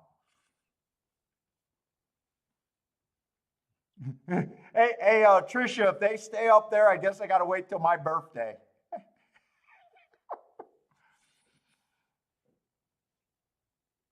Oh, that's a deal on the recent prices? Oh, really? That's a deal recently, huh? You know what? I do think Kiki went to Costco and said they were close to $60 a pound, actually. Okay, you see, okay, yeah, okay, that must have been, so that is a deal for now. Dude, I think for a while we were able to get them for Costco for like $25 a pound, I think. Vodrick is saying that's cheap too. 37.99 is cheap. I think Costco used to have them quite a bit cheaper when I was getting them all the time, or maybe Kiki was just more in love. You never know. Maybe I did something right.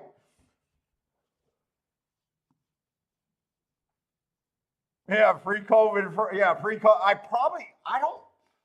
I might have only had them 1 or 2 times actually since COVID.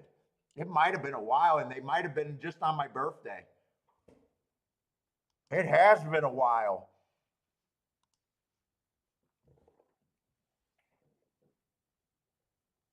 Trisha says $50 is a deal at Costco these days. She says $38, she'll take it and run. Hey, Bodrick, how much are those snow crab legs? Oh, they gave you a minimum, a 4 pound minimum? All right, we got the Earth race. You guys are freaking pulling me in. I can't bet with my damn heart. Every time. I don't know why you guys know that. You guys know that, and you still tell me when he's running. I will say, just glancing at that, this race being a betting race does not look that appealing with 3 chalks. It just doesn't look that great.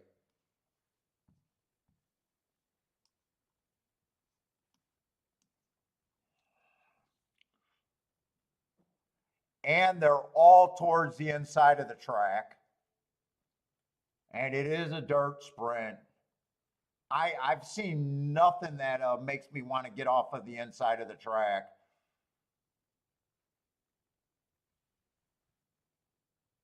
Shit, I got bladder issues.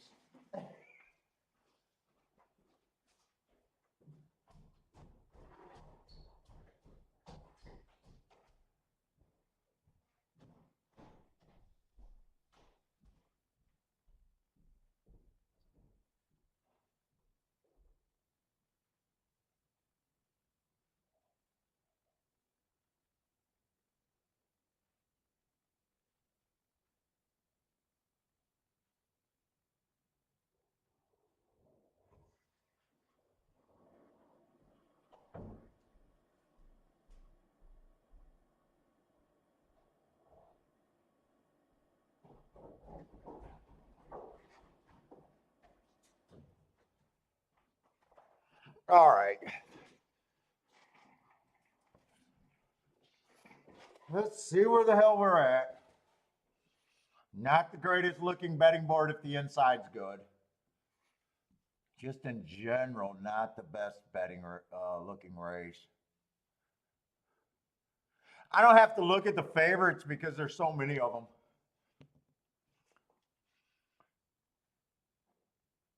Let's see, one just looks like he'll be a little bit farther back, but the rail will help. I still prefer speed and stalkers.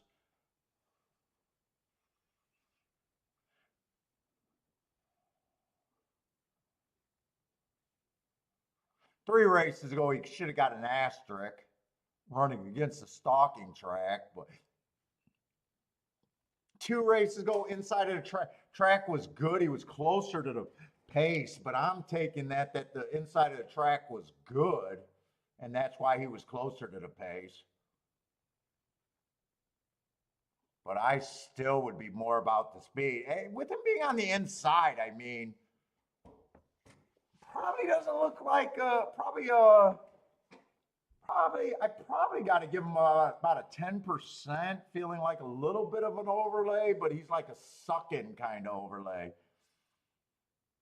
Just because I got to get somewhere. Let's see, the 2's out. 3 is Andre's horse. Fitz is a speed and stalker. Taking a recent class drop. But honestly, I've been kind of blind on this horse either way. I could see him winning, and part of me doesn't like him. The inside of the track helps.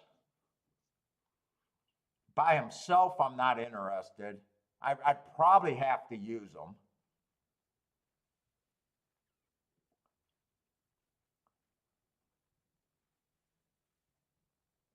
Four is, I'd like to think 4 is the most likely front runner. I like that race 3 back.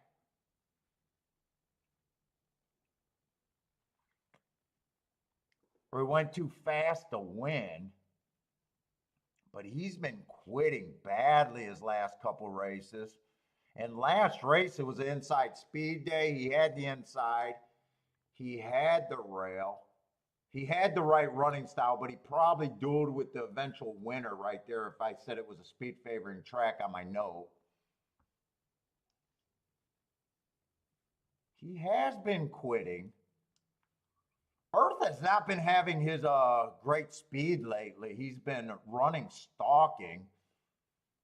He's just getting older. He tries every race. I can't say enough good things about him, but 2-1. I mean, when I was hitting Earth, he was 10-1 and 15-1 back to back.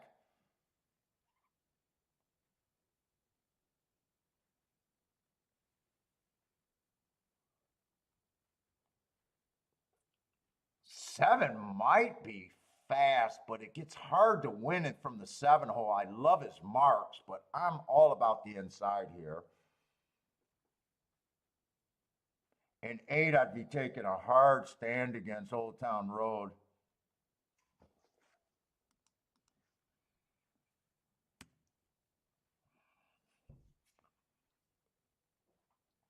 Although I'm taking a hard stance against one of the now 4 favorites.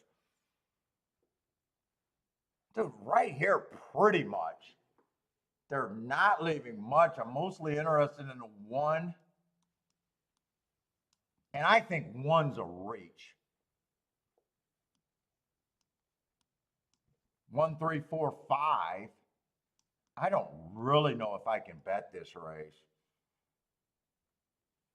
Let's see. I probably don't mind it. I think it's the only thing that can boost anything. Let me see what these are paying.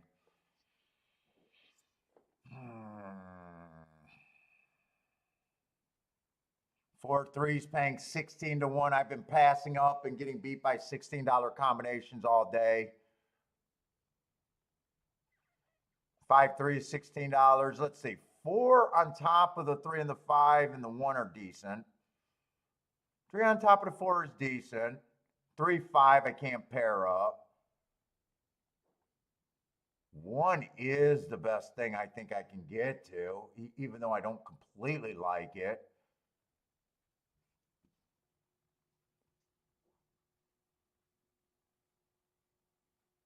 Five, 4 is paying 22 to 1. I just don't have that many plays. I might be there. Then I got to throw the 1 in there.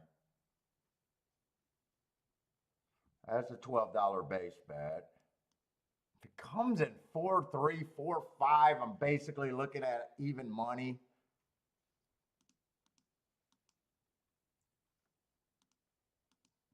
I don't think I can play the 4 in the combinations. I'm looking at even money on that bet structure.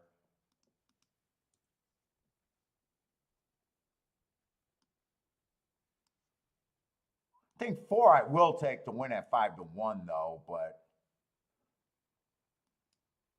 do a smaller win bet on the 1 and hope that the exacta hits. I think that's all I can do. Or not, or my other option is just not play this race. 7 would be good for me. I just don't see him crossing the 6. 5 can show his speed. I don't see him crossing the 4. If 7 gets the rail,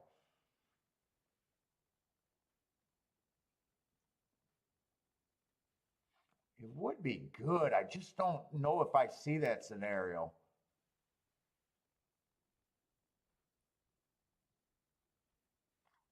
One's only chance is to come from way back.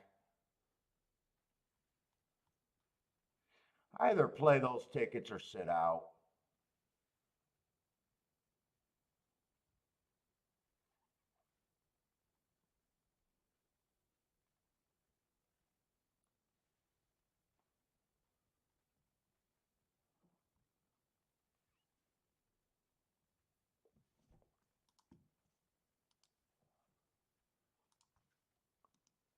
I think for it's that price, I got to play.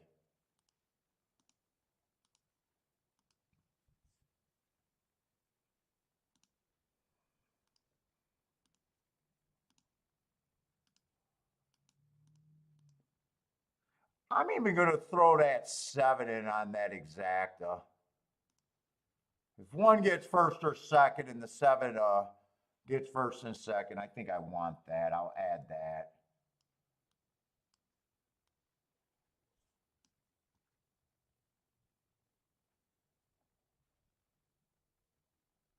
In fact, I'll do a small exacta box 471 too. That would be a.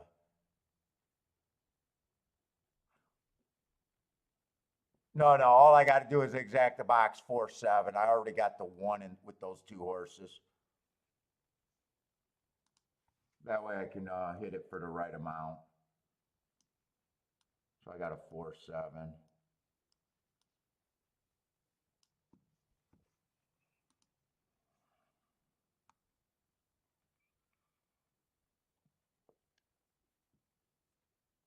Oh, let's go Earth for Mizzou, man. 4 and 7 gets the lead is what I thought. One I'm just hoping stays interested, stays on the rail and just keeps running. I think that's his only chance. 4 at 6 to 1. I'll be actually ecstatic if I could just get the win bet home. Come on, keep this 1 interested. I want the extra out. Come on, suck on that rail. Just keep sucking up. I think these horses can possibly go, well, they're going 23. 8's gearing up on the far outside. I thought that was the 1. 1 got nothing. Come on, I need the 4. Earth, go away for a change. Earth, just run second.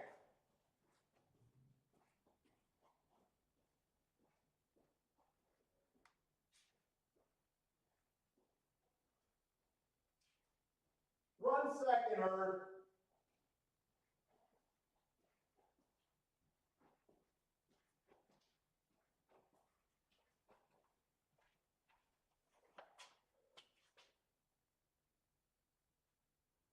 Well, they're not trying to focus on the 4. It's Earth again. 5-4, just a. Oh no, it wasn't 5-4. It was It's all inside. I still can't play the combinations. I'm getting beat by a whole bunch of combinations that are logical. I just won't refuse to play short price combinations. 4 tried for me. 5-3 is paying 11 to 1.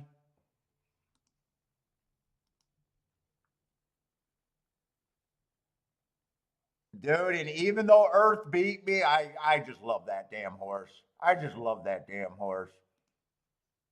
I knew the exact as I was in a bad situation. Maybe I should have looked at, I probably should have looked at doubles.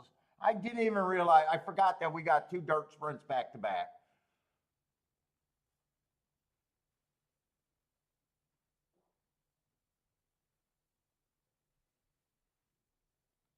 Maybe I should have looked at doubles there.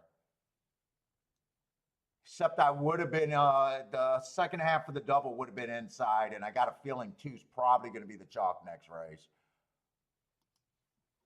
Earth is as honest as they come. I swear to God, that horse is just as honest as they come.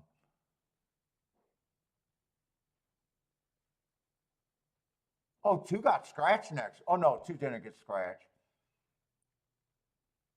Yeah, I couldn't have played the doubles to the 2 because Earth to the 2 is paying 4 to 1.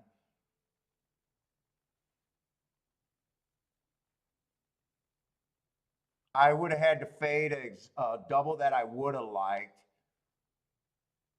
I could have got Earth alive to the 1 and the 3, but I'd be mostly interested in 1, 2, 3 next race.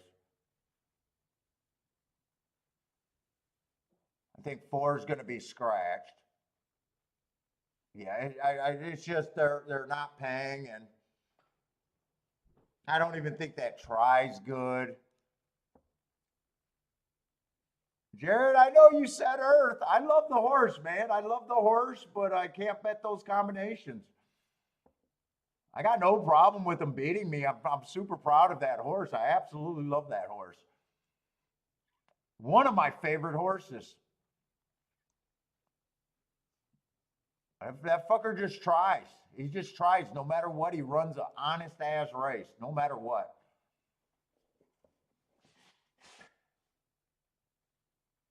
Mizzou, man, it's like 7 years of that horse paying us. He's been around. He's been around. He's been a solid horse. At his level, he's been a solid little horse.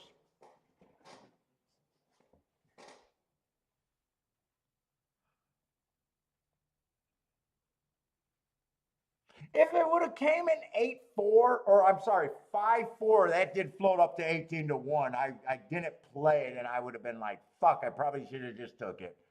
But with the 3 getting second, and that being $11 exacta, to me, it's just wrong hitting those tickets. I know if you're new on the show, it looks bad. Right now, it looks bad. Hey, this guy said that he could have got to a whole bunch of races, but he didn't want them. You know what? You are absolutely right. That try, if you told me there was any chance in hell that try pays $25 for 50 cents, because one I was reaching for, and it was nothing but putting the 5-3-4 in order and seeing the 5-3 run first and second.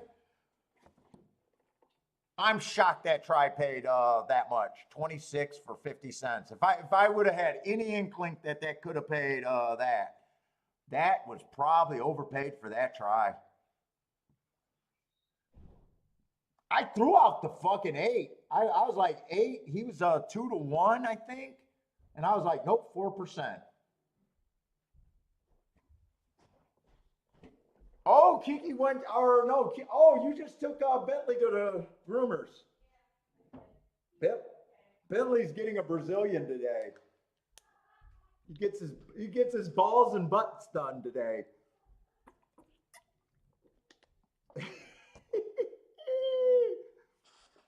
He does not like it. He's gonna be smooth though. Yeah, Charles, I agree with you. That try did not pay bad.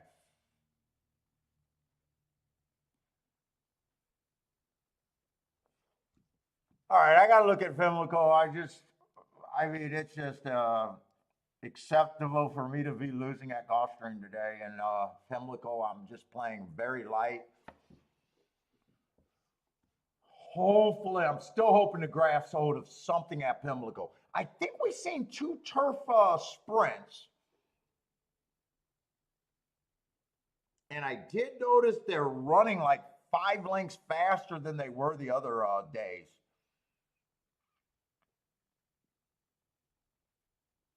I am not right now. I'm not so worried about inside, outside, or anything like that at Pimlico. I just don't. I'm shell shocked on what I think Pimlico can be doing on the turf. I really don't plan on playing turf sprints, but I am looking at the betting board, and it's not that bad. If you can get by the 9, everyone's a decent pay raise.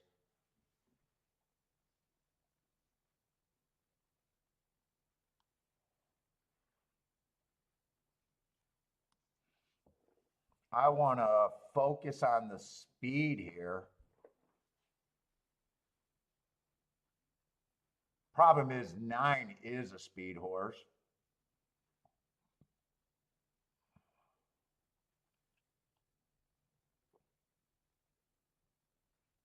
Damn, 8's been off a long fucking time, but I like his marks. 9-2, I'm probably off that layoff. I'm probably not that excited.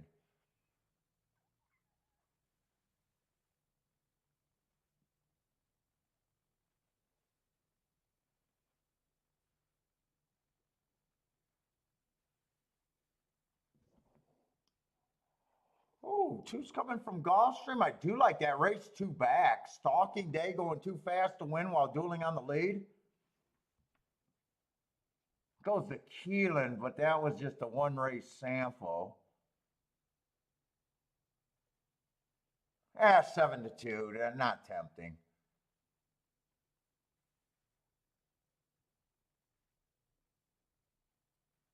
One got nice marks. What class is this? This is $100,000 stakes. One got some really nice marks at 30-1. Almost too good at 30-1. Even if I think he got a 5% chance, he's already definitely has to improve. All he's done was win a $25,000 claimer, though. 2's probably more reasonable on the front end.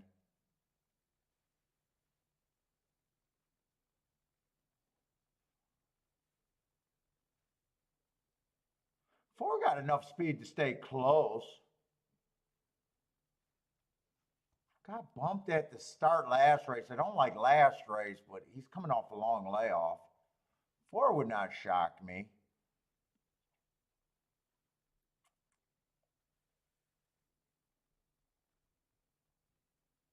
What is 8 at? 8's at 5-1.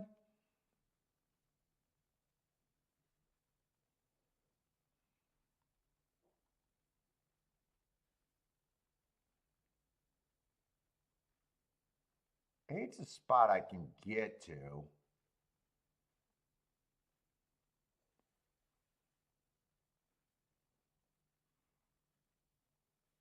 I kind of like the speed in this race, the 1, 2, 8, and 9.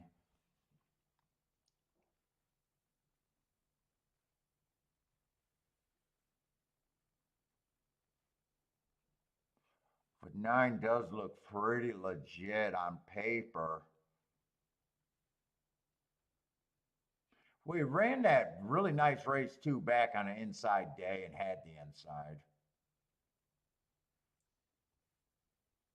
I think he beat the 2 here on April 7th. I think I sit out this race. Oh no, that wasn't. 2 ran at Keelan on April 15th. I think I sit out this race.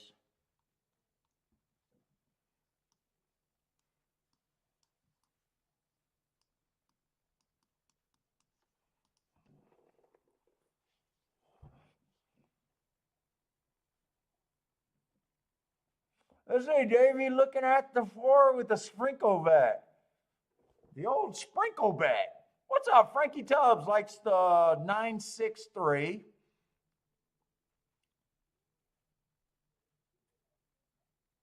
Eight did get the lead. 8 I thought was fair price at 5-1. He took a little bit more action. But he ends up being the speed of the speed. 9's in good position, 4's in good position. Wasn't 4 the horse that my biggest was a nice price? It was just a big layoff. Yeah, 4 was that horse. Nice price. Didn't like the 10-3 or the layoff, but he would not surprise me.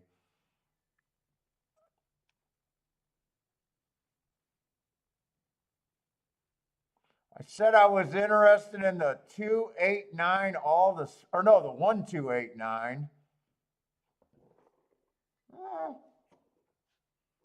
But 28, is that really going to pay?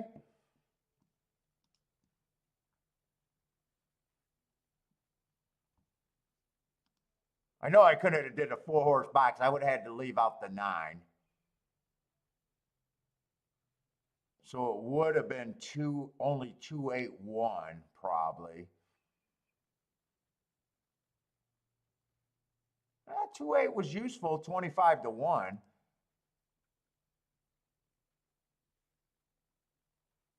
One did outrun his odds. Might have got the super. No, I'm not sure. I think the 5 might have clipped him for the super. Another fast pace.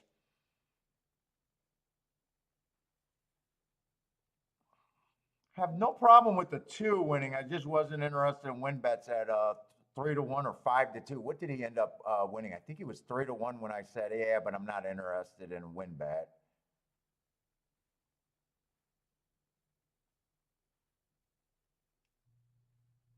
Yeah, he did. One did get snapped for the super. Andre, boom with the small exacta, Blair with the easy money, Roland with the boom, Elaine with the boom.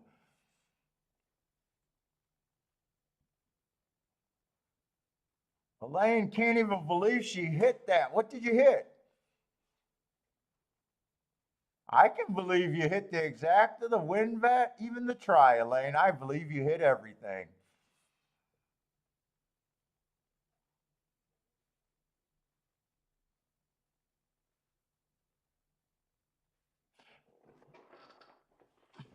Eight, when I glanced at the 8 and said I was interested, I thought 5-1 was fair, not getting overpaid.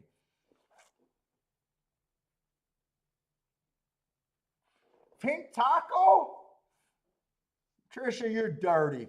You're dirty. You can't come on the internet and say anything about pink tacos. That's just dirty.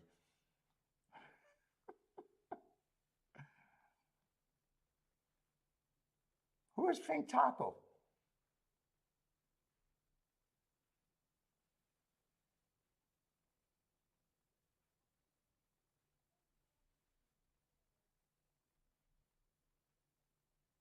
Who is Pink Taco? Blair is heating up. Let's go, Blair. Elliott booming with a single home.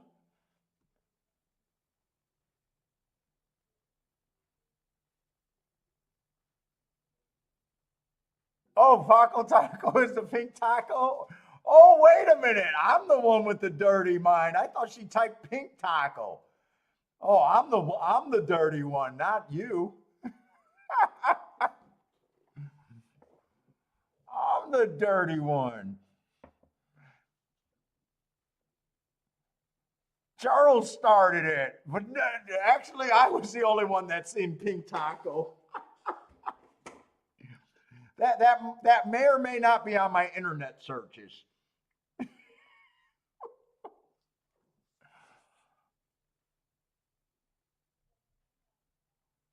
Ah, Mizzou man hitting the pick three for $5. What kind of pick three you're looking at? Let's see, 3-1 winner.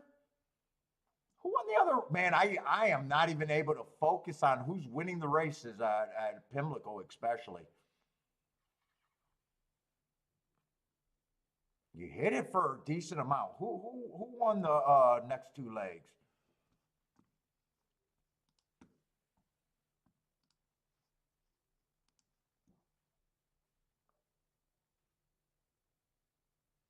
The 2-horse at 4-1, is that in it? And then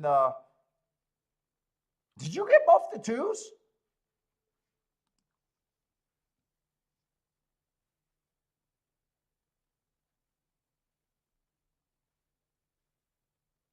Mizzou man, is that a 2-2? I hope I'm looking at the right sequence.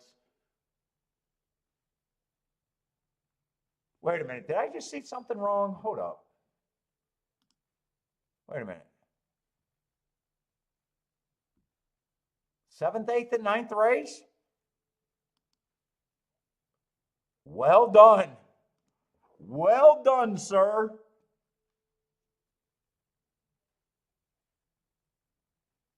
Oh, I thought that could, was that for 50 cents?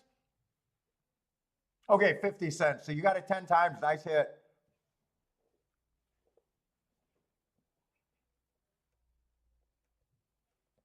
Rolling with the exact and try.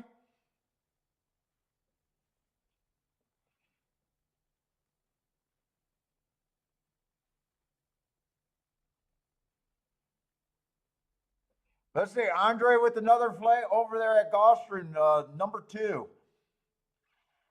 2 win. Free money bet. You snapped it up at even money, and now he's less than even money. Nice, Mizzou man. Well done. I was hoping I was in the right sequence when I was glancing back at what you hit there. Oh my God. Gulfstream, we got a 1-9. What race is this? All right, well, I don't have to keep firing if I don't want to. It is a dirt race, and the 2 I thought was pretty. Going to have the inside. I've seen nothing that makes me think that you don't want to be on the inside of the track. I have been noticing that the dirt race has been on the slower side of pace.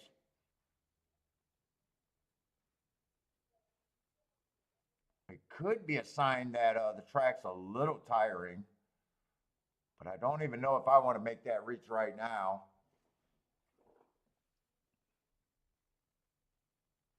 The 1 horse, I can go either way. First race out, it was a speed favoring track. He was a first-time starter. He was in a 3-horse duel, chasing the slowest winner of the day.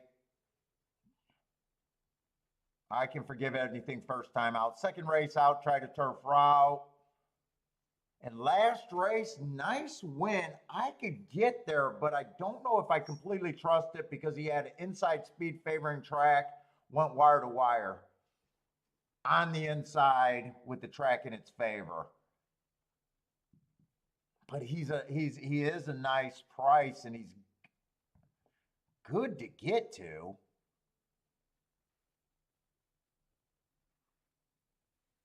I'm really interested in 1, 2, 3, but fuck it, yeah, I'm in a spot where 1 and 3 is good for me, but 2 even combined with those 2 horses ends up being no good for me. The 4 is out.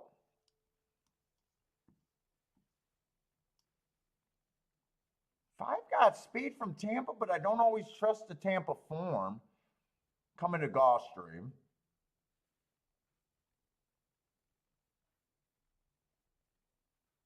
7's going to be on the far outside. 7 is the horse that, to me, is the throw out. Not saying much there.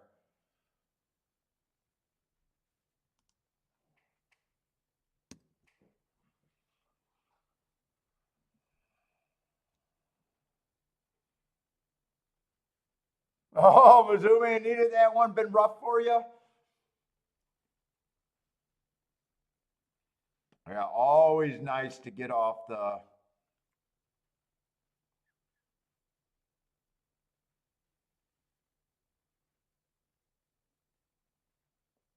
How do I want to play this?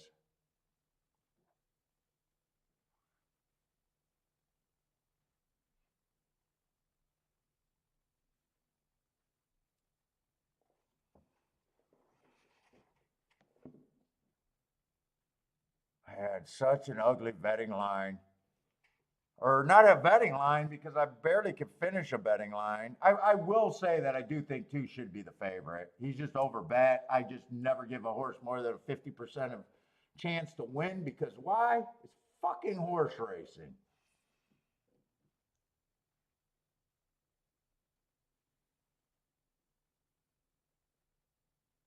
If the track's not backing up, and either 1 or 3, one of them can get the lead over them, I can get to those 2 spots at those numbers. But I think I'm in a spot where I got to hold my nose and hope to get by the 2. And if the 2 beats me, if I'm in the race, I just say, hey, I'm supposed to lose. I know it looks bad, but it is what it is. 2 on top of anything cannot be played unless you can get to the 2-7. I don't want $5 and $6 exactas or even a $9 exacta. Even 2 and second with the 1 and the 3, I'd rather just hit the win bets.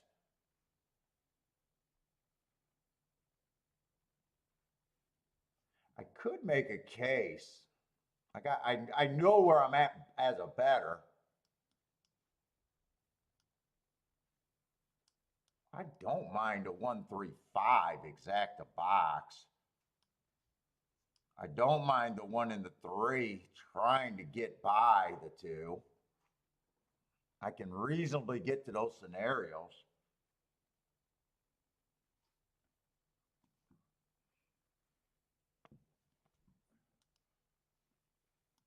Let me finish my betting line. 1, 2, 3, 4, 5. 5 horses. I don't think they're all equal.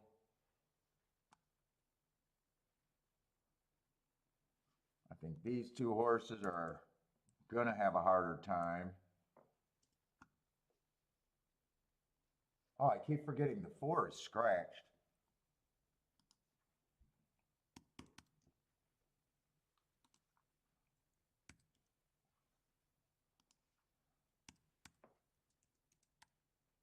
Well, I do believe I'm ahead of the math. Whether I'm right or wrong, I'd be ahead of the math with the 1 and the 3. I might even try to push some doubles, 1 and 3.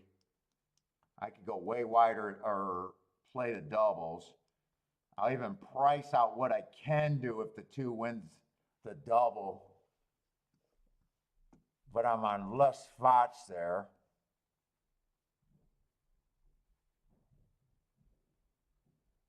Let's see. Actually, the doubles with the 2 are pretty easy next race. I don't even have to handicap. 2-2 double would be okay for me. I'll probably look at them. I'm just seeing which ones I can play. 7 and the 9. 1 and 3, I got a handicap.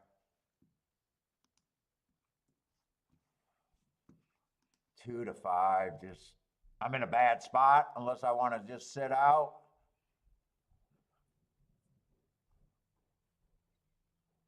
Let's see, I need to see who scratched next race.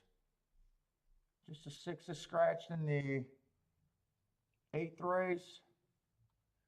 Come on, Gulfstream. Gulfstream, we couldn't have complained about the races until the last 3 or 4 races yesterday. Who can I get to with the 2 to 279?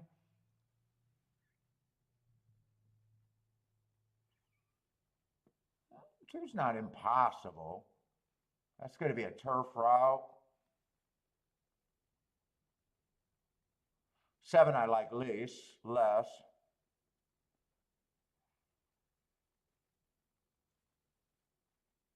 I don't think 9's impossible either.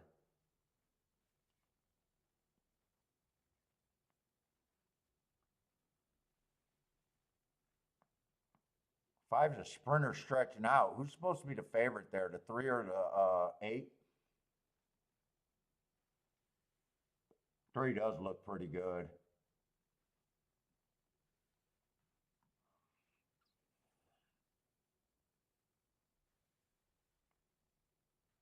Eight looks kind of cheap. I think I could get around the 8.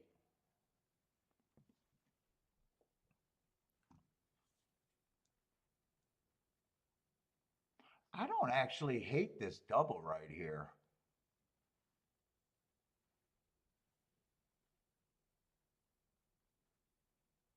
Whoop, I'm looking at the wrong horse.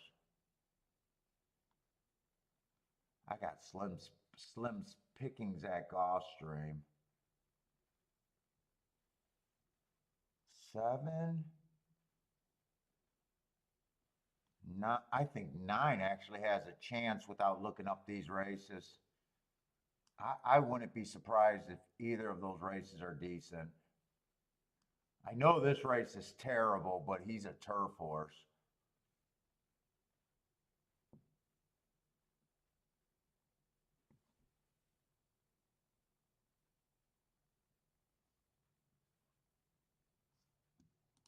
I'm going to put in the tickets that I got so far. Oh, I'll be betting the wrong race. Let me go back. I'll do the win tickets.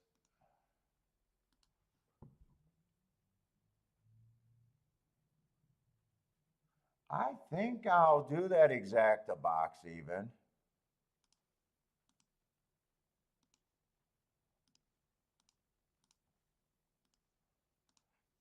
Come on. We hear stories about them paying to stiff the favorite. If there's ever a favorite to stiff, let it be this 2 horse.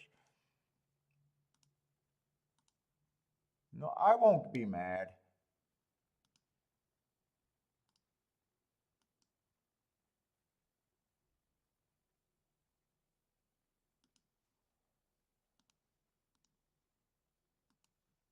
I think I'd rather hit the exacta and the win bets right now.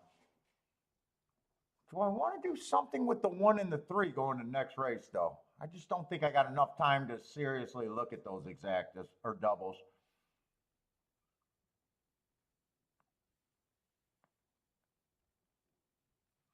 Let's see. That was a rare day where the inside was actually good and it was early pressing day. I don't trust that race on the 1.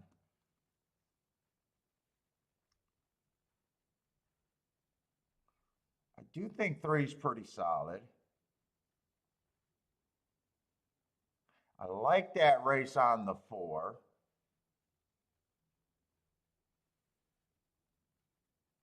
I don't know what to do with the 5.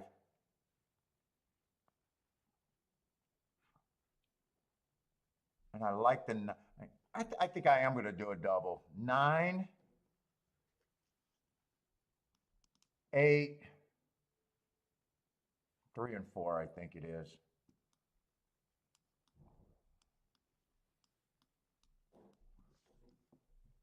I don't have time to check those. 9, 8, 3 and 4. Come on, beat this 2. Stiff them, whatever you got to do. Beat this 4. Beat this 2 horse. Beat this 2 horse. If the 2 horse wins, I'll be alive to some doubles, but they're just math plays and not necessarily horses I like. I think I'd be a stronger position if I beat the 2 here.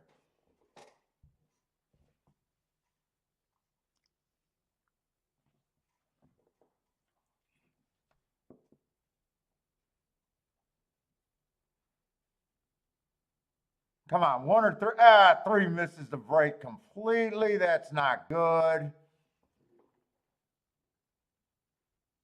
That is so not good.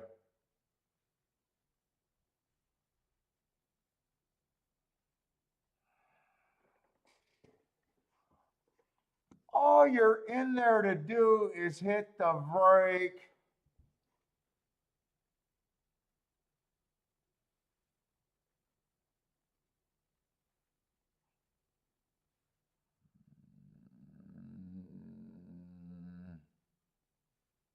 Now I probably just need the 2 to go on and win unless the 1 can get through, because right now I think I got to be worried about the 6 and the 5.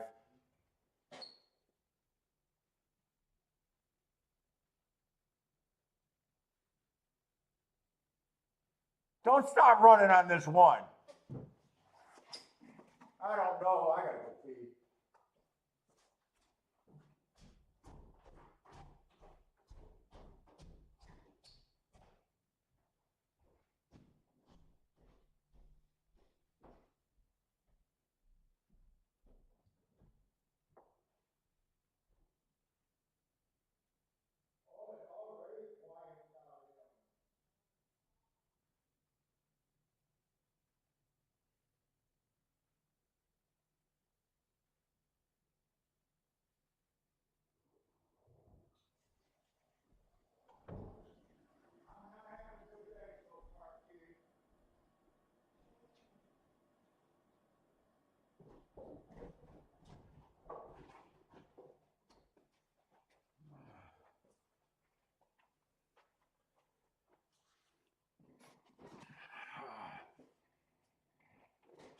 Oh, well.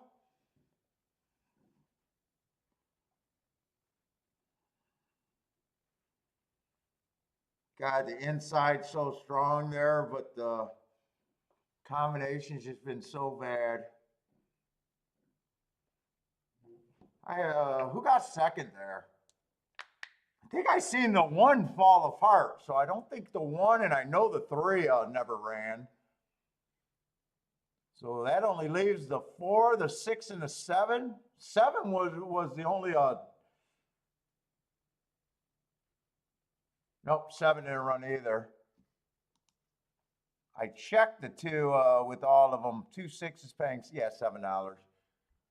Well, I'm gonna have to get lucky next race, but I know where I'm at. That just disaster, disaster, disaster. And fuck, I gotta even hope that these doubles are okay. Let me see. Please don't be right. Please don't be right.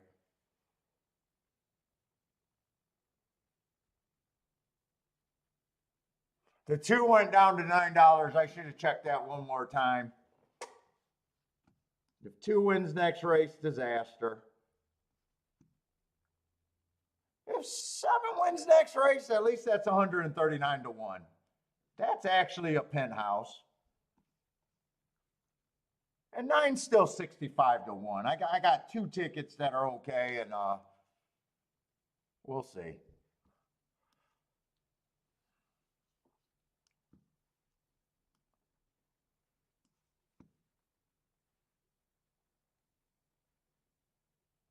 Could it have been the 1 that I was supposed to play? Maybe it was the 1 and not the 2. I can't, I don't even know because it wasn't even handicapping. No, I checked the 2. It was the 2. 1 went up to 19 to 1 and 2 went down to 9 to 1.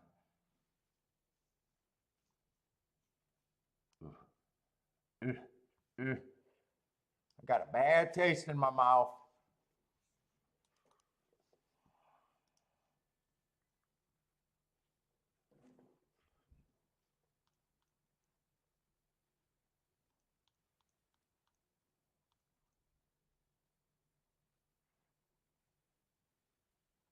We got the 10th race. What is this race? We got another big favorite.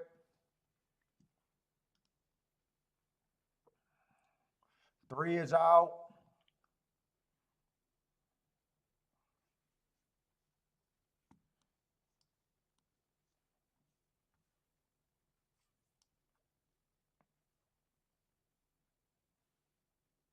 So far, everything at the dirt just been chalk city.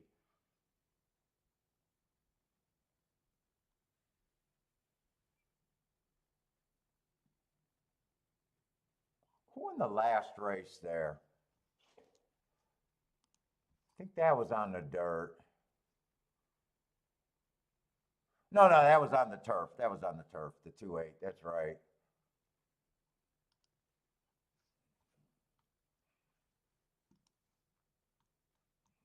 10th race. Ugh.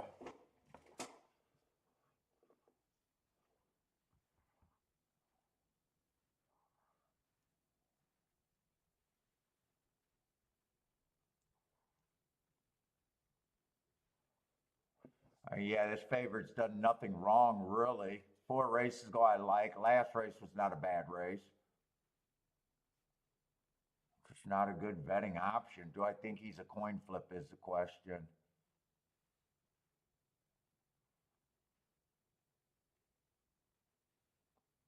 One rain on a speed favoring track last race, gave it up. 2 races ago was decent, though, in $100,000 stakes.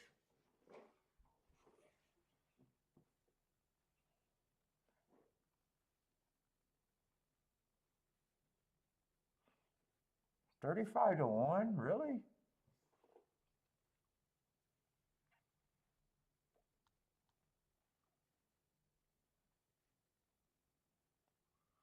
Fours just broke his maiden, done nothing other than that, nothing wrong. First race out, ran against the inside early pressing day.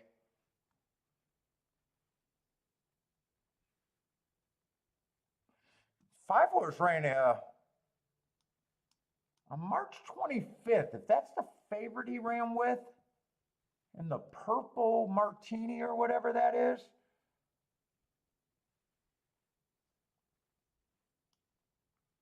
Why did I not look that up for him? Let's see. I had that it was an inside early pressing day. He had the 6 hole.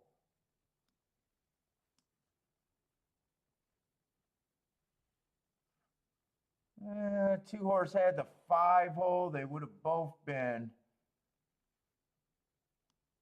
But he broke alertly. I wonder if he got to the rail. I can make that reach to try to get to 13 to 1. But then I still got to worry about this Aqueduct horse, Maple Leaf.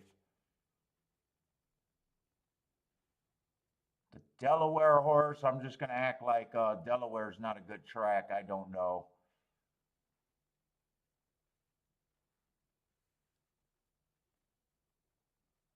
So I got enough time to watch that replay.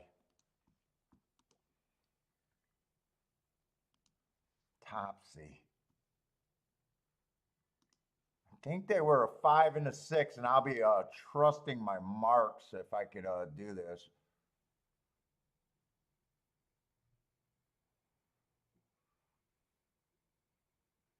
I want to see if the 2 horse instantly got the rail. He sure as fuck did. He crossed over every horse in the race. 6 would have been wide.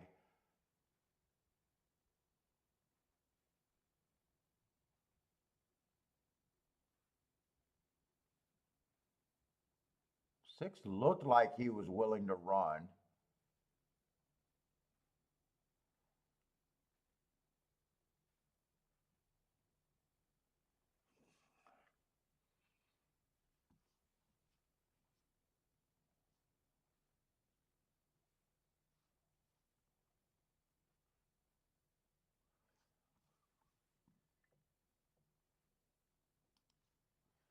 It's a reach.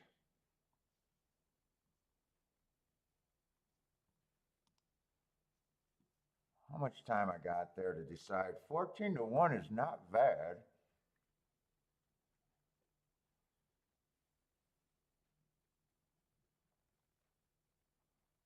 There is other speed. 1 could be quick.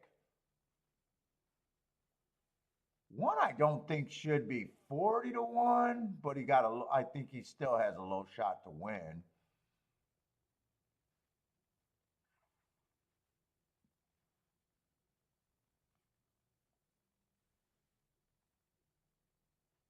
I really got to trust my note there. I think the 2 on March 25th would have been the fastest winner of the day.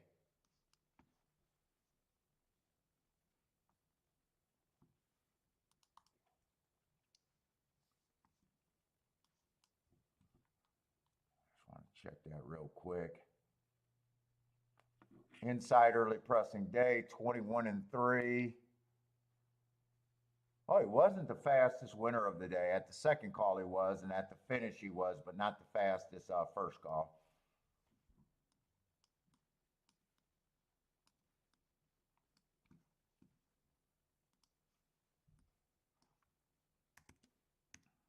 Are you betting on this race? Are you not entertained? Oh. Shit, they're getting entertained. Are you not entertained?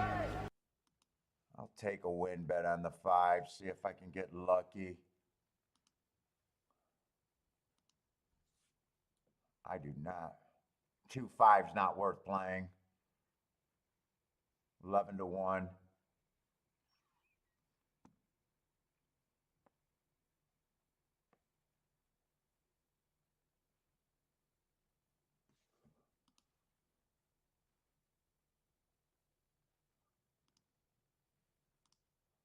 I'm going to do a little exacta key box with the 1. The 1, 2, 5, 6.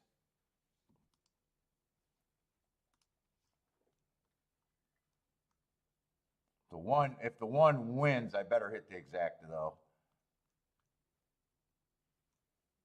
2's too fast. 5 to win.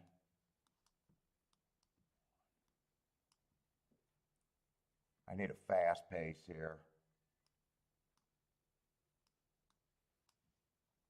I need the 1 and the 6 to hook up. Or the 1 and the 6 and the 2 to hook up. Oh, 6 hooked the 2. Where's this 5? Oh, 5's way back there, and so is the 1.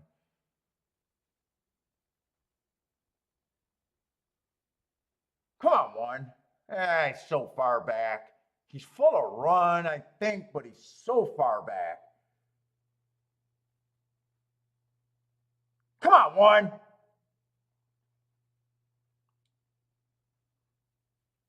Come on, 1 more time. Beat the 5 because the 5 does nothing for seconds. Stiff the 5, stiff the 5. Ah, shit.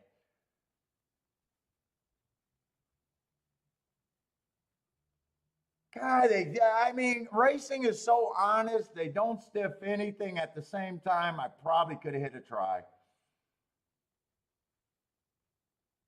I just don't want to bet enough and go after these races enough, and I really didn't think about the try at the time.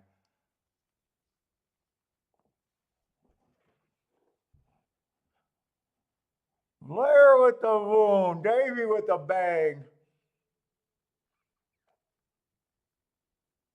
I think this try could have been really good right here.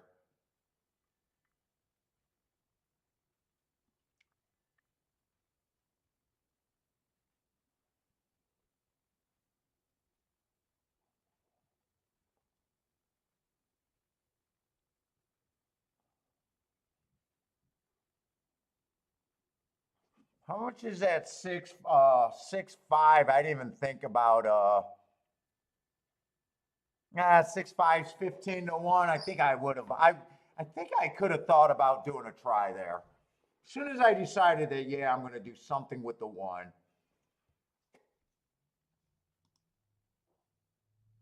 Although I was on short time, I could have even did the win bet on the 5. 5 first and second with the 2-6. And beefed up shitty exactas with the 1. I could have played that a lot of different ways, actually. Try looks mean? What do you mean? If that pays over, if that even pays $50 for 50 cents, I think that could have been played.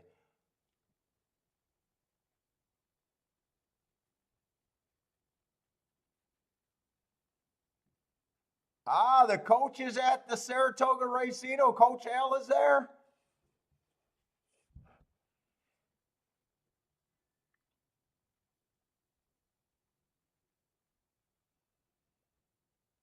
Oh, it would have been beautiful if the 6 just fell out of it and came up with a 5-1. That would have been beautiful.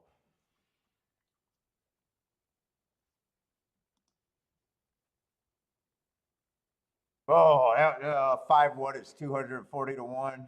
6-1 was 67 to 1. I needed either the 6 to fall out or the 5 to fall out. Shit.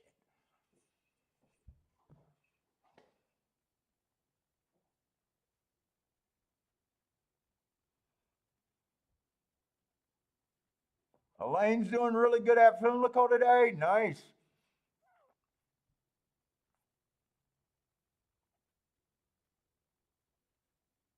So far, all I hit was a 16 to 1 exact on a push ticket. Definitely down for today. But playing super light at Pimlico, so I don't even think I'm that bad.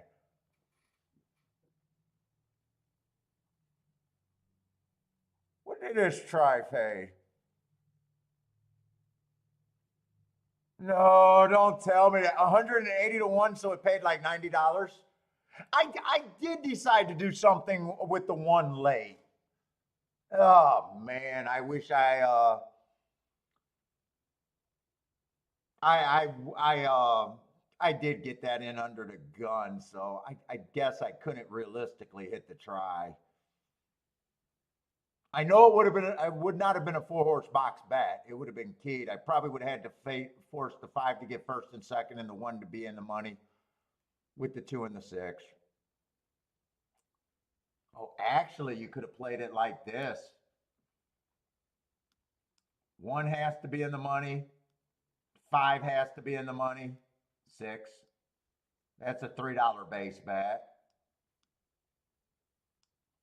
And 1, 5, 2. That's another $3 base bet for 50 cents. For $5 each. What is that? 30? No.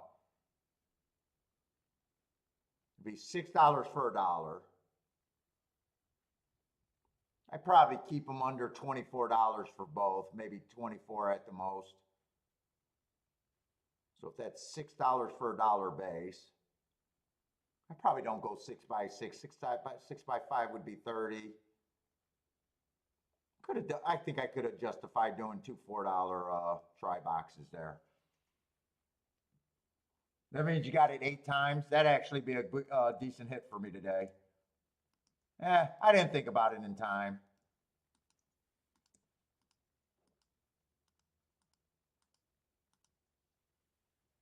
Could it have been played better on the key? Probably start out with a 2-6. With only the 5 and the 1, 5 and a 1. Is that actually cheaper?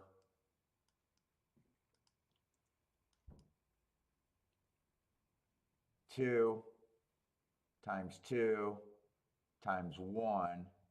That's a $2 base ticket.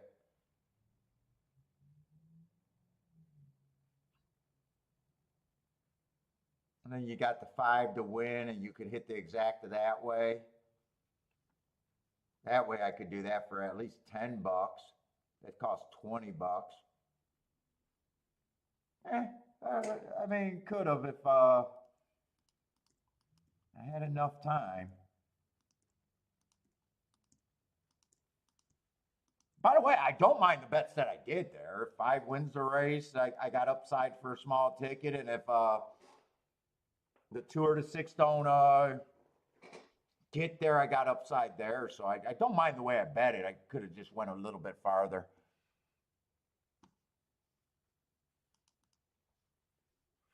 Although a lot of these tickets, I don't mind them that I put in, but they're all equaling losses.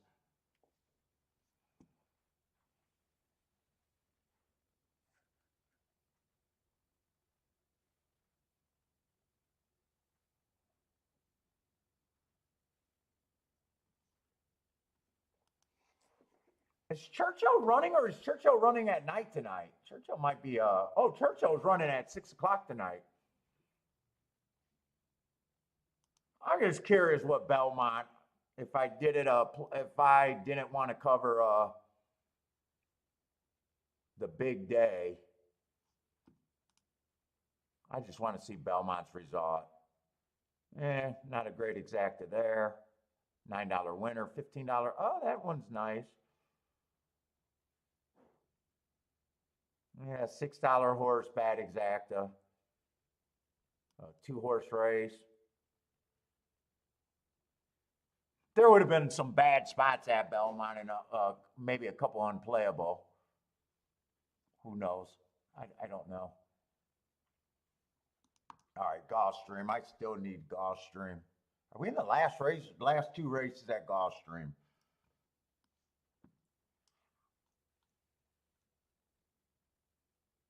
Tapeta Sprint.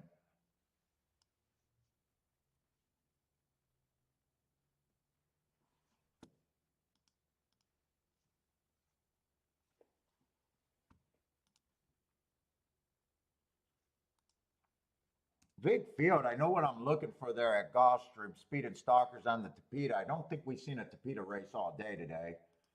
Or a Tapeta Sprint. If we did, I definitely don't remember it.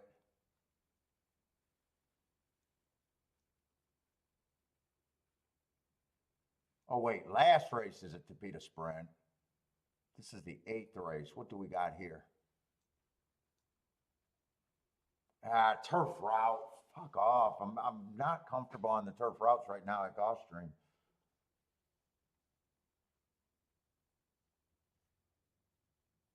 Oh, I'm actually alive to some doubles here. I actually forgot about that.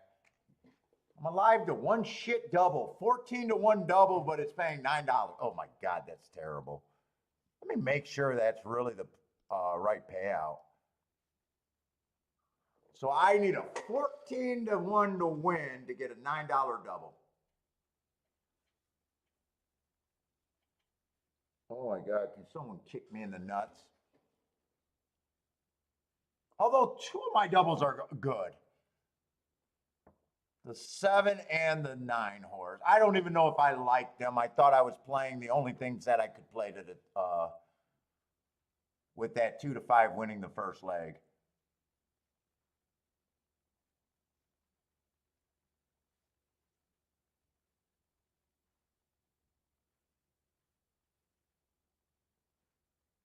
Let's look at this race, but I'm not feeling crazy about.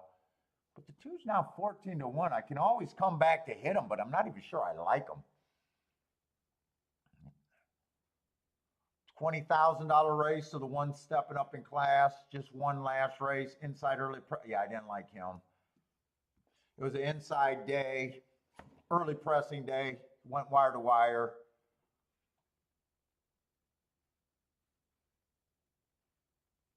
Two, I really don't care for. I just thought that was a double that was paying something when I checked and they bet it down. I don't even think I'm interested in betting more money to make that right.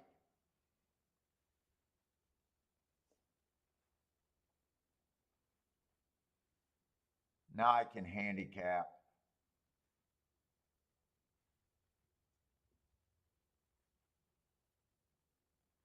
Let's see, 4 races go on the 3-horse stalking day. Average fastest, match strides with the fastest winner of the day. I like that race. Starter allowance 50,000. Should be tougher than this. I don't mind that race. Chase one of the slower paces of the day. 2 races go at 35. And the last race, stalking closing day. Average, 1 tick slower than the fastest winner. 3 does look like a player.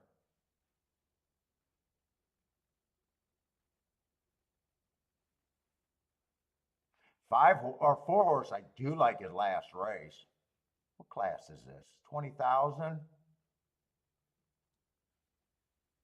Which never won 2 races. For 3 and 4-year-olds, which never won 2 races. Yeah, it should be 2 races.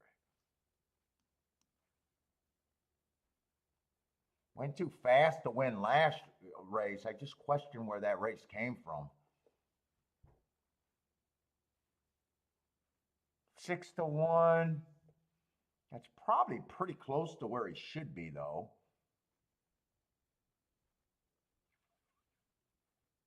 5's the favorite, but he's coming off of a year layoff. Then he goes to 2 sprints. He needed the first race, and the second race he did run well. That was at the bottom.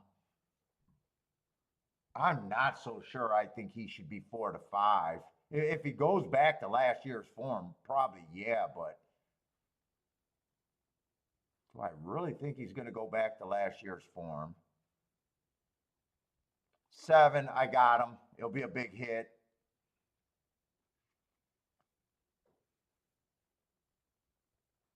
6 is in good form with speed, but he's stepping up in class. I don't really, 6 is actually out. Oh no, I'm talking about the 8 horse and thinking it's the 6.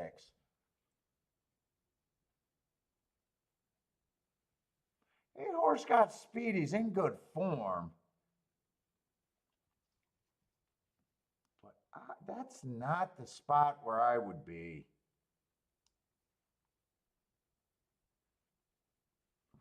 I do like the 9.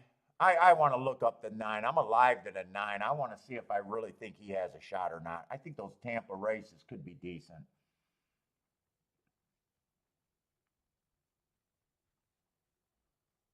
Where is it? My eyes are not working. Come on.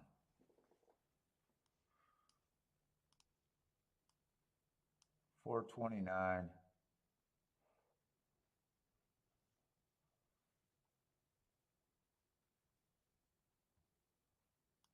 That was just an average day, but I kind of forgive that race when I was glancing at him thinking that he's not a dirt horse. If he just went off form, he went off form, but I thought I could excuse that race. 23-3 would have been average. 48-4 would have been average. I got to do it like this. This race right here was not that bad. He was average, 1 tick slower than the fastest winner and just lost by a nose. But I don't really have to do anything more with him because if he wins, I'm on a nice hit. I don't really have to do anything more. This race was a stalking closing day.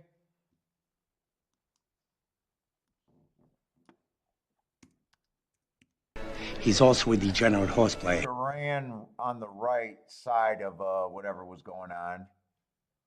That was just an okay average race. Get rid of these lines. They're now. I want to look at February 10th. He was at a higher level there. I think he does have a shot, though.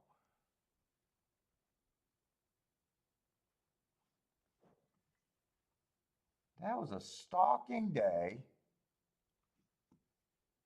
February 10th is farther back. That would have been, I like that race.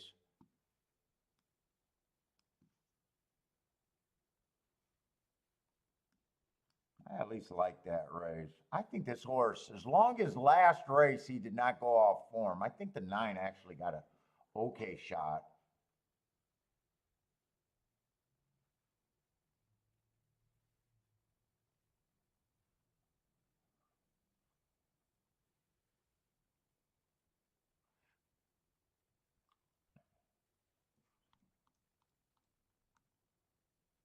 There's no spot to write.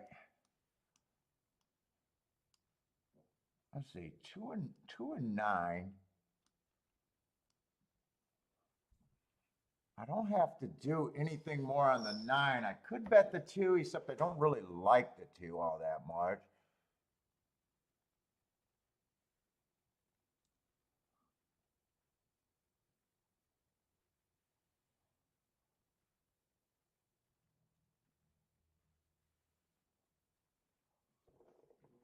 Ooh, 4 should not be 5 to 1.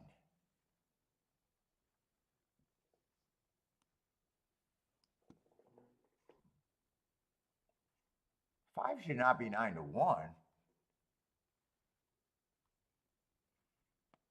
8 I try to beat. I think I leave 8 off.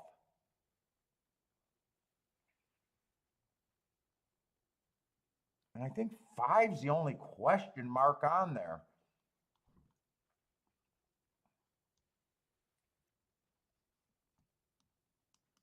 Four, I probably do come back and hit with a win ticket. Let me see these doubles real quick. Where's a 3 and why is he taking so much action? Oh, 3 can definitely be there. I completely missed the 3. You know what? I get rid of the 5. I get rid of the 5 there. Ooh, 3-2's not even playable.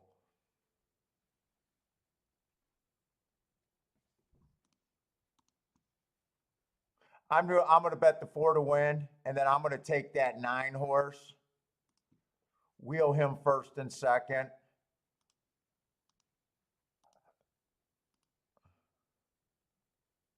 I will use the 5, I will use the 3, and I will use the 4. 3, 4, 5 with the 9. First and second. That's all I want to do. I'm hoping 9 can win and I can backdoor.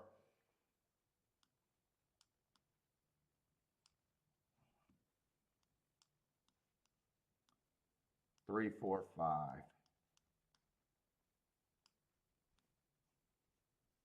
Well, I really hope 7 can win. And well, 7 can win. I'll just take the double.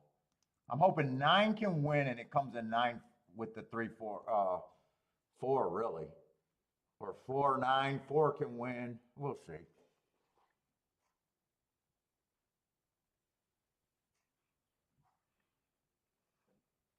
Oh, just 9's just getting wide, wide, wide. Don't have anywhere to tuck. Let's see. 1 gets the lead here.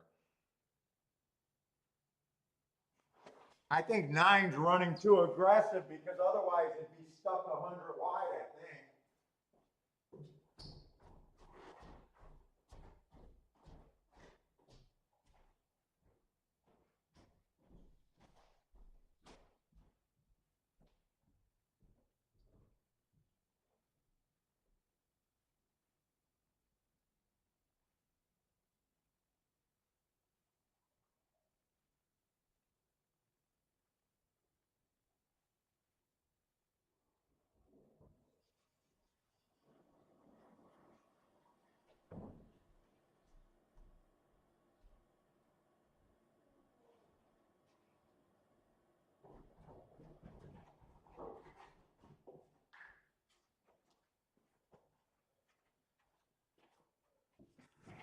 Oh, 1's that.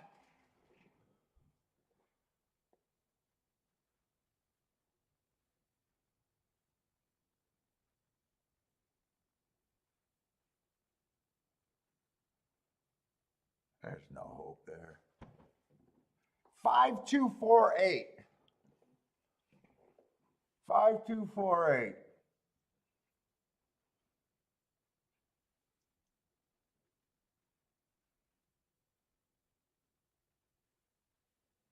I checked the exacta with the 5 too. I think that was paying like 9 to 1 or 11 to 1.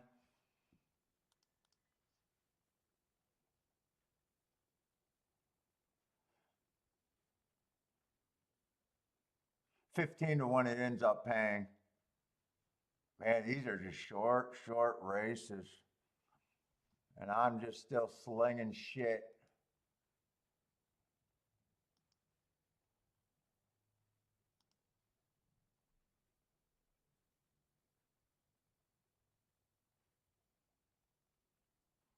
That Tapeta race paid today. I'm just going back and looking at the results at Gulfstream. There's nothing I should have hit at Gulfstream except for possibly that Tapeta race was the only thing that was okay.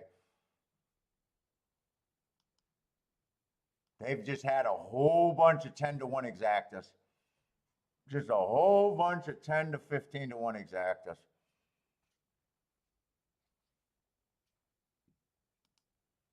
Definitely supposed to be losing there. They had 1 ticket that paid 32 to 1, and I did not play that race.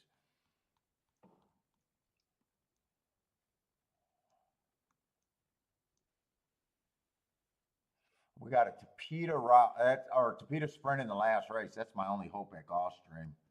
Other than that, it's nothing but Pimlico.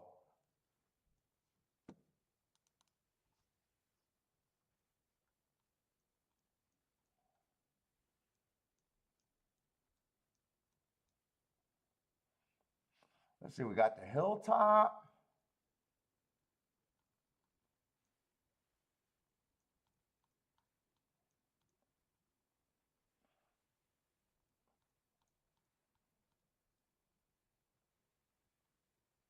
All right. We still got enough races over there at Pimlico. Not a bad betting board once you throw out the chalk.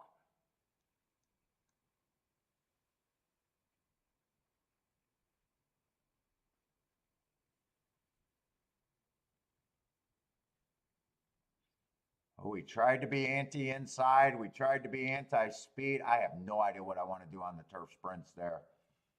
I am just willing to admit that I don't want much action.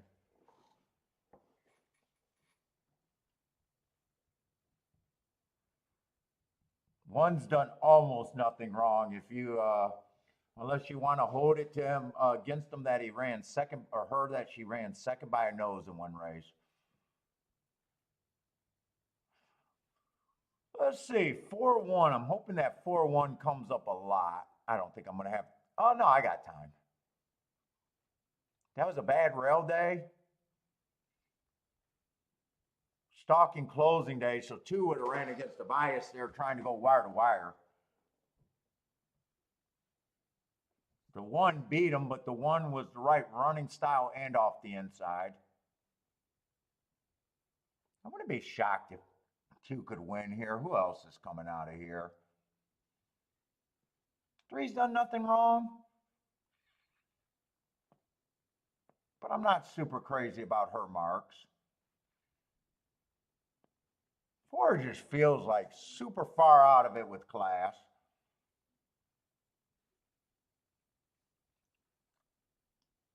She ran on 4-1, but it wasn't on that same race, that common race.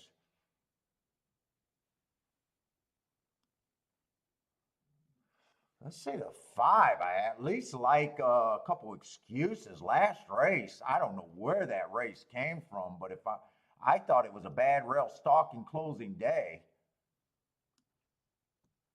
She would have ran every way against the bias going too fast to win. I just don't know where the fuck that race came from.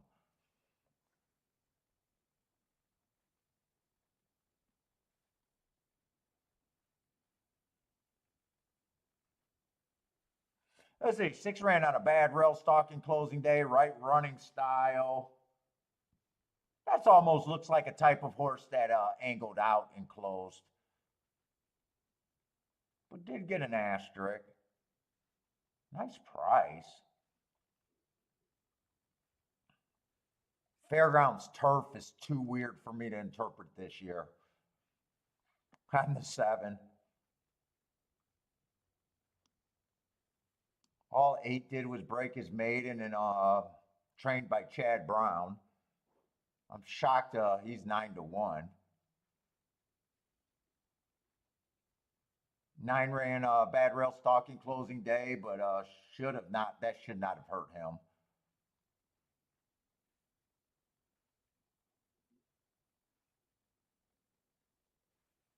Those are nice marks on the 11. Closing day, if I'm right about that bias going too fast to win, that's a really nice race. In a grade 2 race.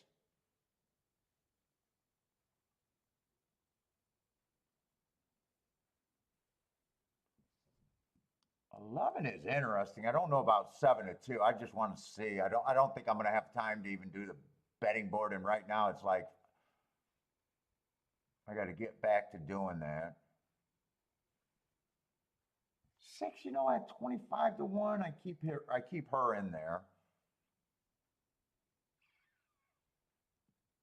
5 at 80-1. I just don't trust that race, but fuck, 80-1 is 80-1.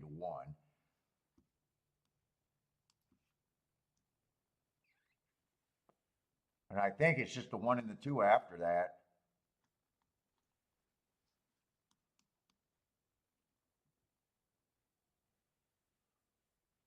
Let's see, I need the 80 to 1 or the 25 to 1 to be there. That's pretty simple. Oh, yeah, and I think the 8 horse is Chad Brown. I don't know what to do with him. He's always good.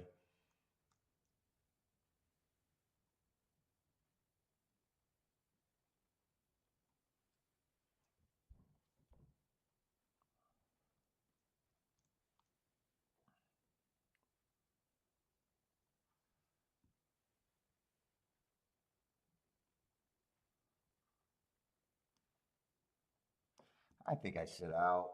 I just have not felt comfortable on the turf. I was thinking about saying, hey, the 6 or the 5 got to get first and second with that group of horses. And probably only play the 6-5 once, 5-6, not one time, but don't have to hit it both ways. So to keep the ticket cheaper.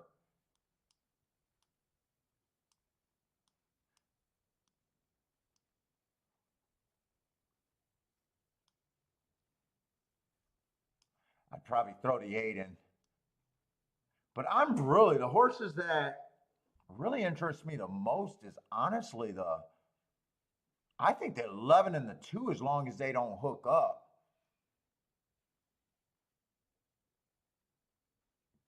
I think both of them got the best marks. I'm kind of anti-1 here, but I don't think I bet this race.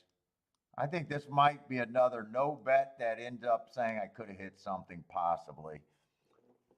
I just don't feel comfortable on the turf right there at all right now. All right, Andre's back with another bet, the 2 horse at 6 to 1.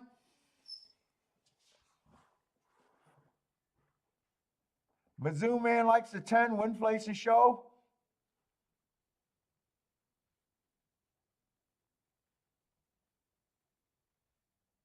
And you know what? I guess if I had to bet, I don't have to bet this race. But if I was to, I'd also do the 8 would definitely get a win ticket. And so would the 6 at those odds.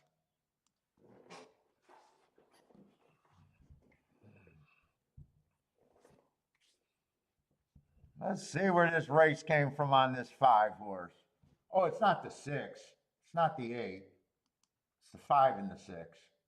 The 25 to 1 and the 100 to 1. Let's see, 10 and 11 goes to the lead. 5's already got himself in tight. I still don't trust him, but it's fun rooting for him. 22 and 3. This is the fastest pace we've seen all day on the turf routes.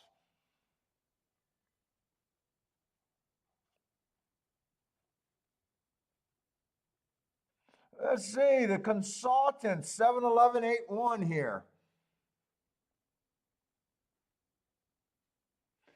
I think if 11 was a higher price, I would really like to play on that. But at 3 to 1, for just a win ticket, I don't think I'm there. I really like that race. But they are going fast. Right now, I think this is way too fast.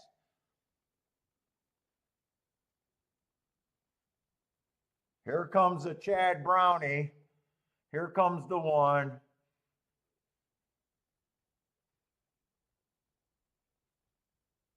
Who's that on the outside? Is that the 3 or a bigger number than that? I can't tell who that is. That must be a 3. 2 did not fire. I thought 2 should have fired. Who's a 3? I thought 3. Or no, I'm looking at the 4. Oh, 3's a Tampa Bay horse. I just didn't trust the Tampa Bay horse with those marks. Oh, that's another Chad Brownie. This time the lower. Oh, no, that's not the 3 that won. The 10 won that race. 10 only ran one race at Kiel and broke his maiden fastest winner of the day. He came off the pace to get that.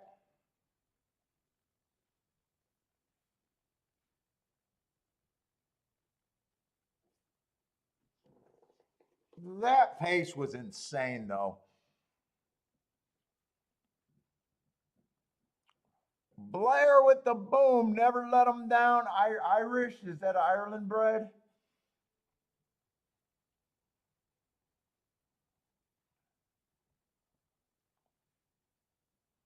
Consultant, you end up with the try there? Let's see, what did Consultant have there? 7-11-8-1. 7-11-8-1.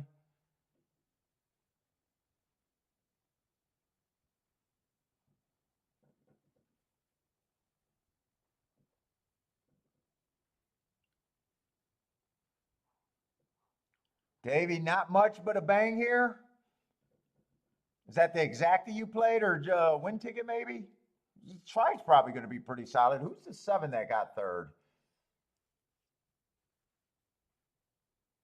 That was definitely a meltdown pace. That was a fairgrounds horse. I just can't figure out the fairground horses on that's coming off that turf.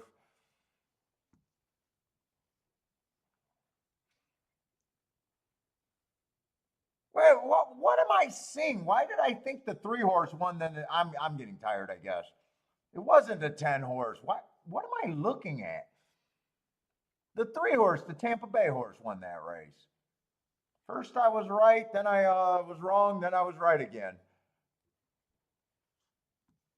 Davey hit the exacta.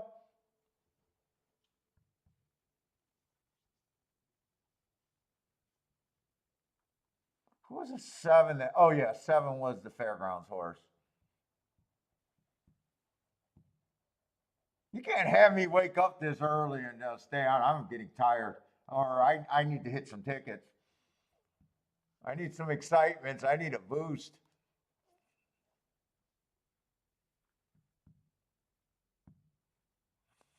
Modric with the small back door. Well, you want the back door to be pretty small.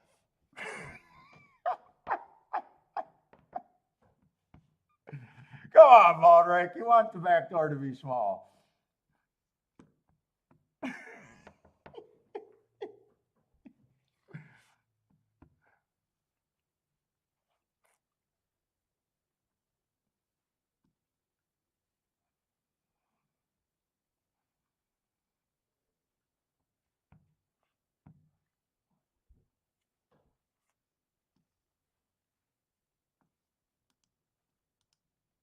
All right, this is my really last shot at Gulfstream for today.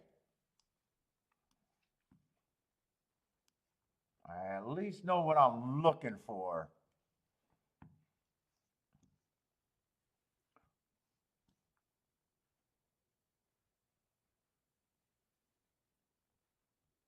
Nice big field. What we got? 9 horses there.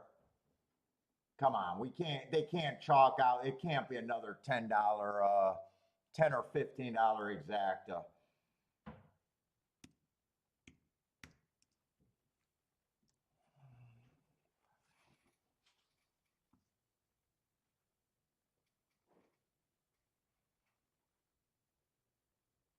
We got a lukewarm favorite, the 7 horse at 5-2.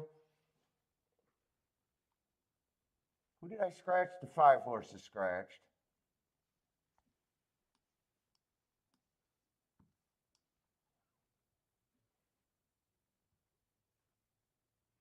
Hmm, 7. What kind of race is this? Optional claiming 25,000.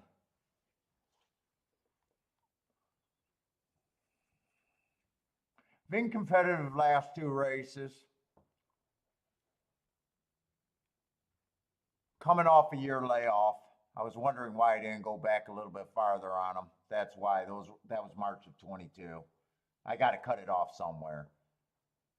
Let's see. First race back after that layoff. It was an early pressing day. He was a closer that day. Slow, slow, slow. Probably needed that race. Still ran second, though. And then last race, stalking day at a route. But he is so far a sprint horse. I'm not going to hold that against him. Got him.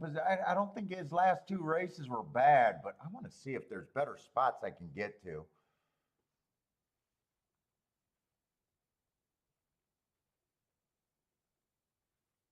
He probably fits as a stalker. I'm looking for horses on the lead or probably within 3-4 lengths of the lead.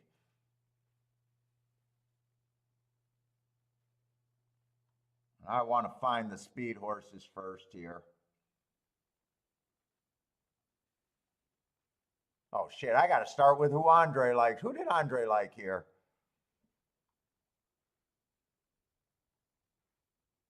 I might not be able to find it. My eyes are getting so wobbly. Oh, the 2-horse. Got the lead last race, slowest pace of the day. That was a handicap race. I actually want to look up that handicap race.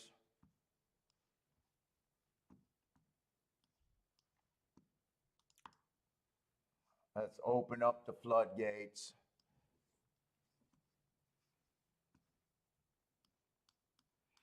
April 22nd. How good was that race?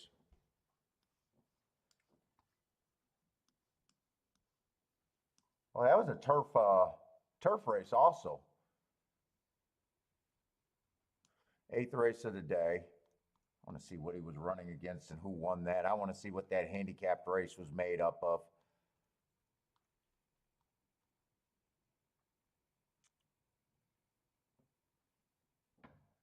$60,000 claimer. Who won that race? Get the Candy and Chaos Joy or whatever. That was a pretty good race, actually. In fact, I'm surprised he was even able to get she was even able to get the lead for a moment there, even though it was the slowest pace of the day.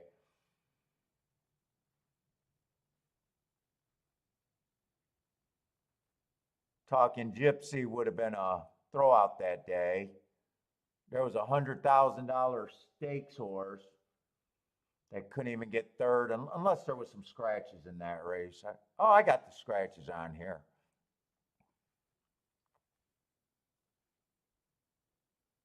Get the Candy was a horse that's been competing against 1X. That should be way tougher field than this. Chosen Joy got second. Chosen Joy was running a whole bunch of $60,000 races, ran second by a neck at $62,000. Chosen Joy would have definitely been the favorite in this race.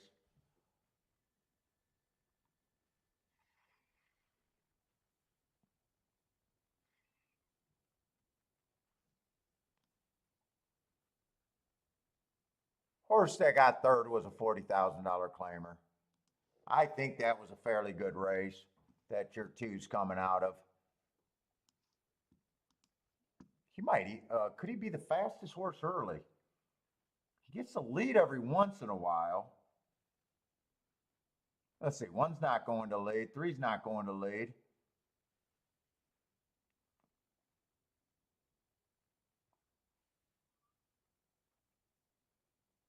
4, I'm not sure what the 4 is.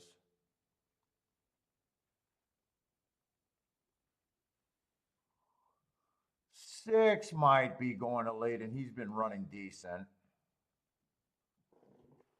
6 is at 4-1. I think this 7 could get beat. I would be interested in the 6 and the 3.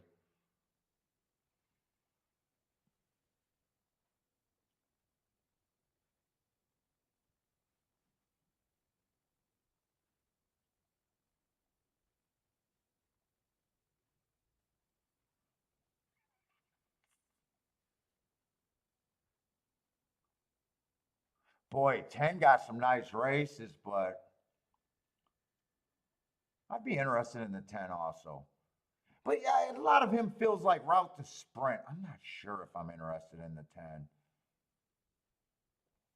He's 6-1.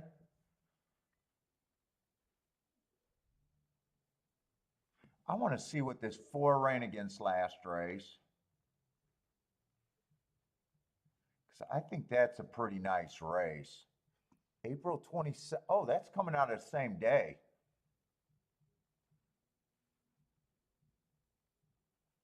Yeah, same day, different surface.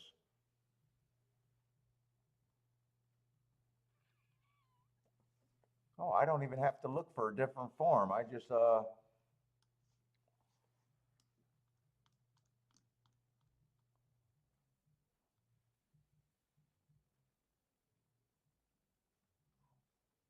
let's see, it's easier if I move it over. Wild West or something won that race. Let's see, they would have had an unknown. What was Wild West? Wild West just ran well in a couple stakes races, earning a heart in a $65,000 stakes.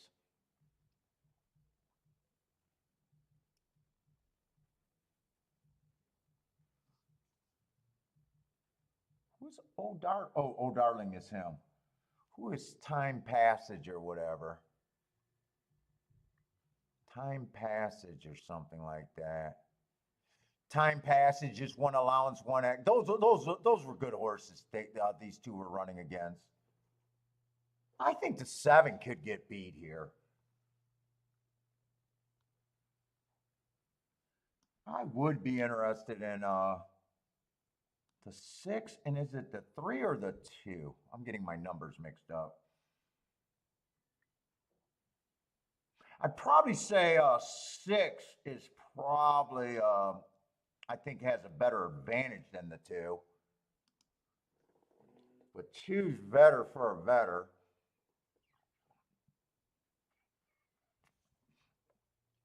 Let's see, 10 on the outside looking in. 9 if 9 takes a step forward. 8 if they collapse on the pace. 7, I probably can't avoid him. It's a 2, right?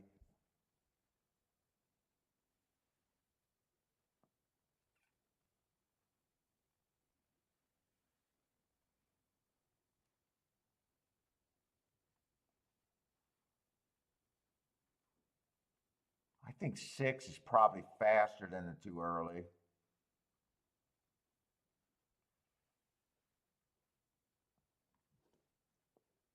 How do I want to bet this? 6 is now the favorite. 6, I probably got to play in combinations.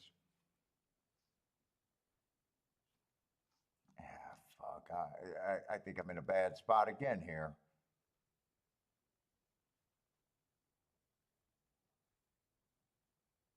Six, seven paying 16 to 1.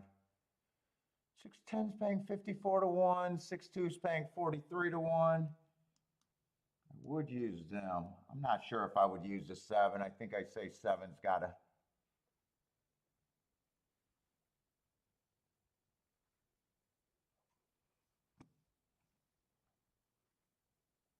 Six, 8 is not bad. 6-1, I can get there. 1 would be coming off the pace. I think 1's fairly legit.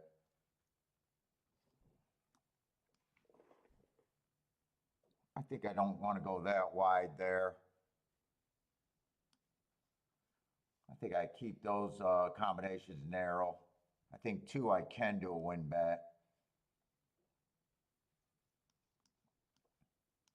Maybe I come back with a 2-6, try to hit that some more.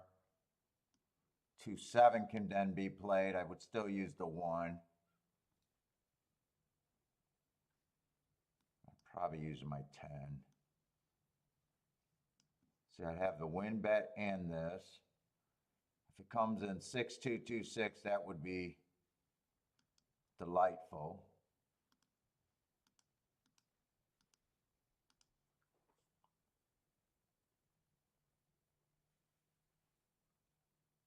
I think that's kind of how I got to play this.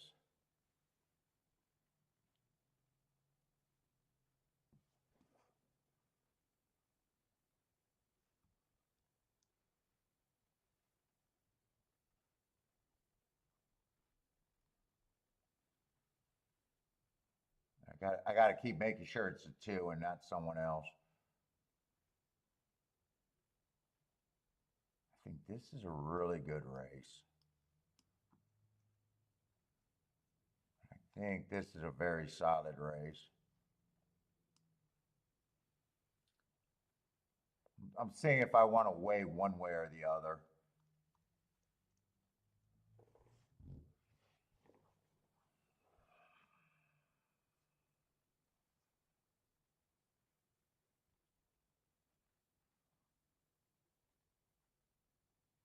I mean, 7 so far is just, he could be the best horse, but that super long layoff, something went wrong, going down to 25 to 1 or $25,000 claimers.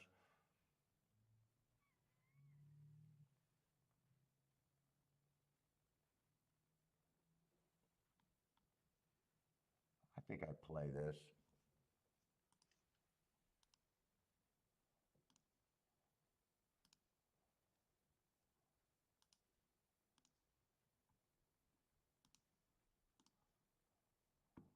What are these exact key boxes?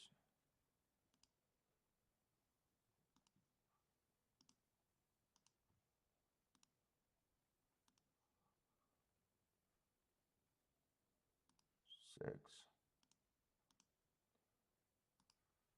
10.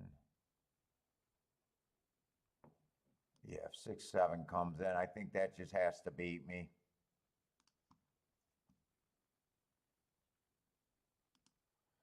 Two with the 1, 6, 7, 10.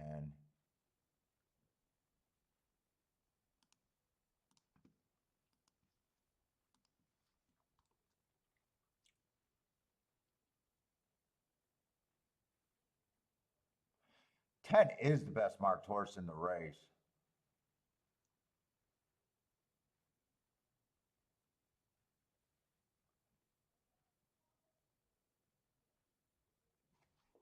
Who did he be here? French King. Who is French King in this race?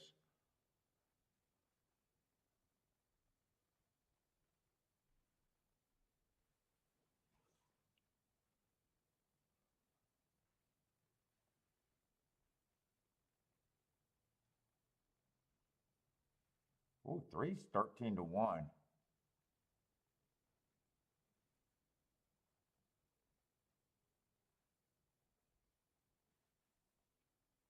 And just missed catching a 10. Wait a minute. On a 1 race sample day there.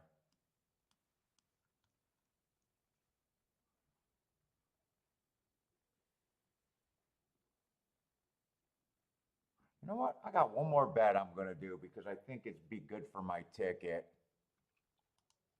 And I'm still trying to hit the 2-6 for even more. 2, 3, 6 in a box. Let's go. Fuck it.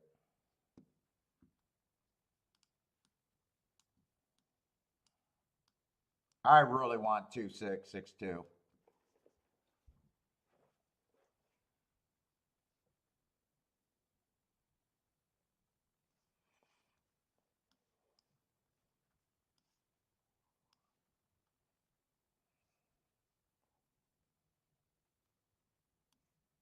Let's see. What's up, Matthew? Just lost your free TVG bet. El Marco Fajita got a play. What's up, man? Gulfstream Park 637 or 673. I seen that 3 late.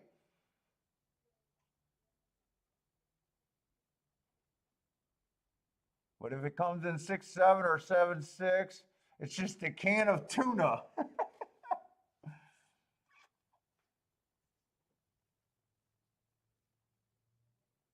I dug a little bit more here. I thought I needed to. If 6 was 9 to 2 or higher, I'd probably just do a win bet here and just try to get home that way. But 3 to 1, I definitely can't do a win bet. I got to hit 6 in combinations.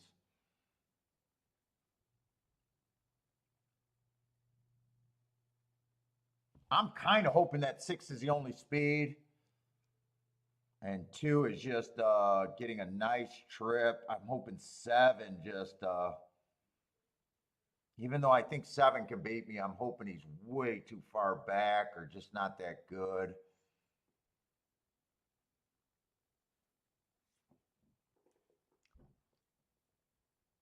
Come on, 2 or 6 to get the lead.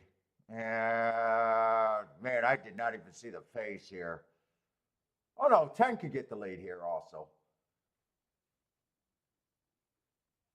But if 10 wins, I definitely need 2 or 6 to be there. What's a 9? 9 is the worst that I didn't see. 7's already too close. I did not want that. Come on, 2.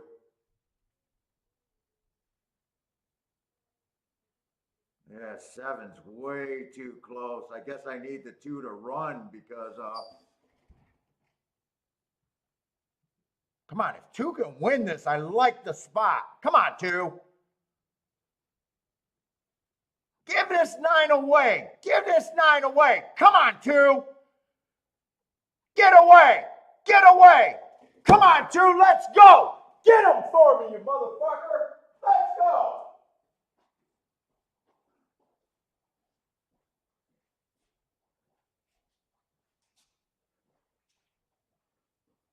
Oh, I hope 2 got it, but either way, I got a backdoor exacta.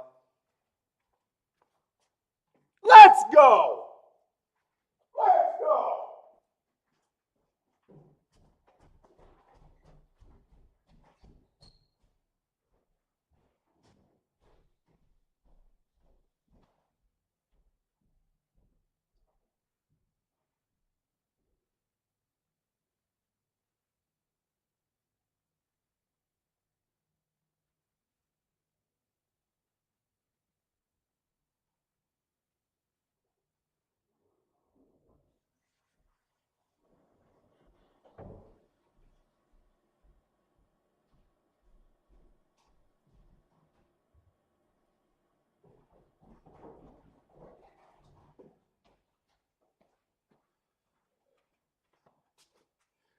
Anyway, 6 gets second. If 6 gets second, it'd be better, but.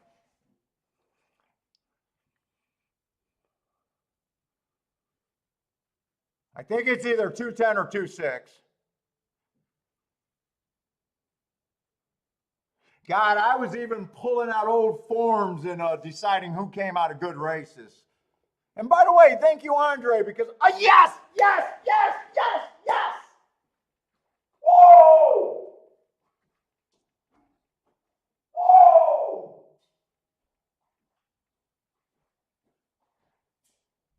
I had no idea the 6 got second. I got a woo on that one. Oh, big money time.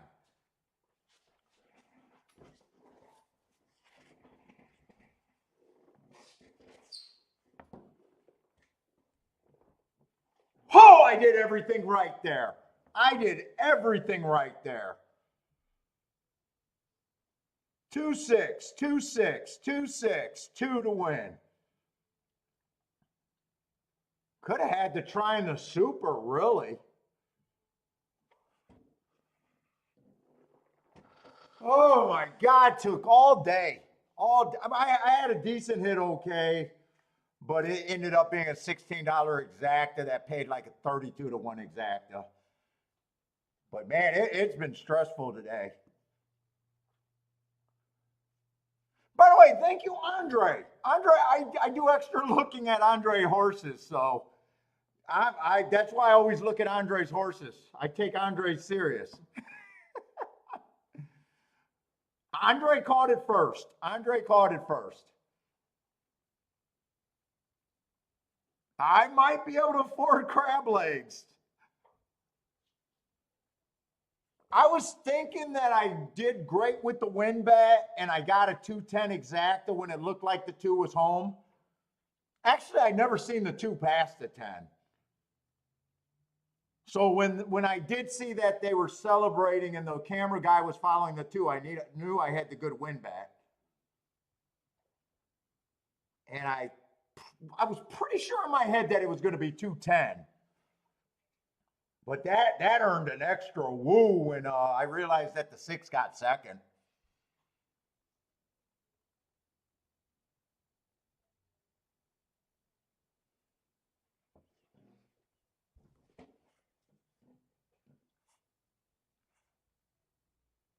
What's up, Arnold? Doing it? Yes for me, shake up. Oh man, it's stressful playing it. I know it shouldn't bother me. Kiki says I don't have to worry about it each and every show, but Jesus Christ, man, it's stressful making calls in front of people. Andre with the boom. Way to go, Andre. Ended up at 8-1. Nice job. Nice job. Like I said, I look extra at Andre horses. I do. Honestly, it wasn't until I seen that handicap race and keeping my old form and looking at it.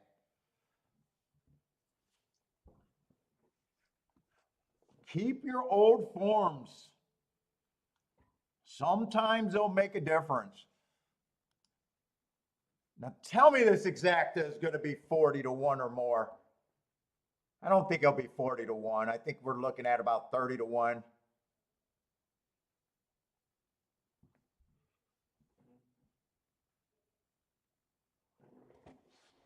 $53-1.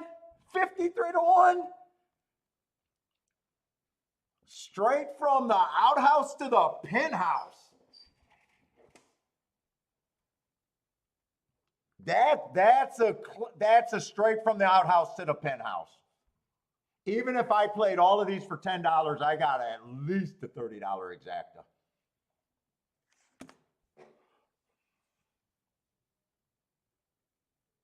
I was thinking that was going to pay like anywhere between 30 and 40 bucks.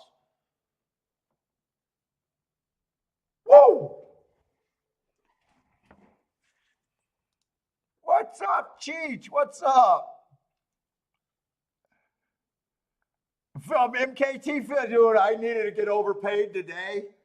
And I tell you what, yesterday, so last week, you know, was a losing week for me and I hit a lot of tickets. But I always say how many tickets you hit never matters. Last week yesterday I got up big. $1,000 to me is big for a day, decent for a day. Who makes $1,000 a day? You know, it's a paycheck. It's a paycheck for a week for a lot of people. And I piss it away to have a non-eventful losing day. Less than $100 losing day, but when you consider you got up on the second race and you just pissed it away, I felt a little bit more pressure today. And honestly, today I did not feel like handicapping very good. So that was also a stress orgasm right there. Because I'm not feeling comfortable at Pimlico. I've been saying it 100 times today that I'm playing Pimlico lightly. It would have been harder for me to hit for this amount at Pimlico today. Because I'm not putting enough action, even though it looks like I'm playing a few races, I'm not putting that much action in. I'm playing really on my lower side of everything at Pimlico. I need to believe there's a bias out there, and right now I have nothing that I got my mind set on there right now. I'm hoping for tomorrow that changes.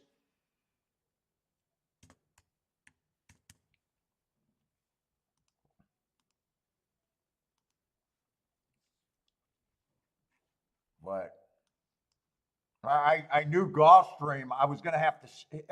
Dude, it's so hard when you're losing in front of people saying, hey, I see that result, but I can't play that result.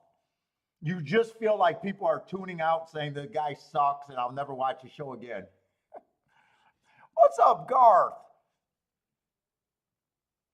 And nice call, Andre. Like I said, Andre did it first, and I had to reevaluate the horse and did extra digging for myself.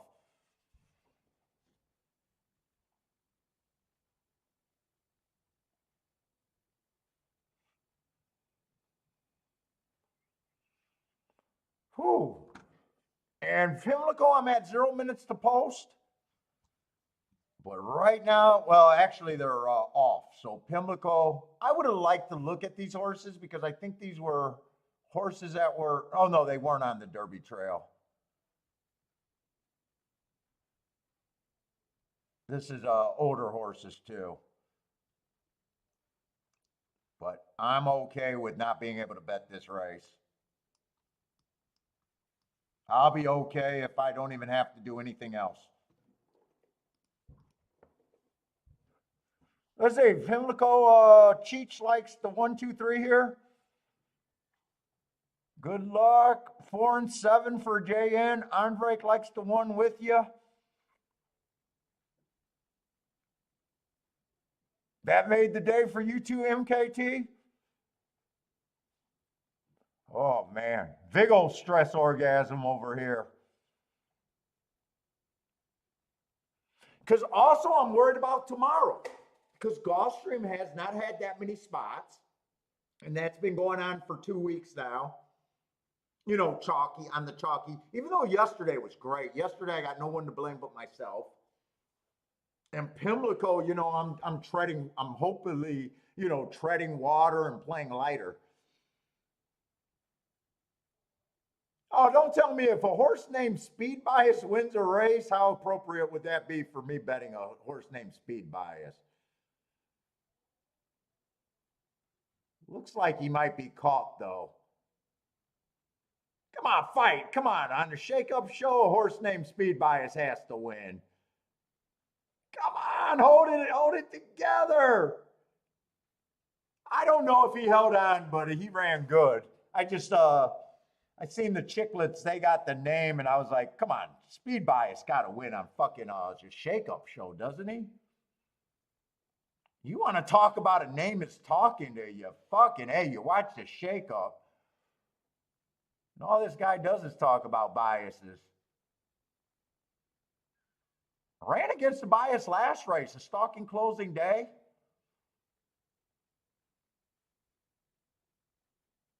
The race before that, he had a 6-hole. I got that the rail was bad. I would have been interested if he had the rail there. He doesn't look like a bad horse. 8 to 1, nice price on him. 2 was the favorite. I'm just looking to see if the race makes sense. 2 had a lot of class. But 2 comes off the pace. Really, there's a K hair that separates those 2 horses at the finish line. 2 definitely would have had to be taken seriously too, though, also.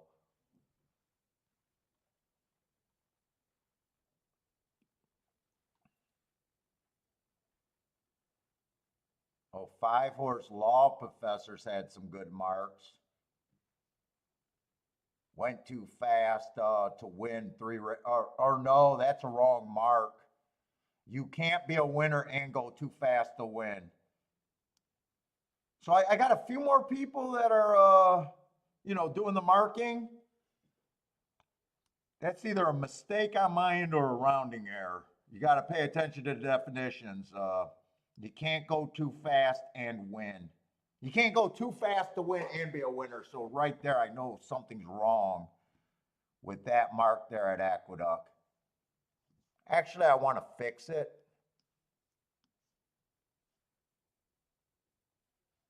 Oh, the 2, wait a minute. Oh, the 2 did catch the 7. I thought the 7, I think the guy got confused too. I think I always watched the camera guy, and I think the camera followed the 7 like the 7 won the race. 2 would have had to be taken seriously there, though.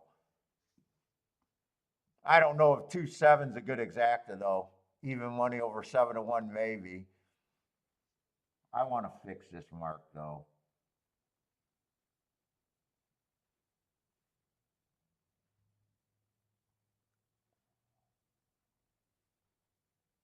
God, my eyes are not working. Usually I find these pretty quick, but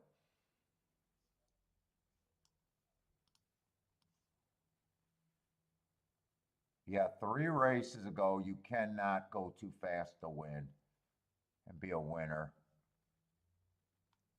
Let's see, January 7th, I want to see where I made the mistake.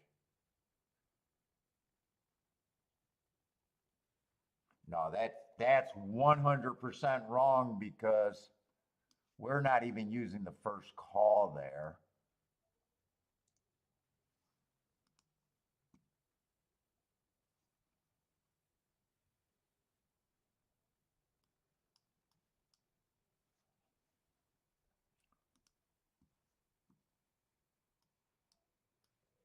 That would have been one tick slower than the fastest winner, average. And when I make a mistake, I can't trust the other marks now. Let me just try to fix him. I know I make mistakes and I can live with it because I try to keep them down. But when I spot them, I definitely have to fix them.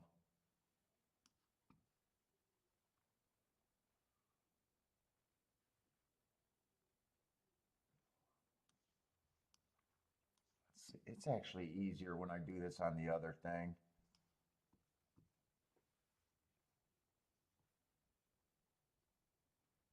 That's actually right. And this one would have been looked at alone. You know what? I want to grab that Keeland race, even though it's not in play anymore, because the next time he runs, that just slides off the form. But I want to look that up while I got it, while I'm doing extra.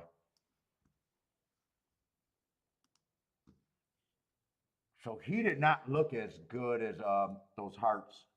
He still looked good. He's also a degenerate horseplayer. Stalking closing day would have ran with the bias on Breeders' Cup Day. Would have just been average, average, average. So he didn't look as good other than his class. That makes a big difference not seeing those hearts there. I do so many of them at a time. I'm marking forms for hours at a time because I'm doing them all early to get ready for the shows. It's just one after another, and you know, I make mistakes.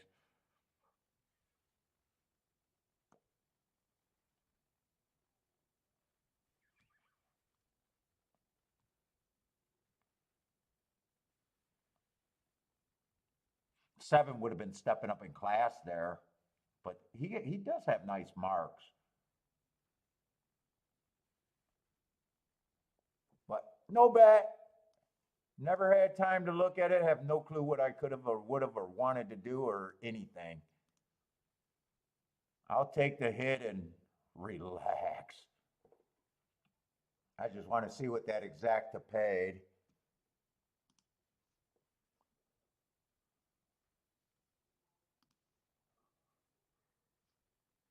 Yeah, exacta 10 to 1. That's just another exacta that I would have had to play against or get beat or sat out.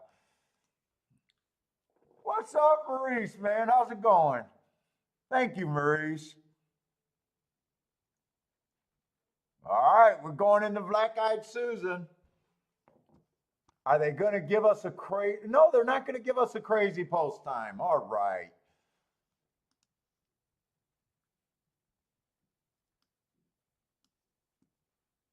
Charles would have, yeah, definitely you would have rather had the 7.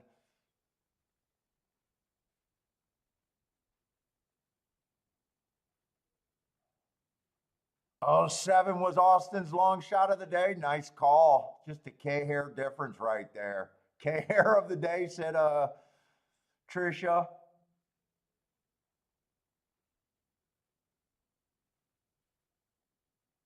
Oh, yeah, Andre. Hey, man. Nice call, dude. Fuck, I needed that then. I needed that, man. Nice. Is anyone looking at? Oh, they got a Black-Eyed Season Preakness double? Probably.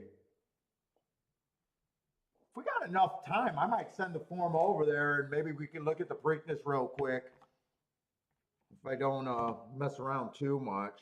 I think I got it mostly marked.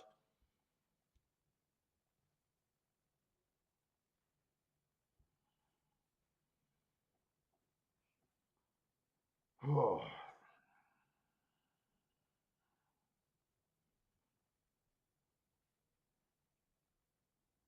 Let's see, that's today's form.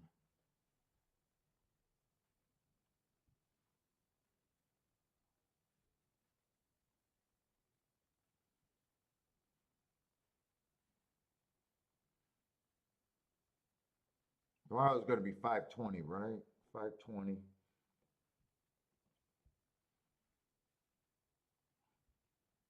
They run an Arabian race in the last race at Preakness, so I won't be doing that tomorrow.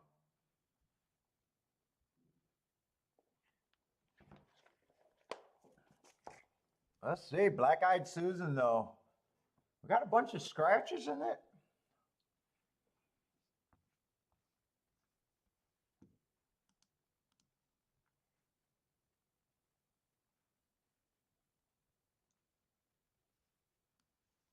Let's see, that would be the 13th race. I got to add some space here.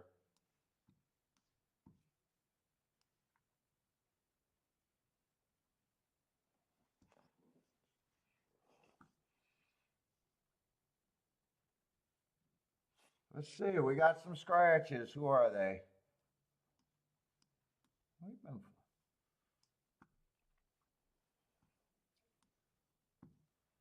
The 2, the 4.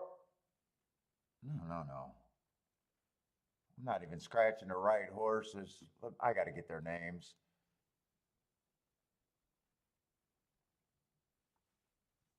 Am I in the right race? No. Frosty O'Toole? I like that name at least. And Miracle's out. Who is the favorite? Is the favorite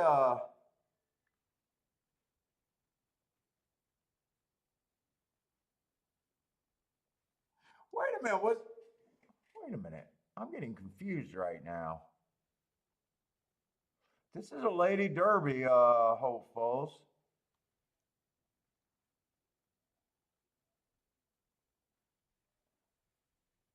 Oh, was there a tax and a tax? I thought this was there a tax that ran in the Derby a few years ago? I keep getting these two horses mixed up, and all they did was add a D to the name. Why do I think there was a tax a few years ago in the Derby? This kind of sucks for me because the 9 horse is a West Coast horse, and I do not follow West Coast at all. I have no idea if I think that, I mean, okay, I can look a little bit, but I need my marks. All right, done nothing wrong. Why was she not in the Oaks?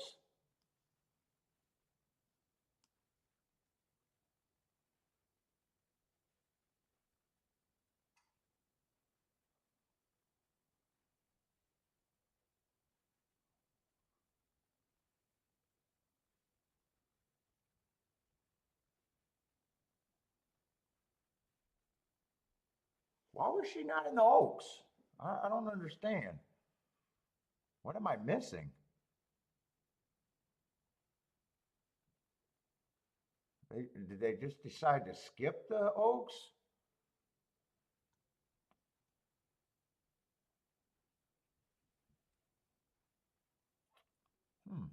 It just seems funny that a horse that hasn't lost yet. Oh, Baffercan running Churchill. I keep forgetting about inside politics and shit. Okay, that makes sense. That makes sense. I'm like, what is going on? Okay. You guys are on it.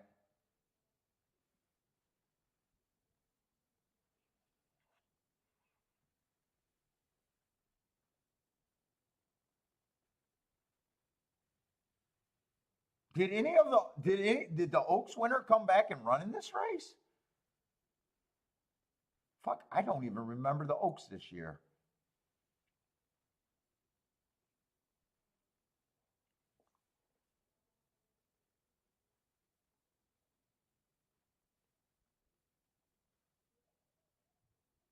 No, Annie, I'm just always confused, man. I'm just always confused. But I'm smart enough to know you're mad at your husband to buy him snow crab. I do know that.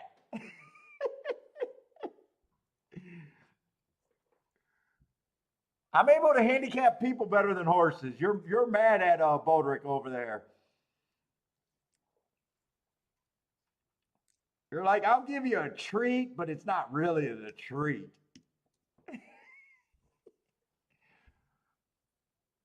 I'm gonna watch him struggle and get little pieces of crab over there.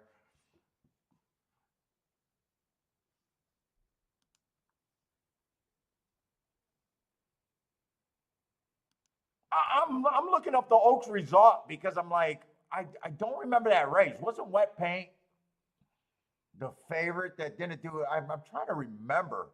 Let's see, that would have been on Friday, not Saturday. That would have been the 5th.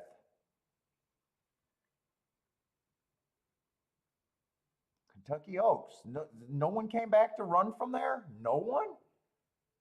Pretty Mischief won. Gambling Girl got second. Wet Paint got 4th favorite. That was a nice race, and none of the girls come back in 2 weeks. Really? Well, I guess only one boy came back, so I guess the Black-Eyed Susan doesn't matter anymore, huh?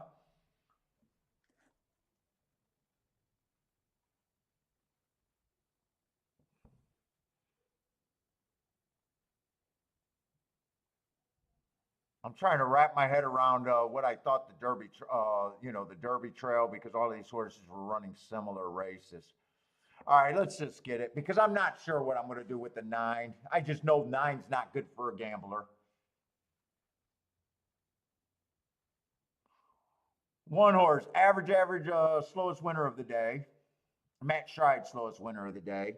I can forgive anything first time out. Came back, ran a better race. Average, Matt Strides with the fastest winner. Comes back, run on a bad rail stalking closing day, but would have been running on the best part of the track there. Still ran second. I'm not sure what I think one way or another. Lightly raced horse could win this race. To me, it all depends on what I do with the think I want to do with the favorite or not do.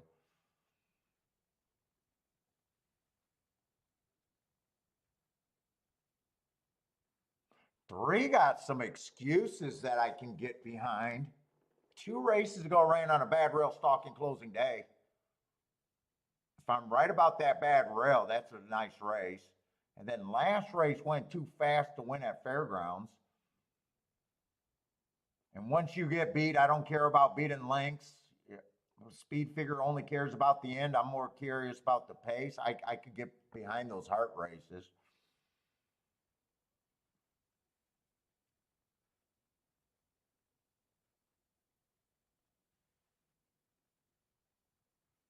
Man, this race is just fairly common, right?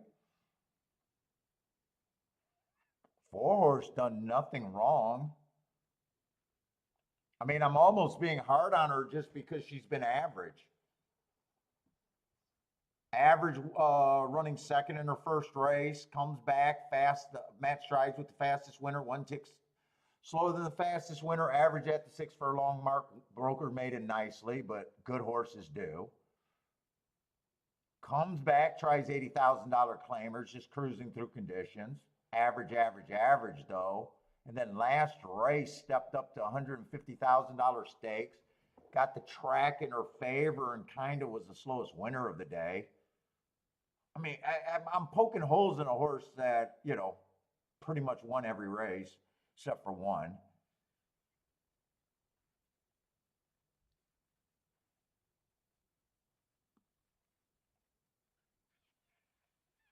I mean, 7's all set. Took a while to break her maiden. She broke it on a bad rail stalking closing day. A decently fast pace, though. Matt Strides with the fastest winner, which she was average.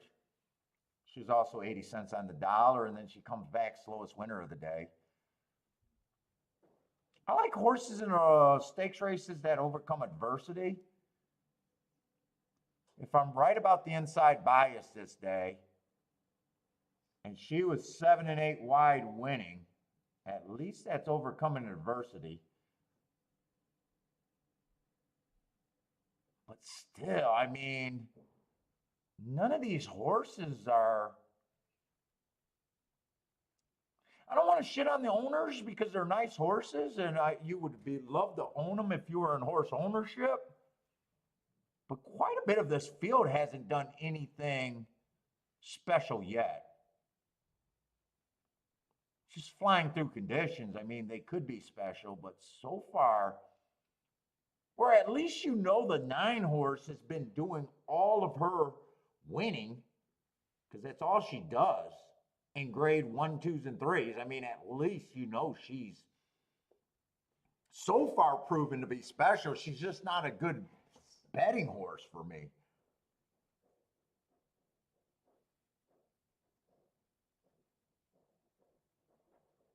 Hey, right now, Eight's just a nice horse. What all she is proven right now is just to be a $60,000 claimer and a likely a little stakes winner.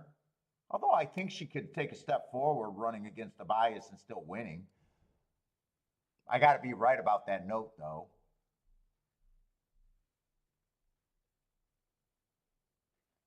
Tax got some very nice races, but I can't.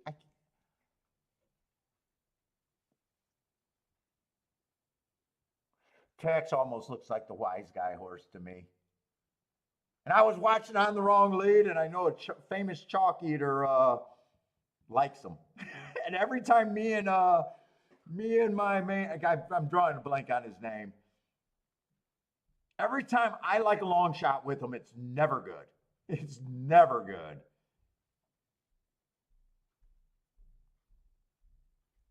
I do like that race 4 races ago going too fast to win. But then she comes back, averaging a $200,000 race. Nice second. And then she comes back, goes too fast to win again. Nice second at 33-1. Oh, Mark. Every time me and the Mark agrees, it's never good. I think I heard him last night saying he can get to this horse.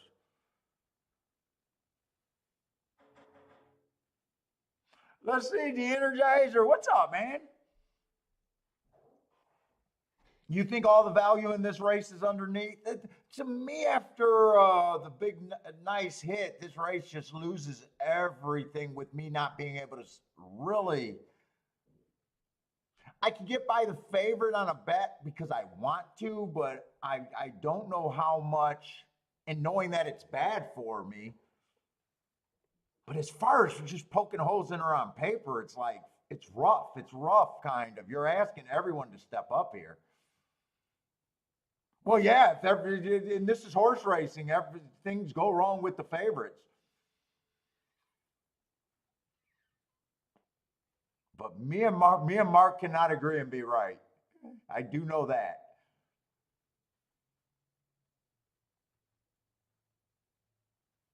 I just don't know how I can honestly poke a hole in her.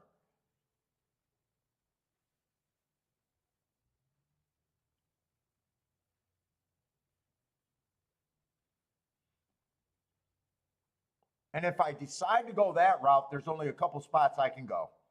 If I go with 9, I don't even have to handicap. It's 12 and 11. And check the 7 and the 8, but I don't even know if 9 winning with the 7 and the 8 are any good. It's pretty much 9 over the 11 and 12 and trying to backdoor it for the bigger hit. 7 and 8 are borderline. Well, 9-7 at 21-1, that's probably not too bad, but 17-1 to the 8, I probably got to leave alone. If you try to beat the 9, well, the race all of a sudden becomes great, but you got to decide if you can I got to decide if I can reasonably beat her.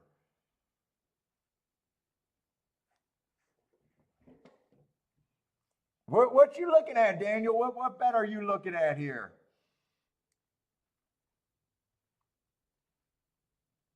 I mean, I still got to do that razor edge of saying, do I really think it can? Let's see, if I was doing a betting line, let's see, Bob Affort's probably pissed.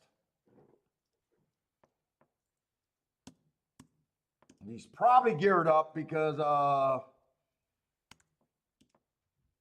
you know, the fuck you guys. I can't run at Churchill. I would have won the Derby too, or you know.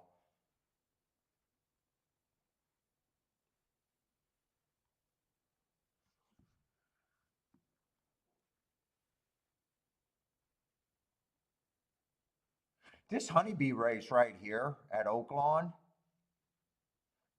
Let's say the strongest, I don't know if it correlates to boys and girls, but I thought the strongest route to the Derby, at least for the boys, were Florida and Oaklawn. I thought those ended up being the toughest route. I don't know if that correlates to the girl. I do like this race right here. I could get a little bit behind this race. Bad rail stalking closing day. Had the bad rail.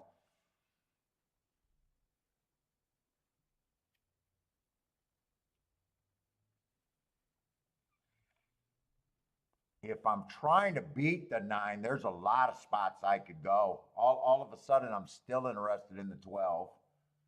I'm definitely interested in Mark, so me and Mark cannot win.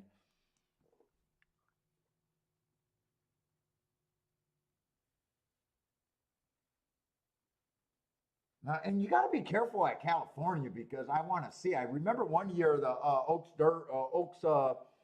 favorite. I took a hard stand against her when I realized every race she was coming out of was a bunch of 4-horse fields. Yeah, she got huge fields over there in California. She was beating 6-horse fields, 7 and 8-horse field. So sometimes in short fields you can question the competition.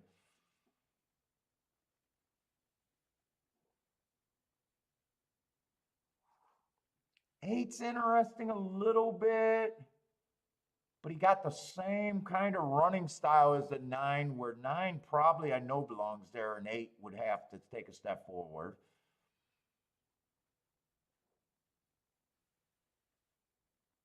Oh, 3's still super interesting.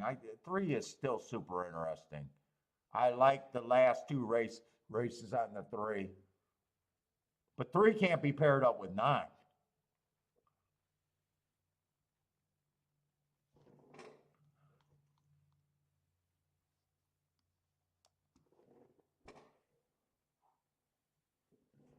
Tom Higgins likes the 3-4. 9's just by definition over bet. There's nothing that can make that good. Even if I think these 2 horses are there, they're both overlays. 10, I probably give a decent amount of points. I just want to see where their sins up. 8 has to take a step forward. Who's the 7?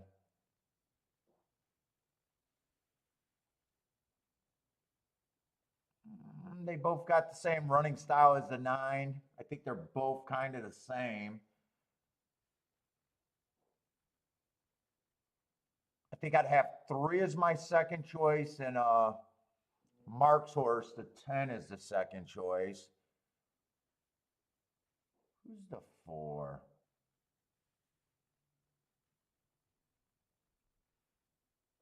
One's lightly raced. I just can't get to the 1 at this time. I'm not as much liking the 8. Let me see if this makes sense. I might be way. Oh Jesus, am I way over?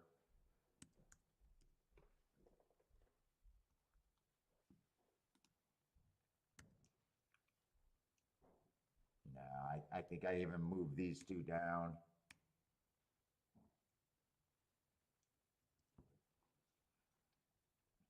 And that puts both of these at 15%. That means in my head, the 3 is priced right. 10's an overlay.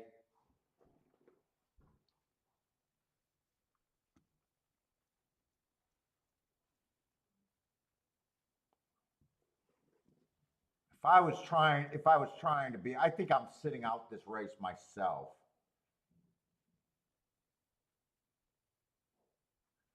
But if I was trying to beat this 9 horse and not use them for first and second, I think that's the group of horses I'd be in. I didn't really get to look at the Oaks Derby double because I just looked at that race way too long. If Well, you gonna Parsons bet on ever this become a race? horse player again, I'll be able to get the Santa Anita I don't know. races, but he's a working man. Hey, thanks a lot. I'll be here all week. I'm not. They're loading in the gate. I'm not even going to be able to. Yeah.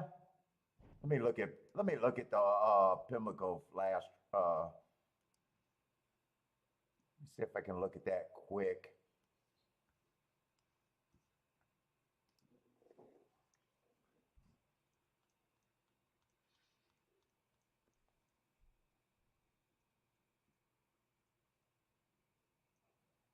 If I played the 9, that would be my spot.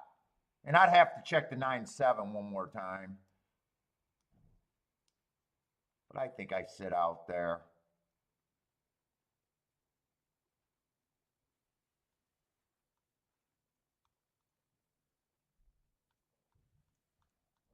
Let's see if I can get to the Pimlico Preakness. Usually I do really good in the Preakness, and usually I love the speed horses that were in the Derby on the lead, or the horses that are running in the Preakness that was closest to the lead. Sometimes that's not always, that could be the 5th place horse, but none of the horses that were closer to the pace. I've done very good with that angle. It seems like Mage is becoming a closer now. But I thought there was interesting marks in this race at least.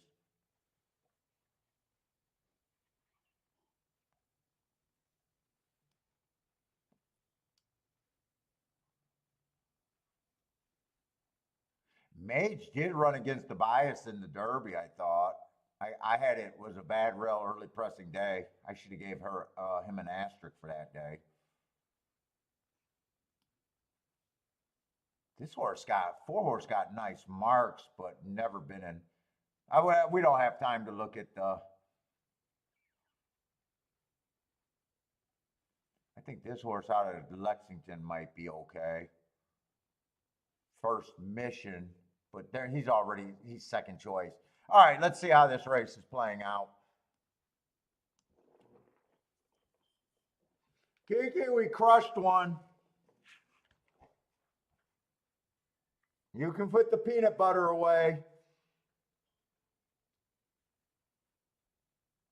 3 got the lead here. 3's is that the 3? Yeah. 3's definitely a spot I could have got to, but he got a lot of pressure. 9's in very good position.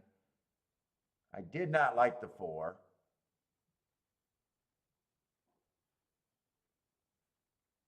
Three got a nice hold right here if he's good or she good enough.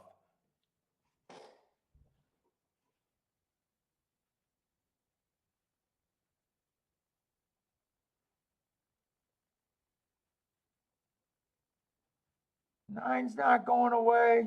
It's just a matter of who's good enough.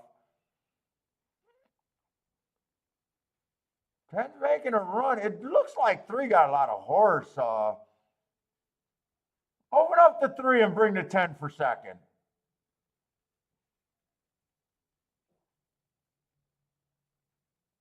Bring the 10 for second. Me and Mark can't both like the same long shot. Maybe we could. Trying to beat her was definitely the right way to go. Hey, Mark, I helped you out. I sat out.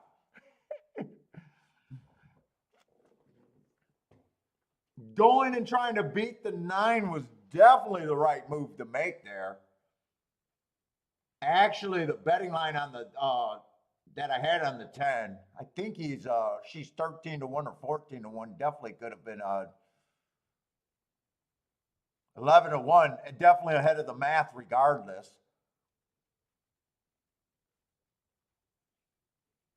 3, I couldn't have played. I probably should have played this betting line actually now that I'm looking at it. 3 was a right price. 10 was the only overlay that I thought had a realistic shot, but hearing Mark said that he liked them, I couldn't play. JN, that made your day. Nice call. Austin with fire booming. Charles with the boom boom. JN with the boom boom.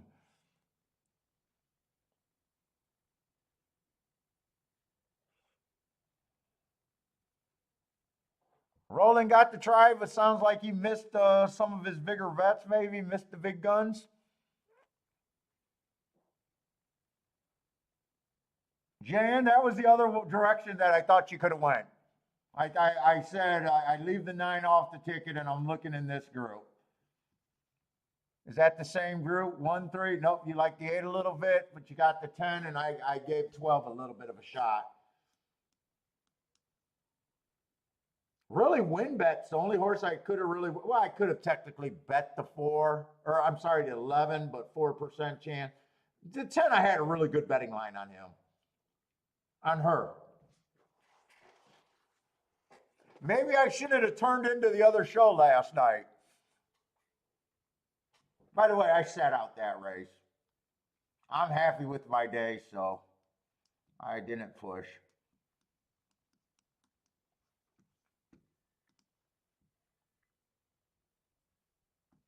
That exactly got to be pretty solid.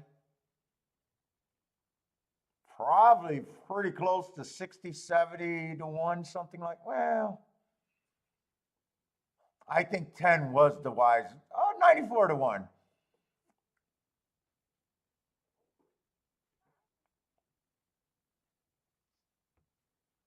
First time starter made a pretty decent profit this week. Nice.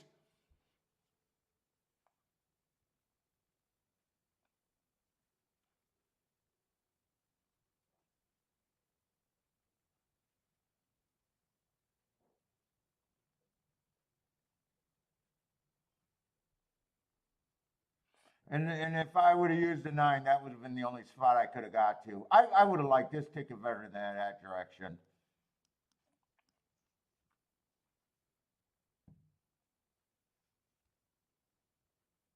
Oh, Charles, oh, yeah, that's right. I didn't have the comments, so I didn't see you in there. You were on their show too? Did Mark, I was right though. Mark said he liked the text, right?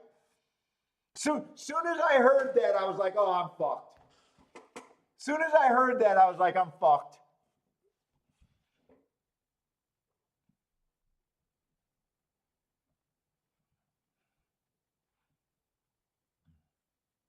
Jan got it too. Nice.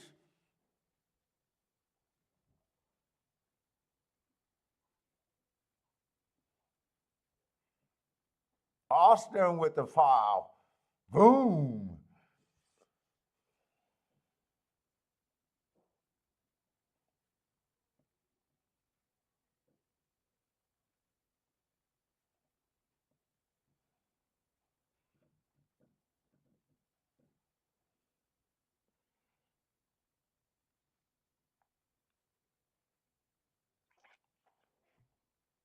Sure she can't close the window until she get a Charles Boom in the chat.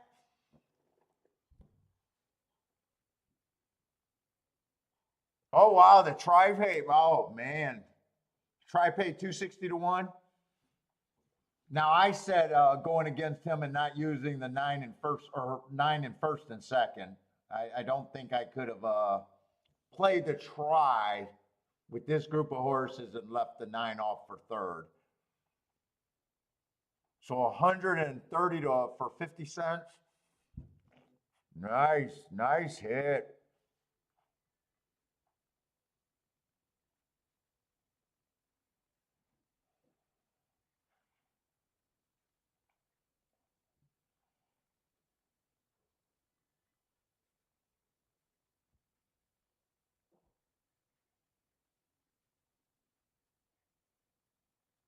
That's one of the problem with the short fields in California and me not having marks.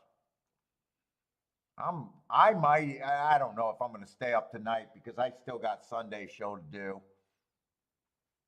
I was thinking maybe I should look up these 3 days and see if I would have even liked her on my marks.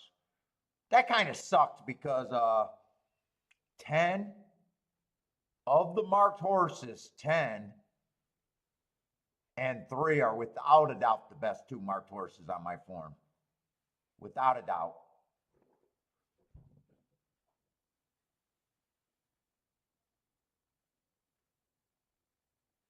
Oh, Jaron, you had them at the same price. About 15% is 5-1. That's what I had the 10 at too.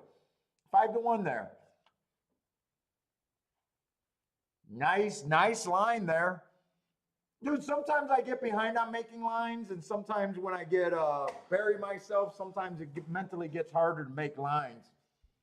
I honestly believe it's the best thing to do because you honestly can tell what you could have done. 10 right here is the best horse to do the win bet on.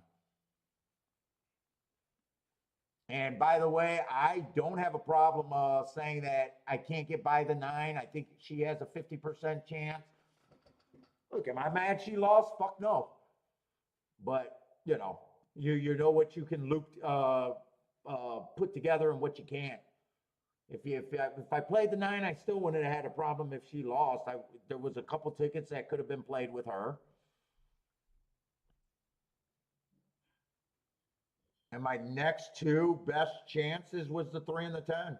Actually, that's a great betting line. And if you know how to bet, you should be able to exploit that line.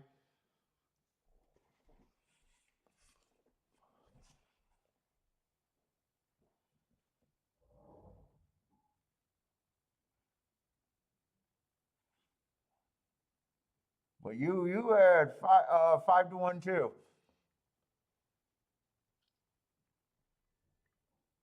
Now, maybe if I take time to just mark up these just to see what she would have been, I'd be curious, but I'm not that curious when I'm tired.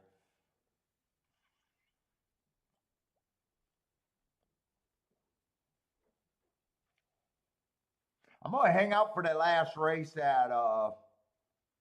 because we're probably going to have turf races tomorrow, and I'm still trying to get a grasp on the turf over there at Pimlico. Jevin says, Jevin, were you on that with the Hearts? Dude, I don't mind after pissing my day. Like, I realized that I could have had a nice hit there, but I'm happy with the hit that I had at Gulfstream right before this. I could have pushed my luck and had even a bigger day and a bigger month.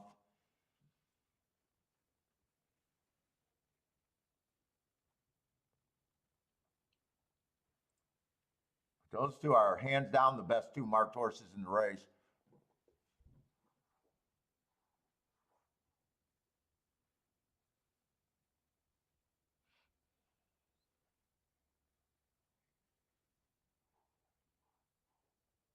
Now, who is the other tax horse that I keep getting mixed up? Was there a horse named Tax on the Derby trail a few years ago that I keep getting her confused with? Because this obviously is not the horse that I'm thinking of. I think there was a tax horse on the Derby trail for some reason.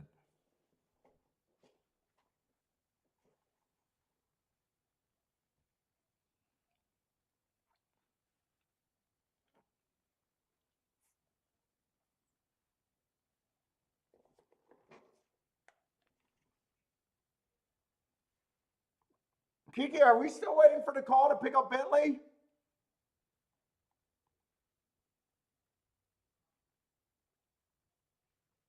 Yeah, tax. Okay. That they just add the ED to it.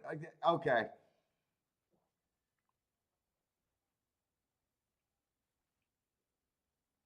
I got it. I'm surprised they let that through because sometimes they don't let similar names through because it confuses dumb people like me.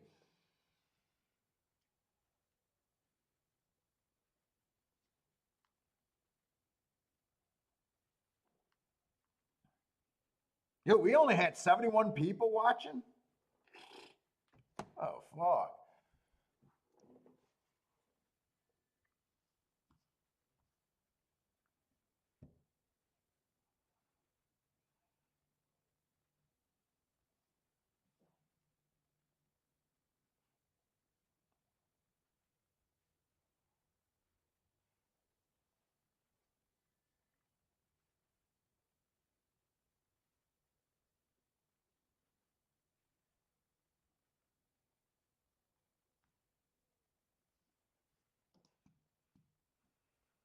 The only way I lose before this race is if we get the call to pick up Bentley. I'm also, looks like the first race at Churchill is getting ready to run.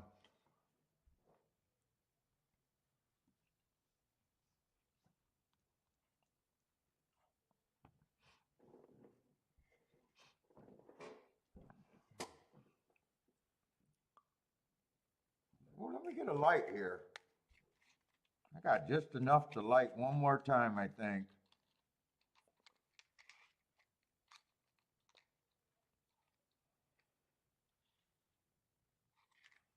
Let's see. Lloyd is not a one-trick pony. Got too many interests besides horse racing. No need for him to do extra homework. What else you interested in, Lloyd?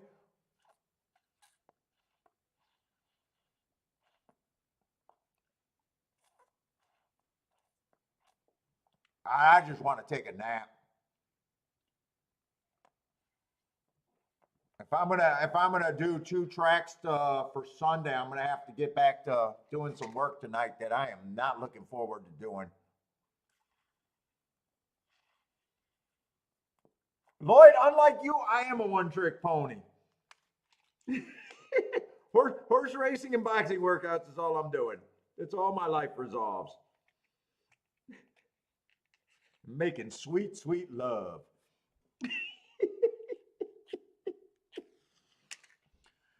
Oh yeah, and then I got that little eating interest that goes on.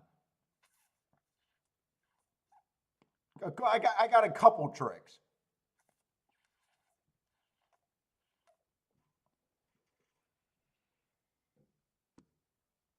Tex was second in the wood and took a dump in the, yeah, I remember Tex, the boy Tex, because I think that was one of my Derby horses. I do terrible in the Derby.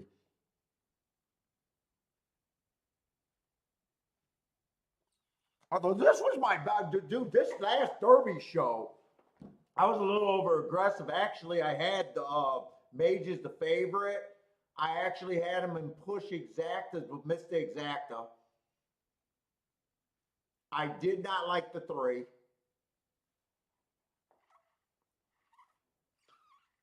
Because I think I was kind of anti-inside. And 3 was the Turfway Park winner, and I liked him at Turfway Park. And I just went for a bigger hit on a smaller bet. But I was shocked, and I kept saying Mage should be the favorite, Mage should be the favorite, Mage should be the favorite. If I was down that day, I probably hit a nice win ticket. But sometimes when I'm down, you know, my bets are different in the same race with the same opinion. I take the 15-1 if I'm down. I hit it at 200-1. I think I hit 2 10-1s or something like that in a 200-1 exacta. I was up too much money to take Mage at 15-1. I know that sounds weird. What's up, Steve B? Yeah, my one-trick pony is pretty awesome. Thank you. Only to suck for 5 hours of a 6-hour show. Only to suck for the majority of the show.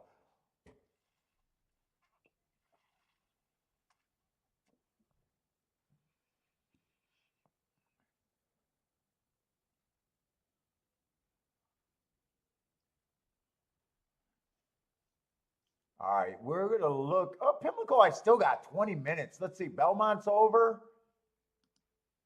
Like I said, unless I get the call to go see Bentley, I'm going to pick up my guy. Plus, she has a free candy dish. That's the real reason why I'm going. I guess I could start looking at the race, though. It's going to be a turf, and I don't know if I'm going to play it. It's mostly might be gathering, trying to figure out if this turf is doing anything today.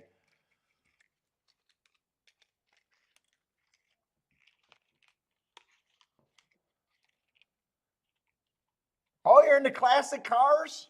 You do a car restore, huh? Antique radios also. Stereo equipment. Oh, wow. Oh, you're into antiques and classic cars.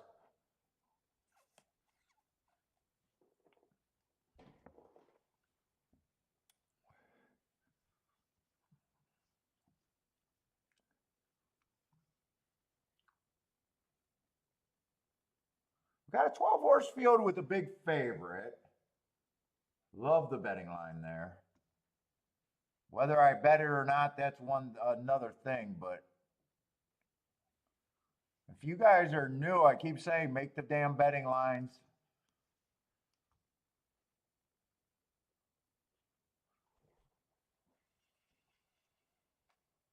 But Zoom, man, we can't talk enough about Lanier. Yeah, he's very good at narrowing down races. I'd love to see him as a bettor, and I'm not throwing shade on that. But he's just very good at narrowing down.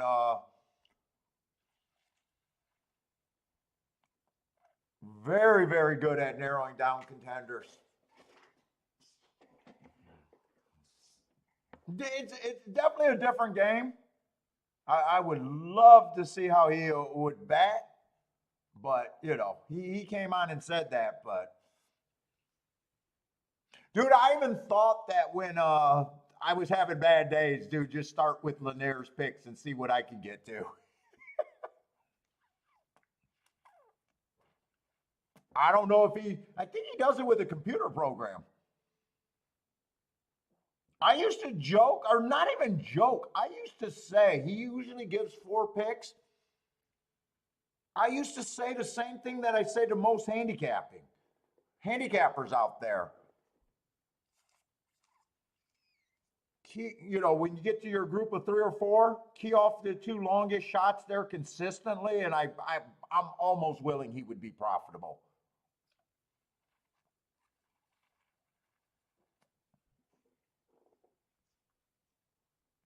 But you said that you checked out his picks today, and he had the Stone Cold try at Churchill. Does not surprise me one bit.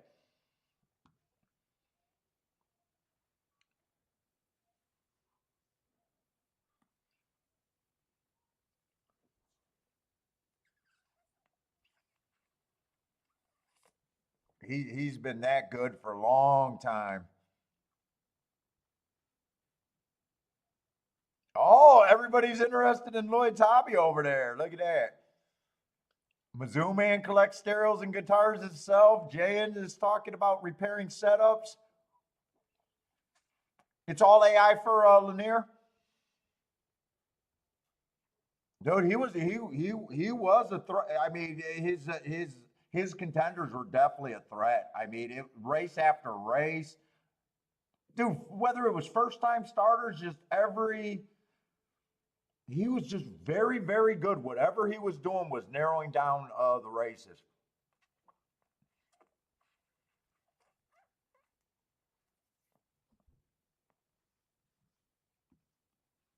Although a lot of people are very good at narrowing down races, it still comes to betting, but he just, no matter what it was, first time starter race, it's like, fuck, they're there.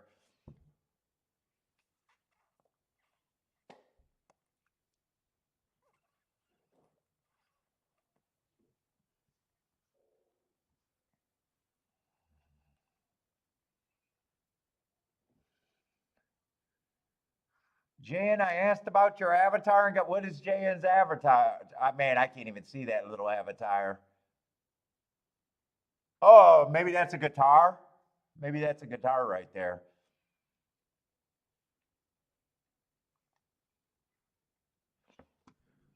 Let's see. I want to go back and look at the results, at least on the turf sprint today. I don't know if there was another one or two since we did the first tic-tac-toe board. Let me scroll back to that and just see. I'm curious if there was a third sprint. Does anyone out there think they had an idea what Pimlico was doing on the surfaces today? Did anyone think that there was a bias anywhere?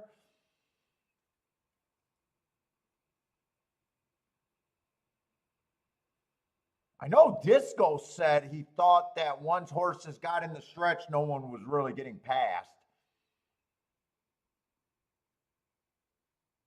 I think he said that was at Pimlico. It might have been Gulfstream, but I'm pretty sure it was Pimlico. But that was on the dirt sprints and routes, he said.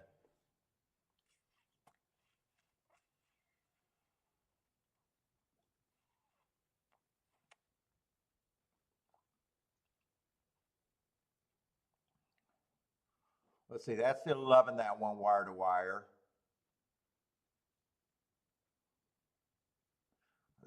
We did notice that they were going extremely fast paces on the turf today compared to everything since opening day.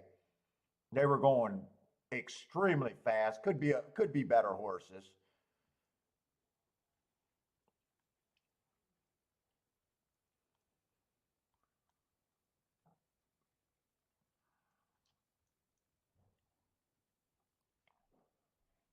Yeah, they all went sub 22 and sub pretty close to 44 or sub 44. We had a wire, a stalk, and a close. We had an inside horse win, an outside horse win, and a 7 from either the 5 or the 6 hole. So we've had every running style. We've had every part of the track win today.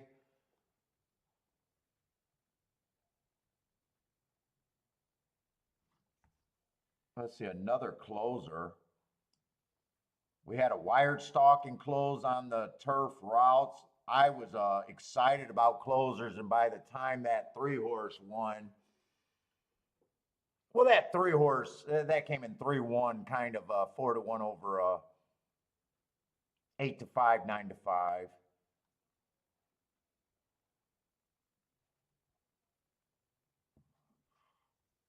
Let's see, dirt was pretty chalky all day today.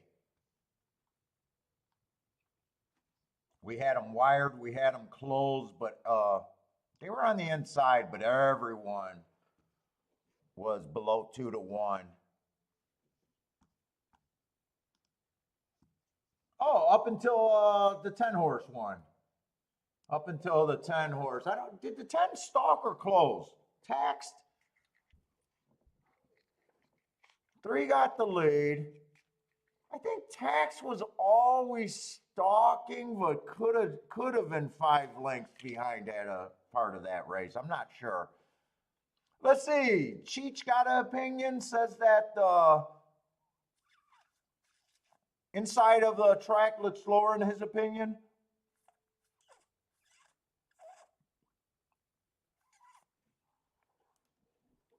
Kind of hard to tell on the dirt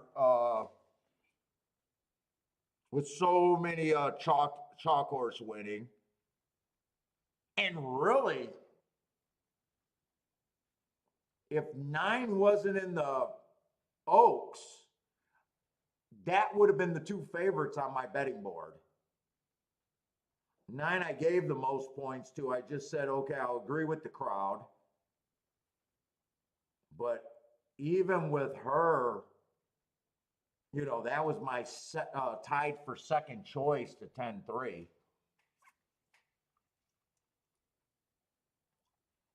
I can't really keep this lit and enjoy it. I'm burning my fingertips, burning the tip of my nose.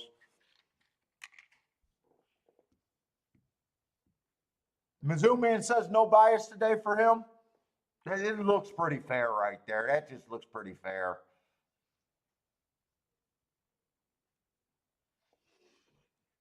All right, we got 10 minutes, so I can start looking at a race.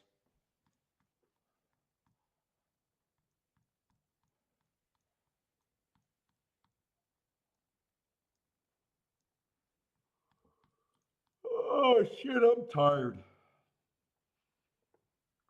Let's see, 10 is the best. Smuffin, S-Muffin. Definitely speed. Let's see, 2 races ago. Stalking closing day, ran against the bias, went too fast to win, dueled the whole way. Yeah, nice race. Nice race. Even if I'm wrong about the stalking closing day, I'm right about going too fast to win that day. Still, no matter how I look at that race, definitely a nice race. And last race, early pressing day, dueled, going too fast to win.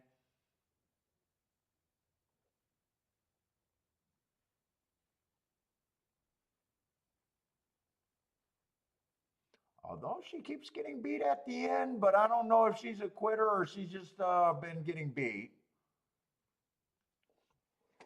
But man, the 9 and the 11 are jumping off the page saying, wow, I know I can't make a case for either the 9 or the 11. Can't really make a case for the 12 either. I haven't even looked at the other horses, and they all feel like I can't get to them.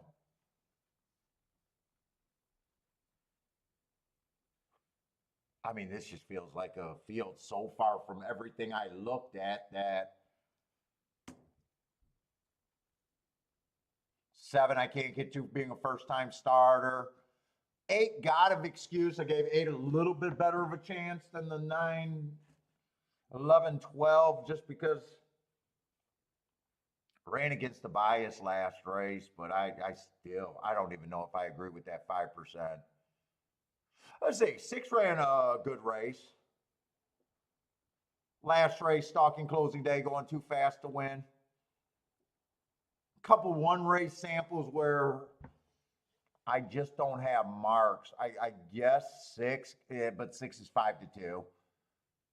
7 off of that race, I got her running against the bias, but there's horses I can get to, and I still can't get to her. Jesus Christ, I think there's going to be a ton of points left.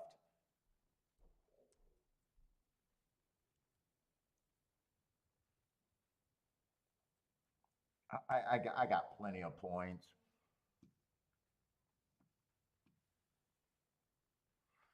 Four horse first 2 races don't look bad. I mean, this is a perfect race for the 10, really. Jesus Christ. I mean, right now, just looking at the horses, someone's going to have to run a race that they've never ran before. There's likely raced horses, so it's possible, but man, I can't make cases. 3, I mean, another 2%er to me. 4, I guess the first 2 races are okay. The last 2 races look terrible. He did go to the dirt, so his 2 races on the turf were better. So maybe she just prefers the turf. Let's see, even the 2 at least got a little bit going for him. Jesus Christ. 1 even looks worse than all the other bad ones. I'm leaning towards, I guess 50% right there. I'm shocked this horse is just holding at even money, honestly. I'm shocked she's holding at even money.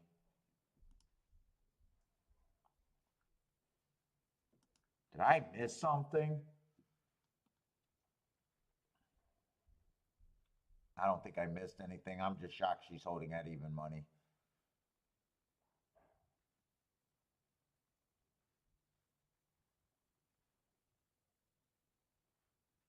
Maybe this is a last race blues where people are just finally avoiding favorites at all cost. That might be what this race is. I think there's been theories that favorites pay better in the last race than any other race.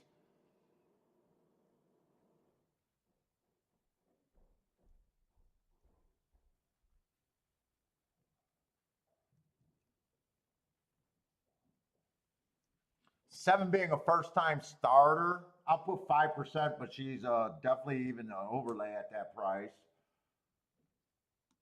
I guess these 3 horses, I'm fine with 15% on all of them.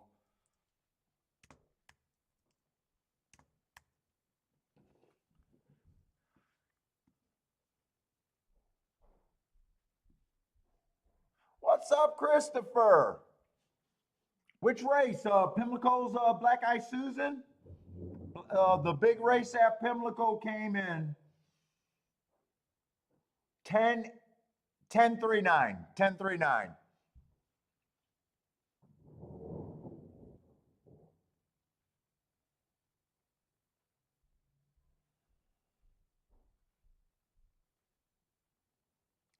We got about 4 minutes before the last race there.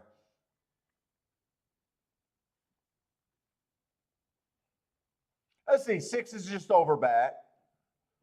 7 is a first-time starter that I think is an overlay. I just don't know what chance she got, but her math, no matter what, is good.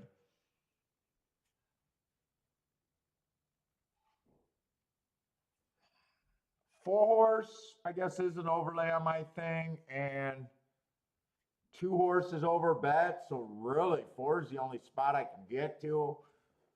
But I think I sit out this race. And right now, 10's an overlay, but I don't bet those overlays.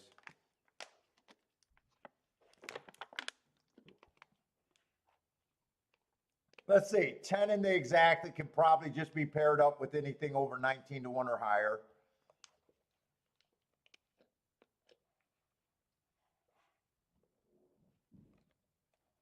But if you're trying to beat her, 7 if you like first-time starters, I don't know what she is. 6 I just think is over bet from my view, but I think she got a shot. 2's a little over bet for my view. I think she got a shot. And 4 is the only one that I think has a same 15% shot that offers value in a win bet.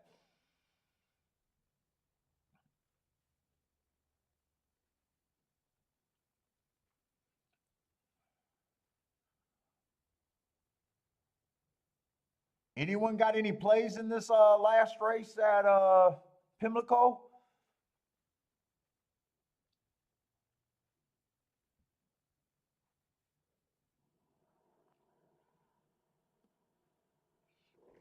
Oh, come on, get in the gate. Oh my God, I'm not, I can't even work out today if I wanted to. It's getting too late. I'm exhausted. Tomorrow, I think we start at 10 in the morning tomorrow. Yeah.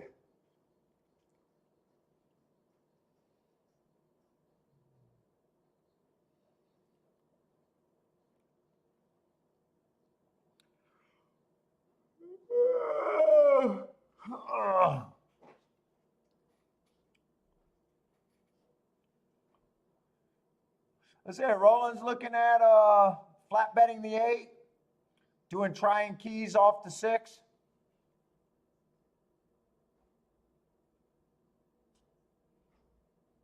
Rockin' Ray Pimlico 5 horse, 40-1.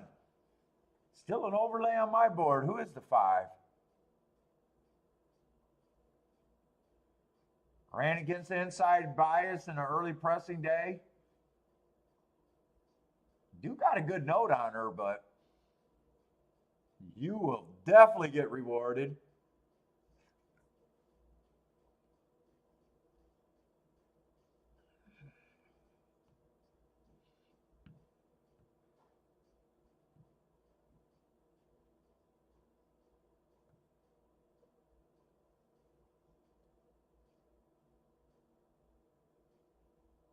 Oh, Marco Fajita says might want to fade Baffert horses, might be running clean. Charles likes the 9, win, place, and show over there. Who's the 9? 9 I gave 2%. Who's the 9? Does have speed. I don't like route to sprint. Hit the board a couple times. I might have been overly hard on her. I'm still not a believer in your guys' Colonial.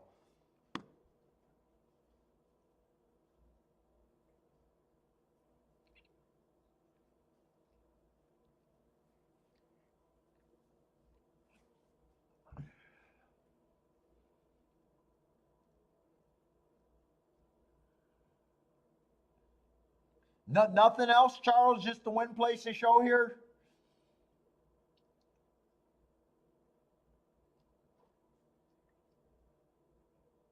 I'm shocked the 10's holding at even money, really. I thought this horse was going to be every bit of 3 to 5.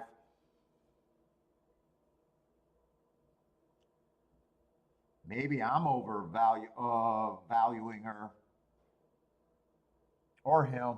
I'm overvaluing them. JN's going small bet on the 4. 4 was the horse that I think is the only one that's an overlay that I could really reasonably get to. And really, she has to love the turf and hate the dirt. If she hates the dirt but love the turf, that's where I still kept her at 15%. I thought her first 2 races were good enough on the turf. And her disasters was when she went to the dirt.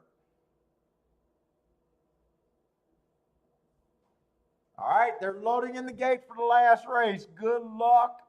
And I am going to be done right after this race. And I'll be doing Gulfstream and Pimlico tomorrow. Let's see. Lloyd got 2-8-10 here. 2-8-10. Who's the 8? I know who the 2 was. 2, I think, is a reasonable shot here. Let's see. Who's the 12 showing some speed? 10 did get the lead. Oh, I was super hard on the 12. 12 probably got more upside. Why was I so hard on her? Or him? Or them? Or they?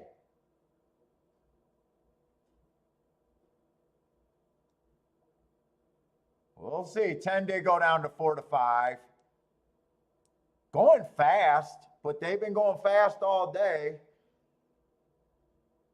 12 still hanging around. 2's making a little run.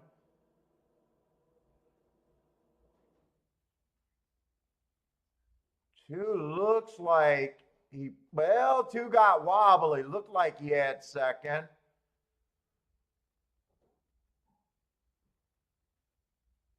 Ten, 2. Maybe 6 got third. It's either 6 or 12 for third.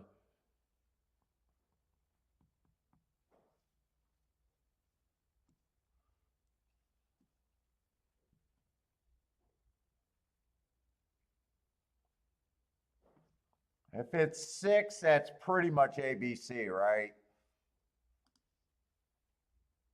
Yeah, if it's 6, it's pretty much ABC. If it's 12, might have a little bit of oomph to it.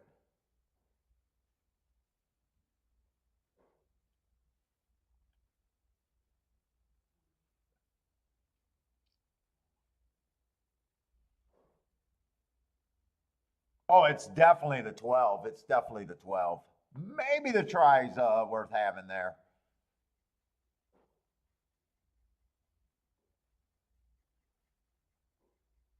Yeah, definitely chalked out. I'm even shocked. I'm kind of even shocked that 10 didn't open up at like fucking 3 to 5, 1 to 2, really.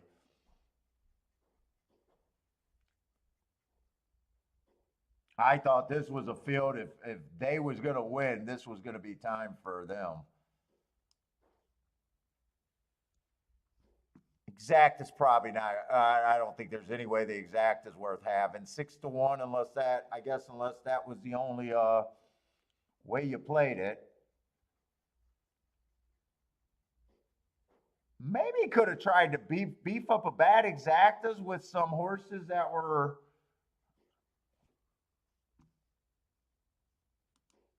well over 20 to 1. Maybe even take all the horses that were around 50 to 1 or higher. Maybe even leave out the 20 to 1s. That would have been there would have been 4 horses that you could have used for third, maybe 5 horses that you could have used for third if you cut it at 50 to 1. Yeah, take it easy. I'm not even going to wait for this results. I'm exhausted.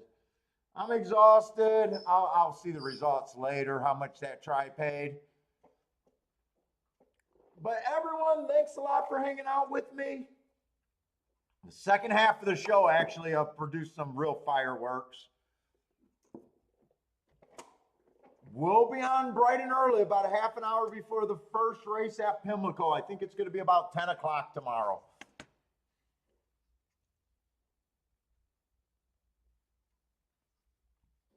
So, but I'm not doing any extra. It's just going to be a Pimlico and Gulfstream tomorrow again. Take it easy. Good luck if you guys are playing Churchill or any other place tonight. I am done betting. Good luck. Stay safe. Hope to see everyone tomorrow.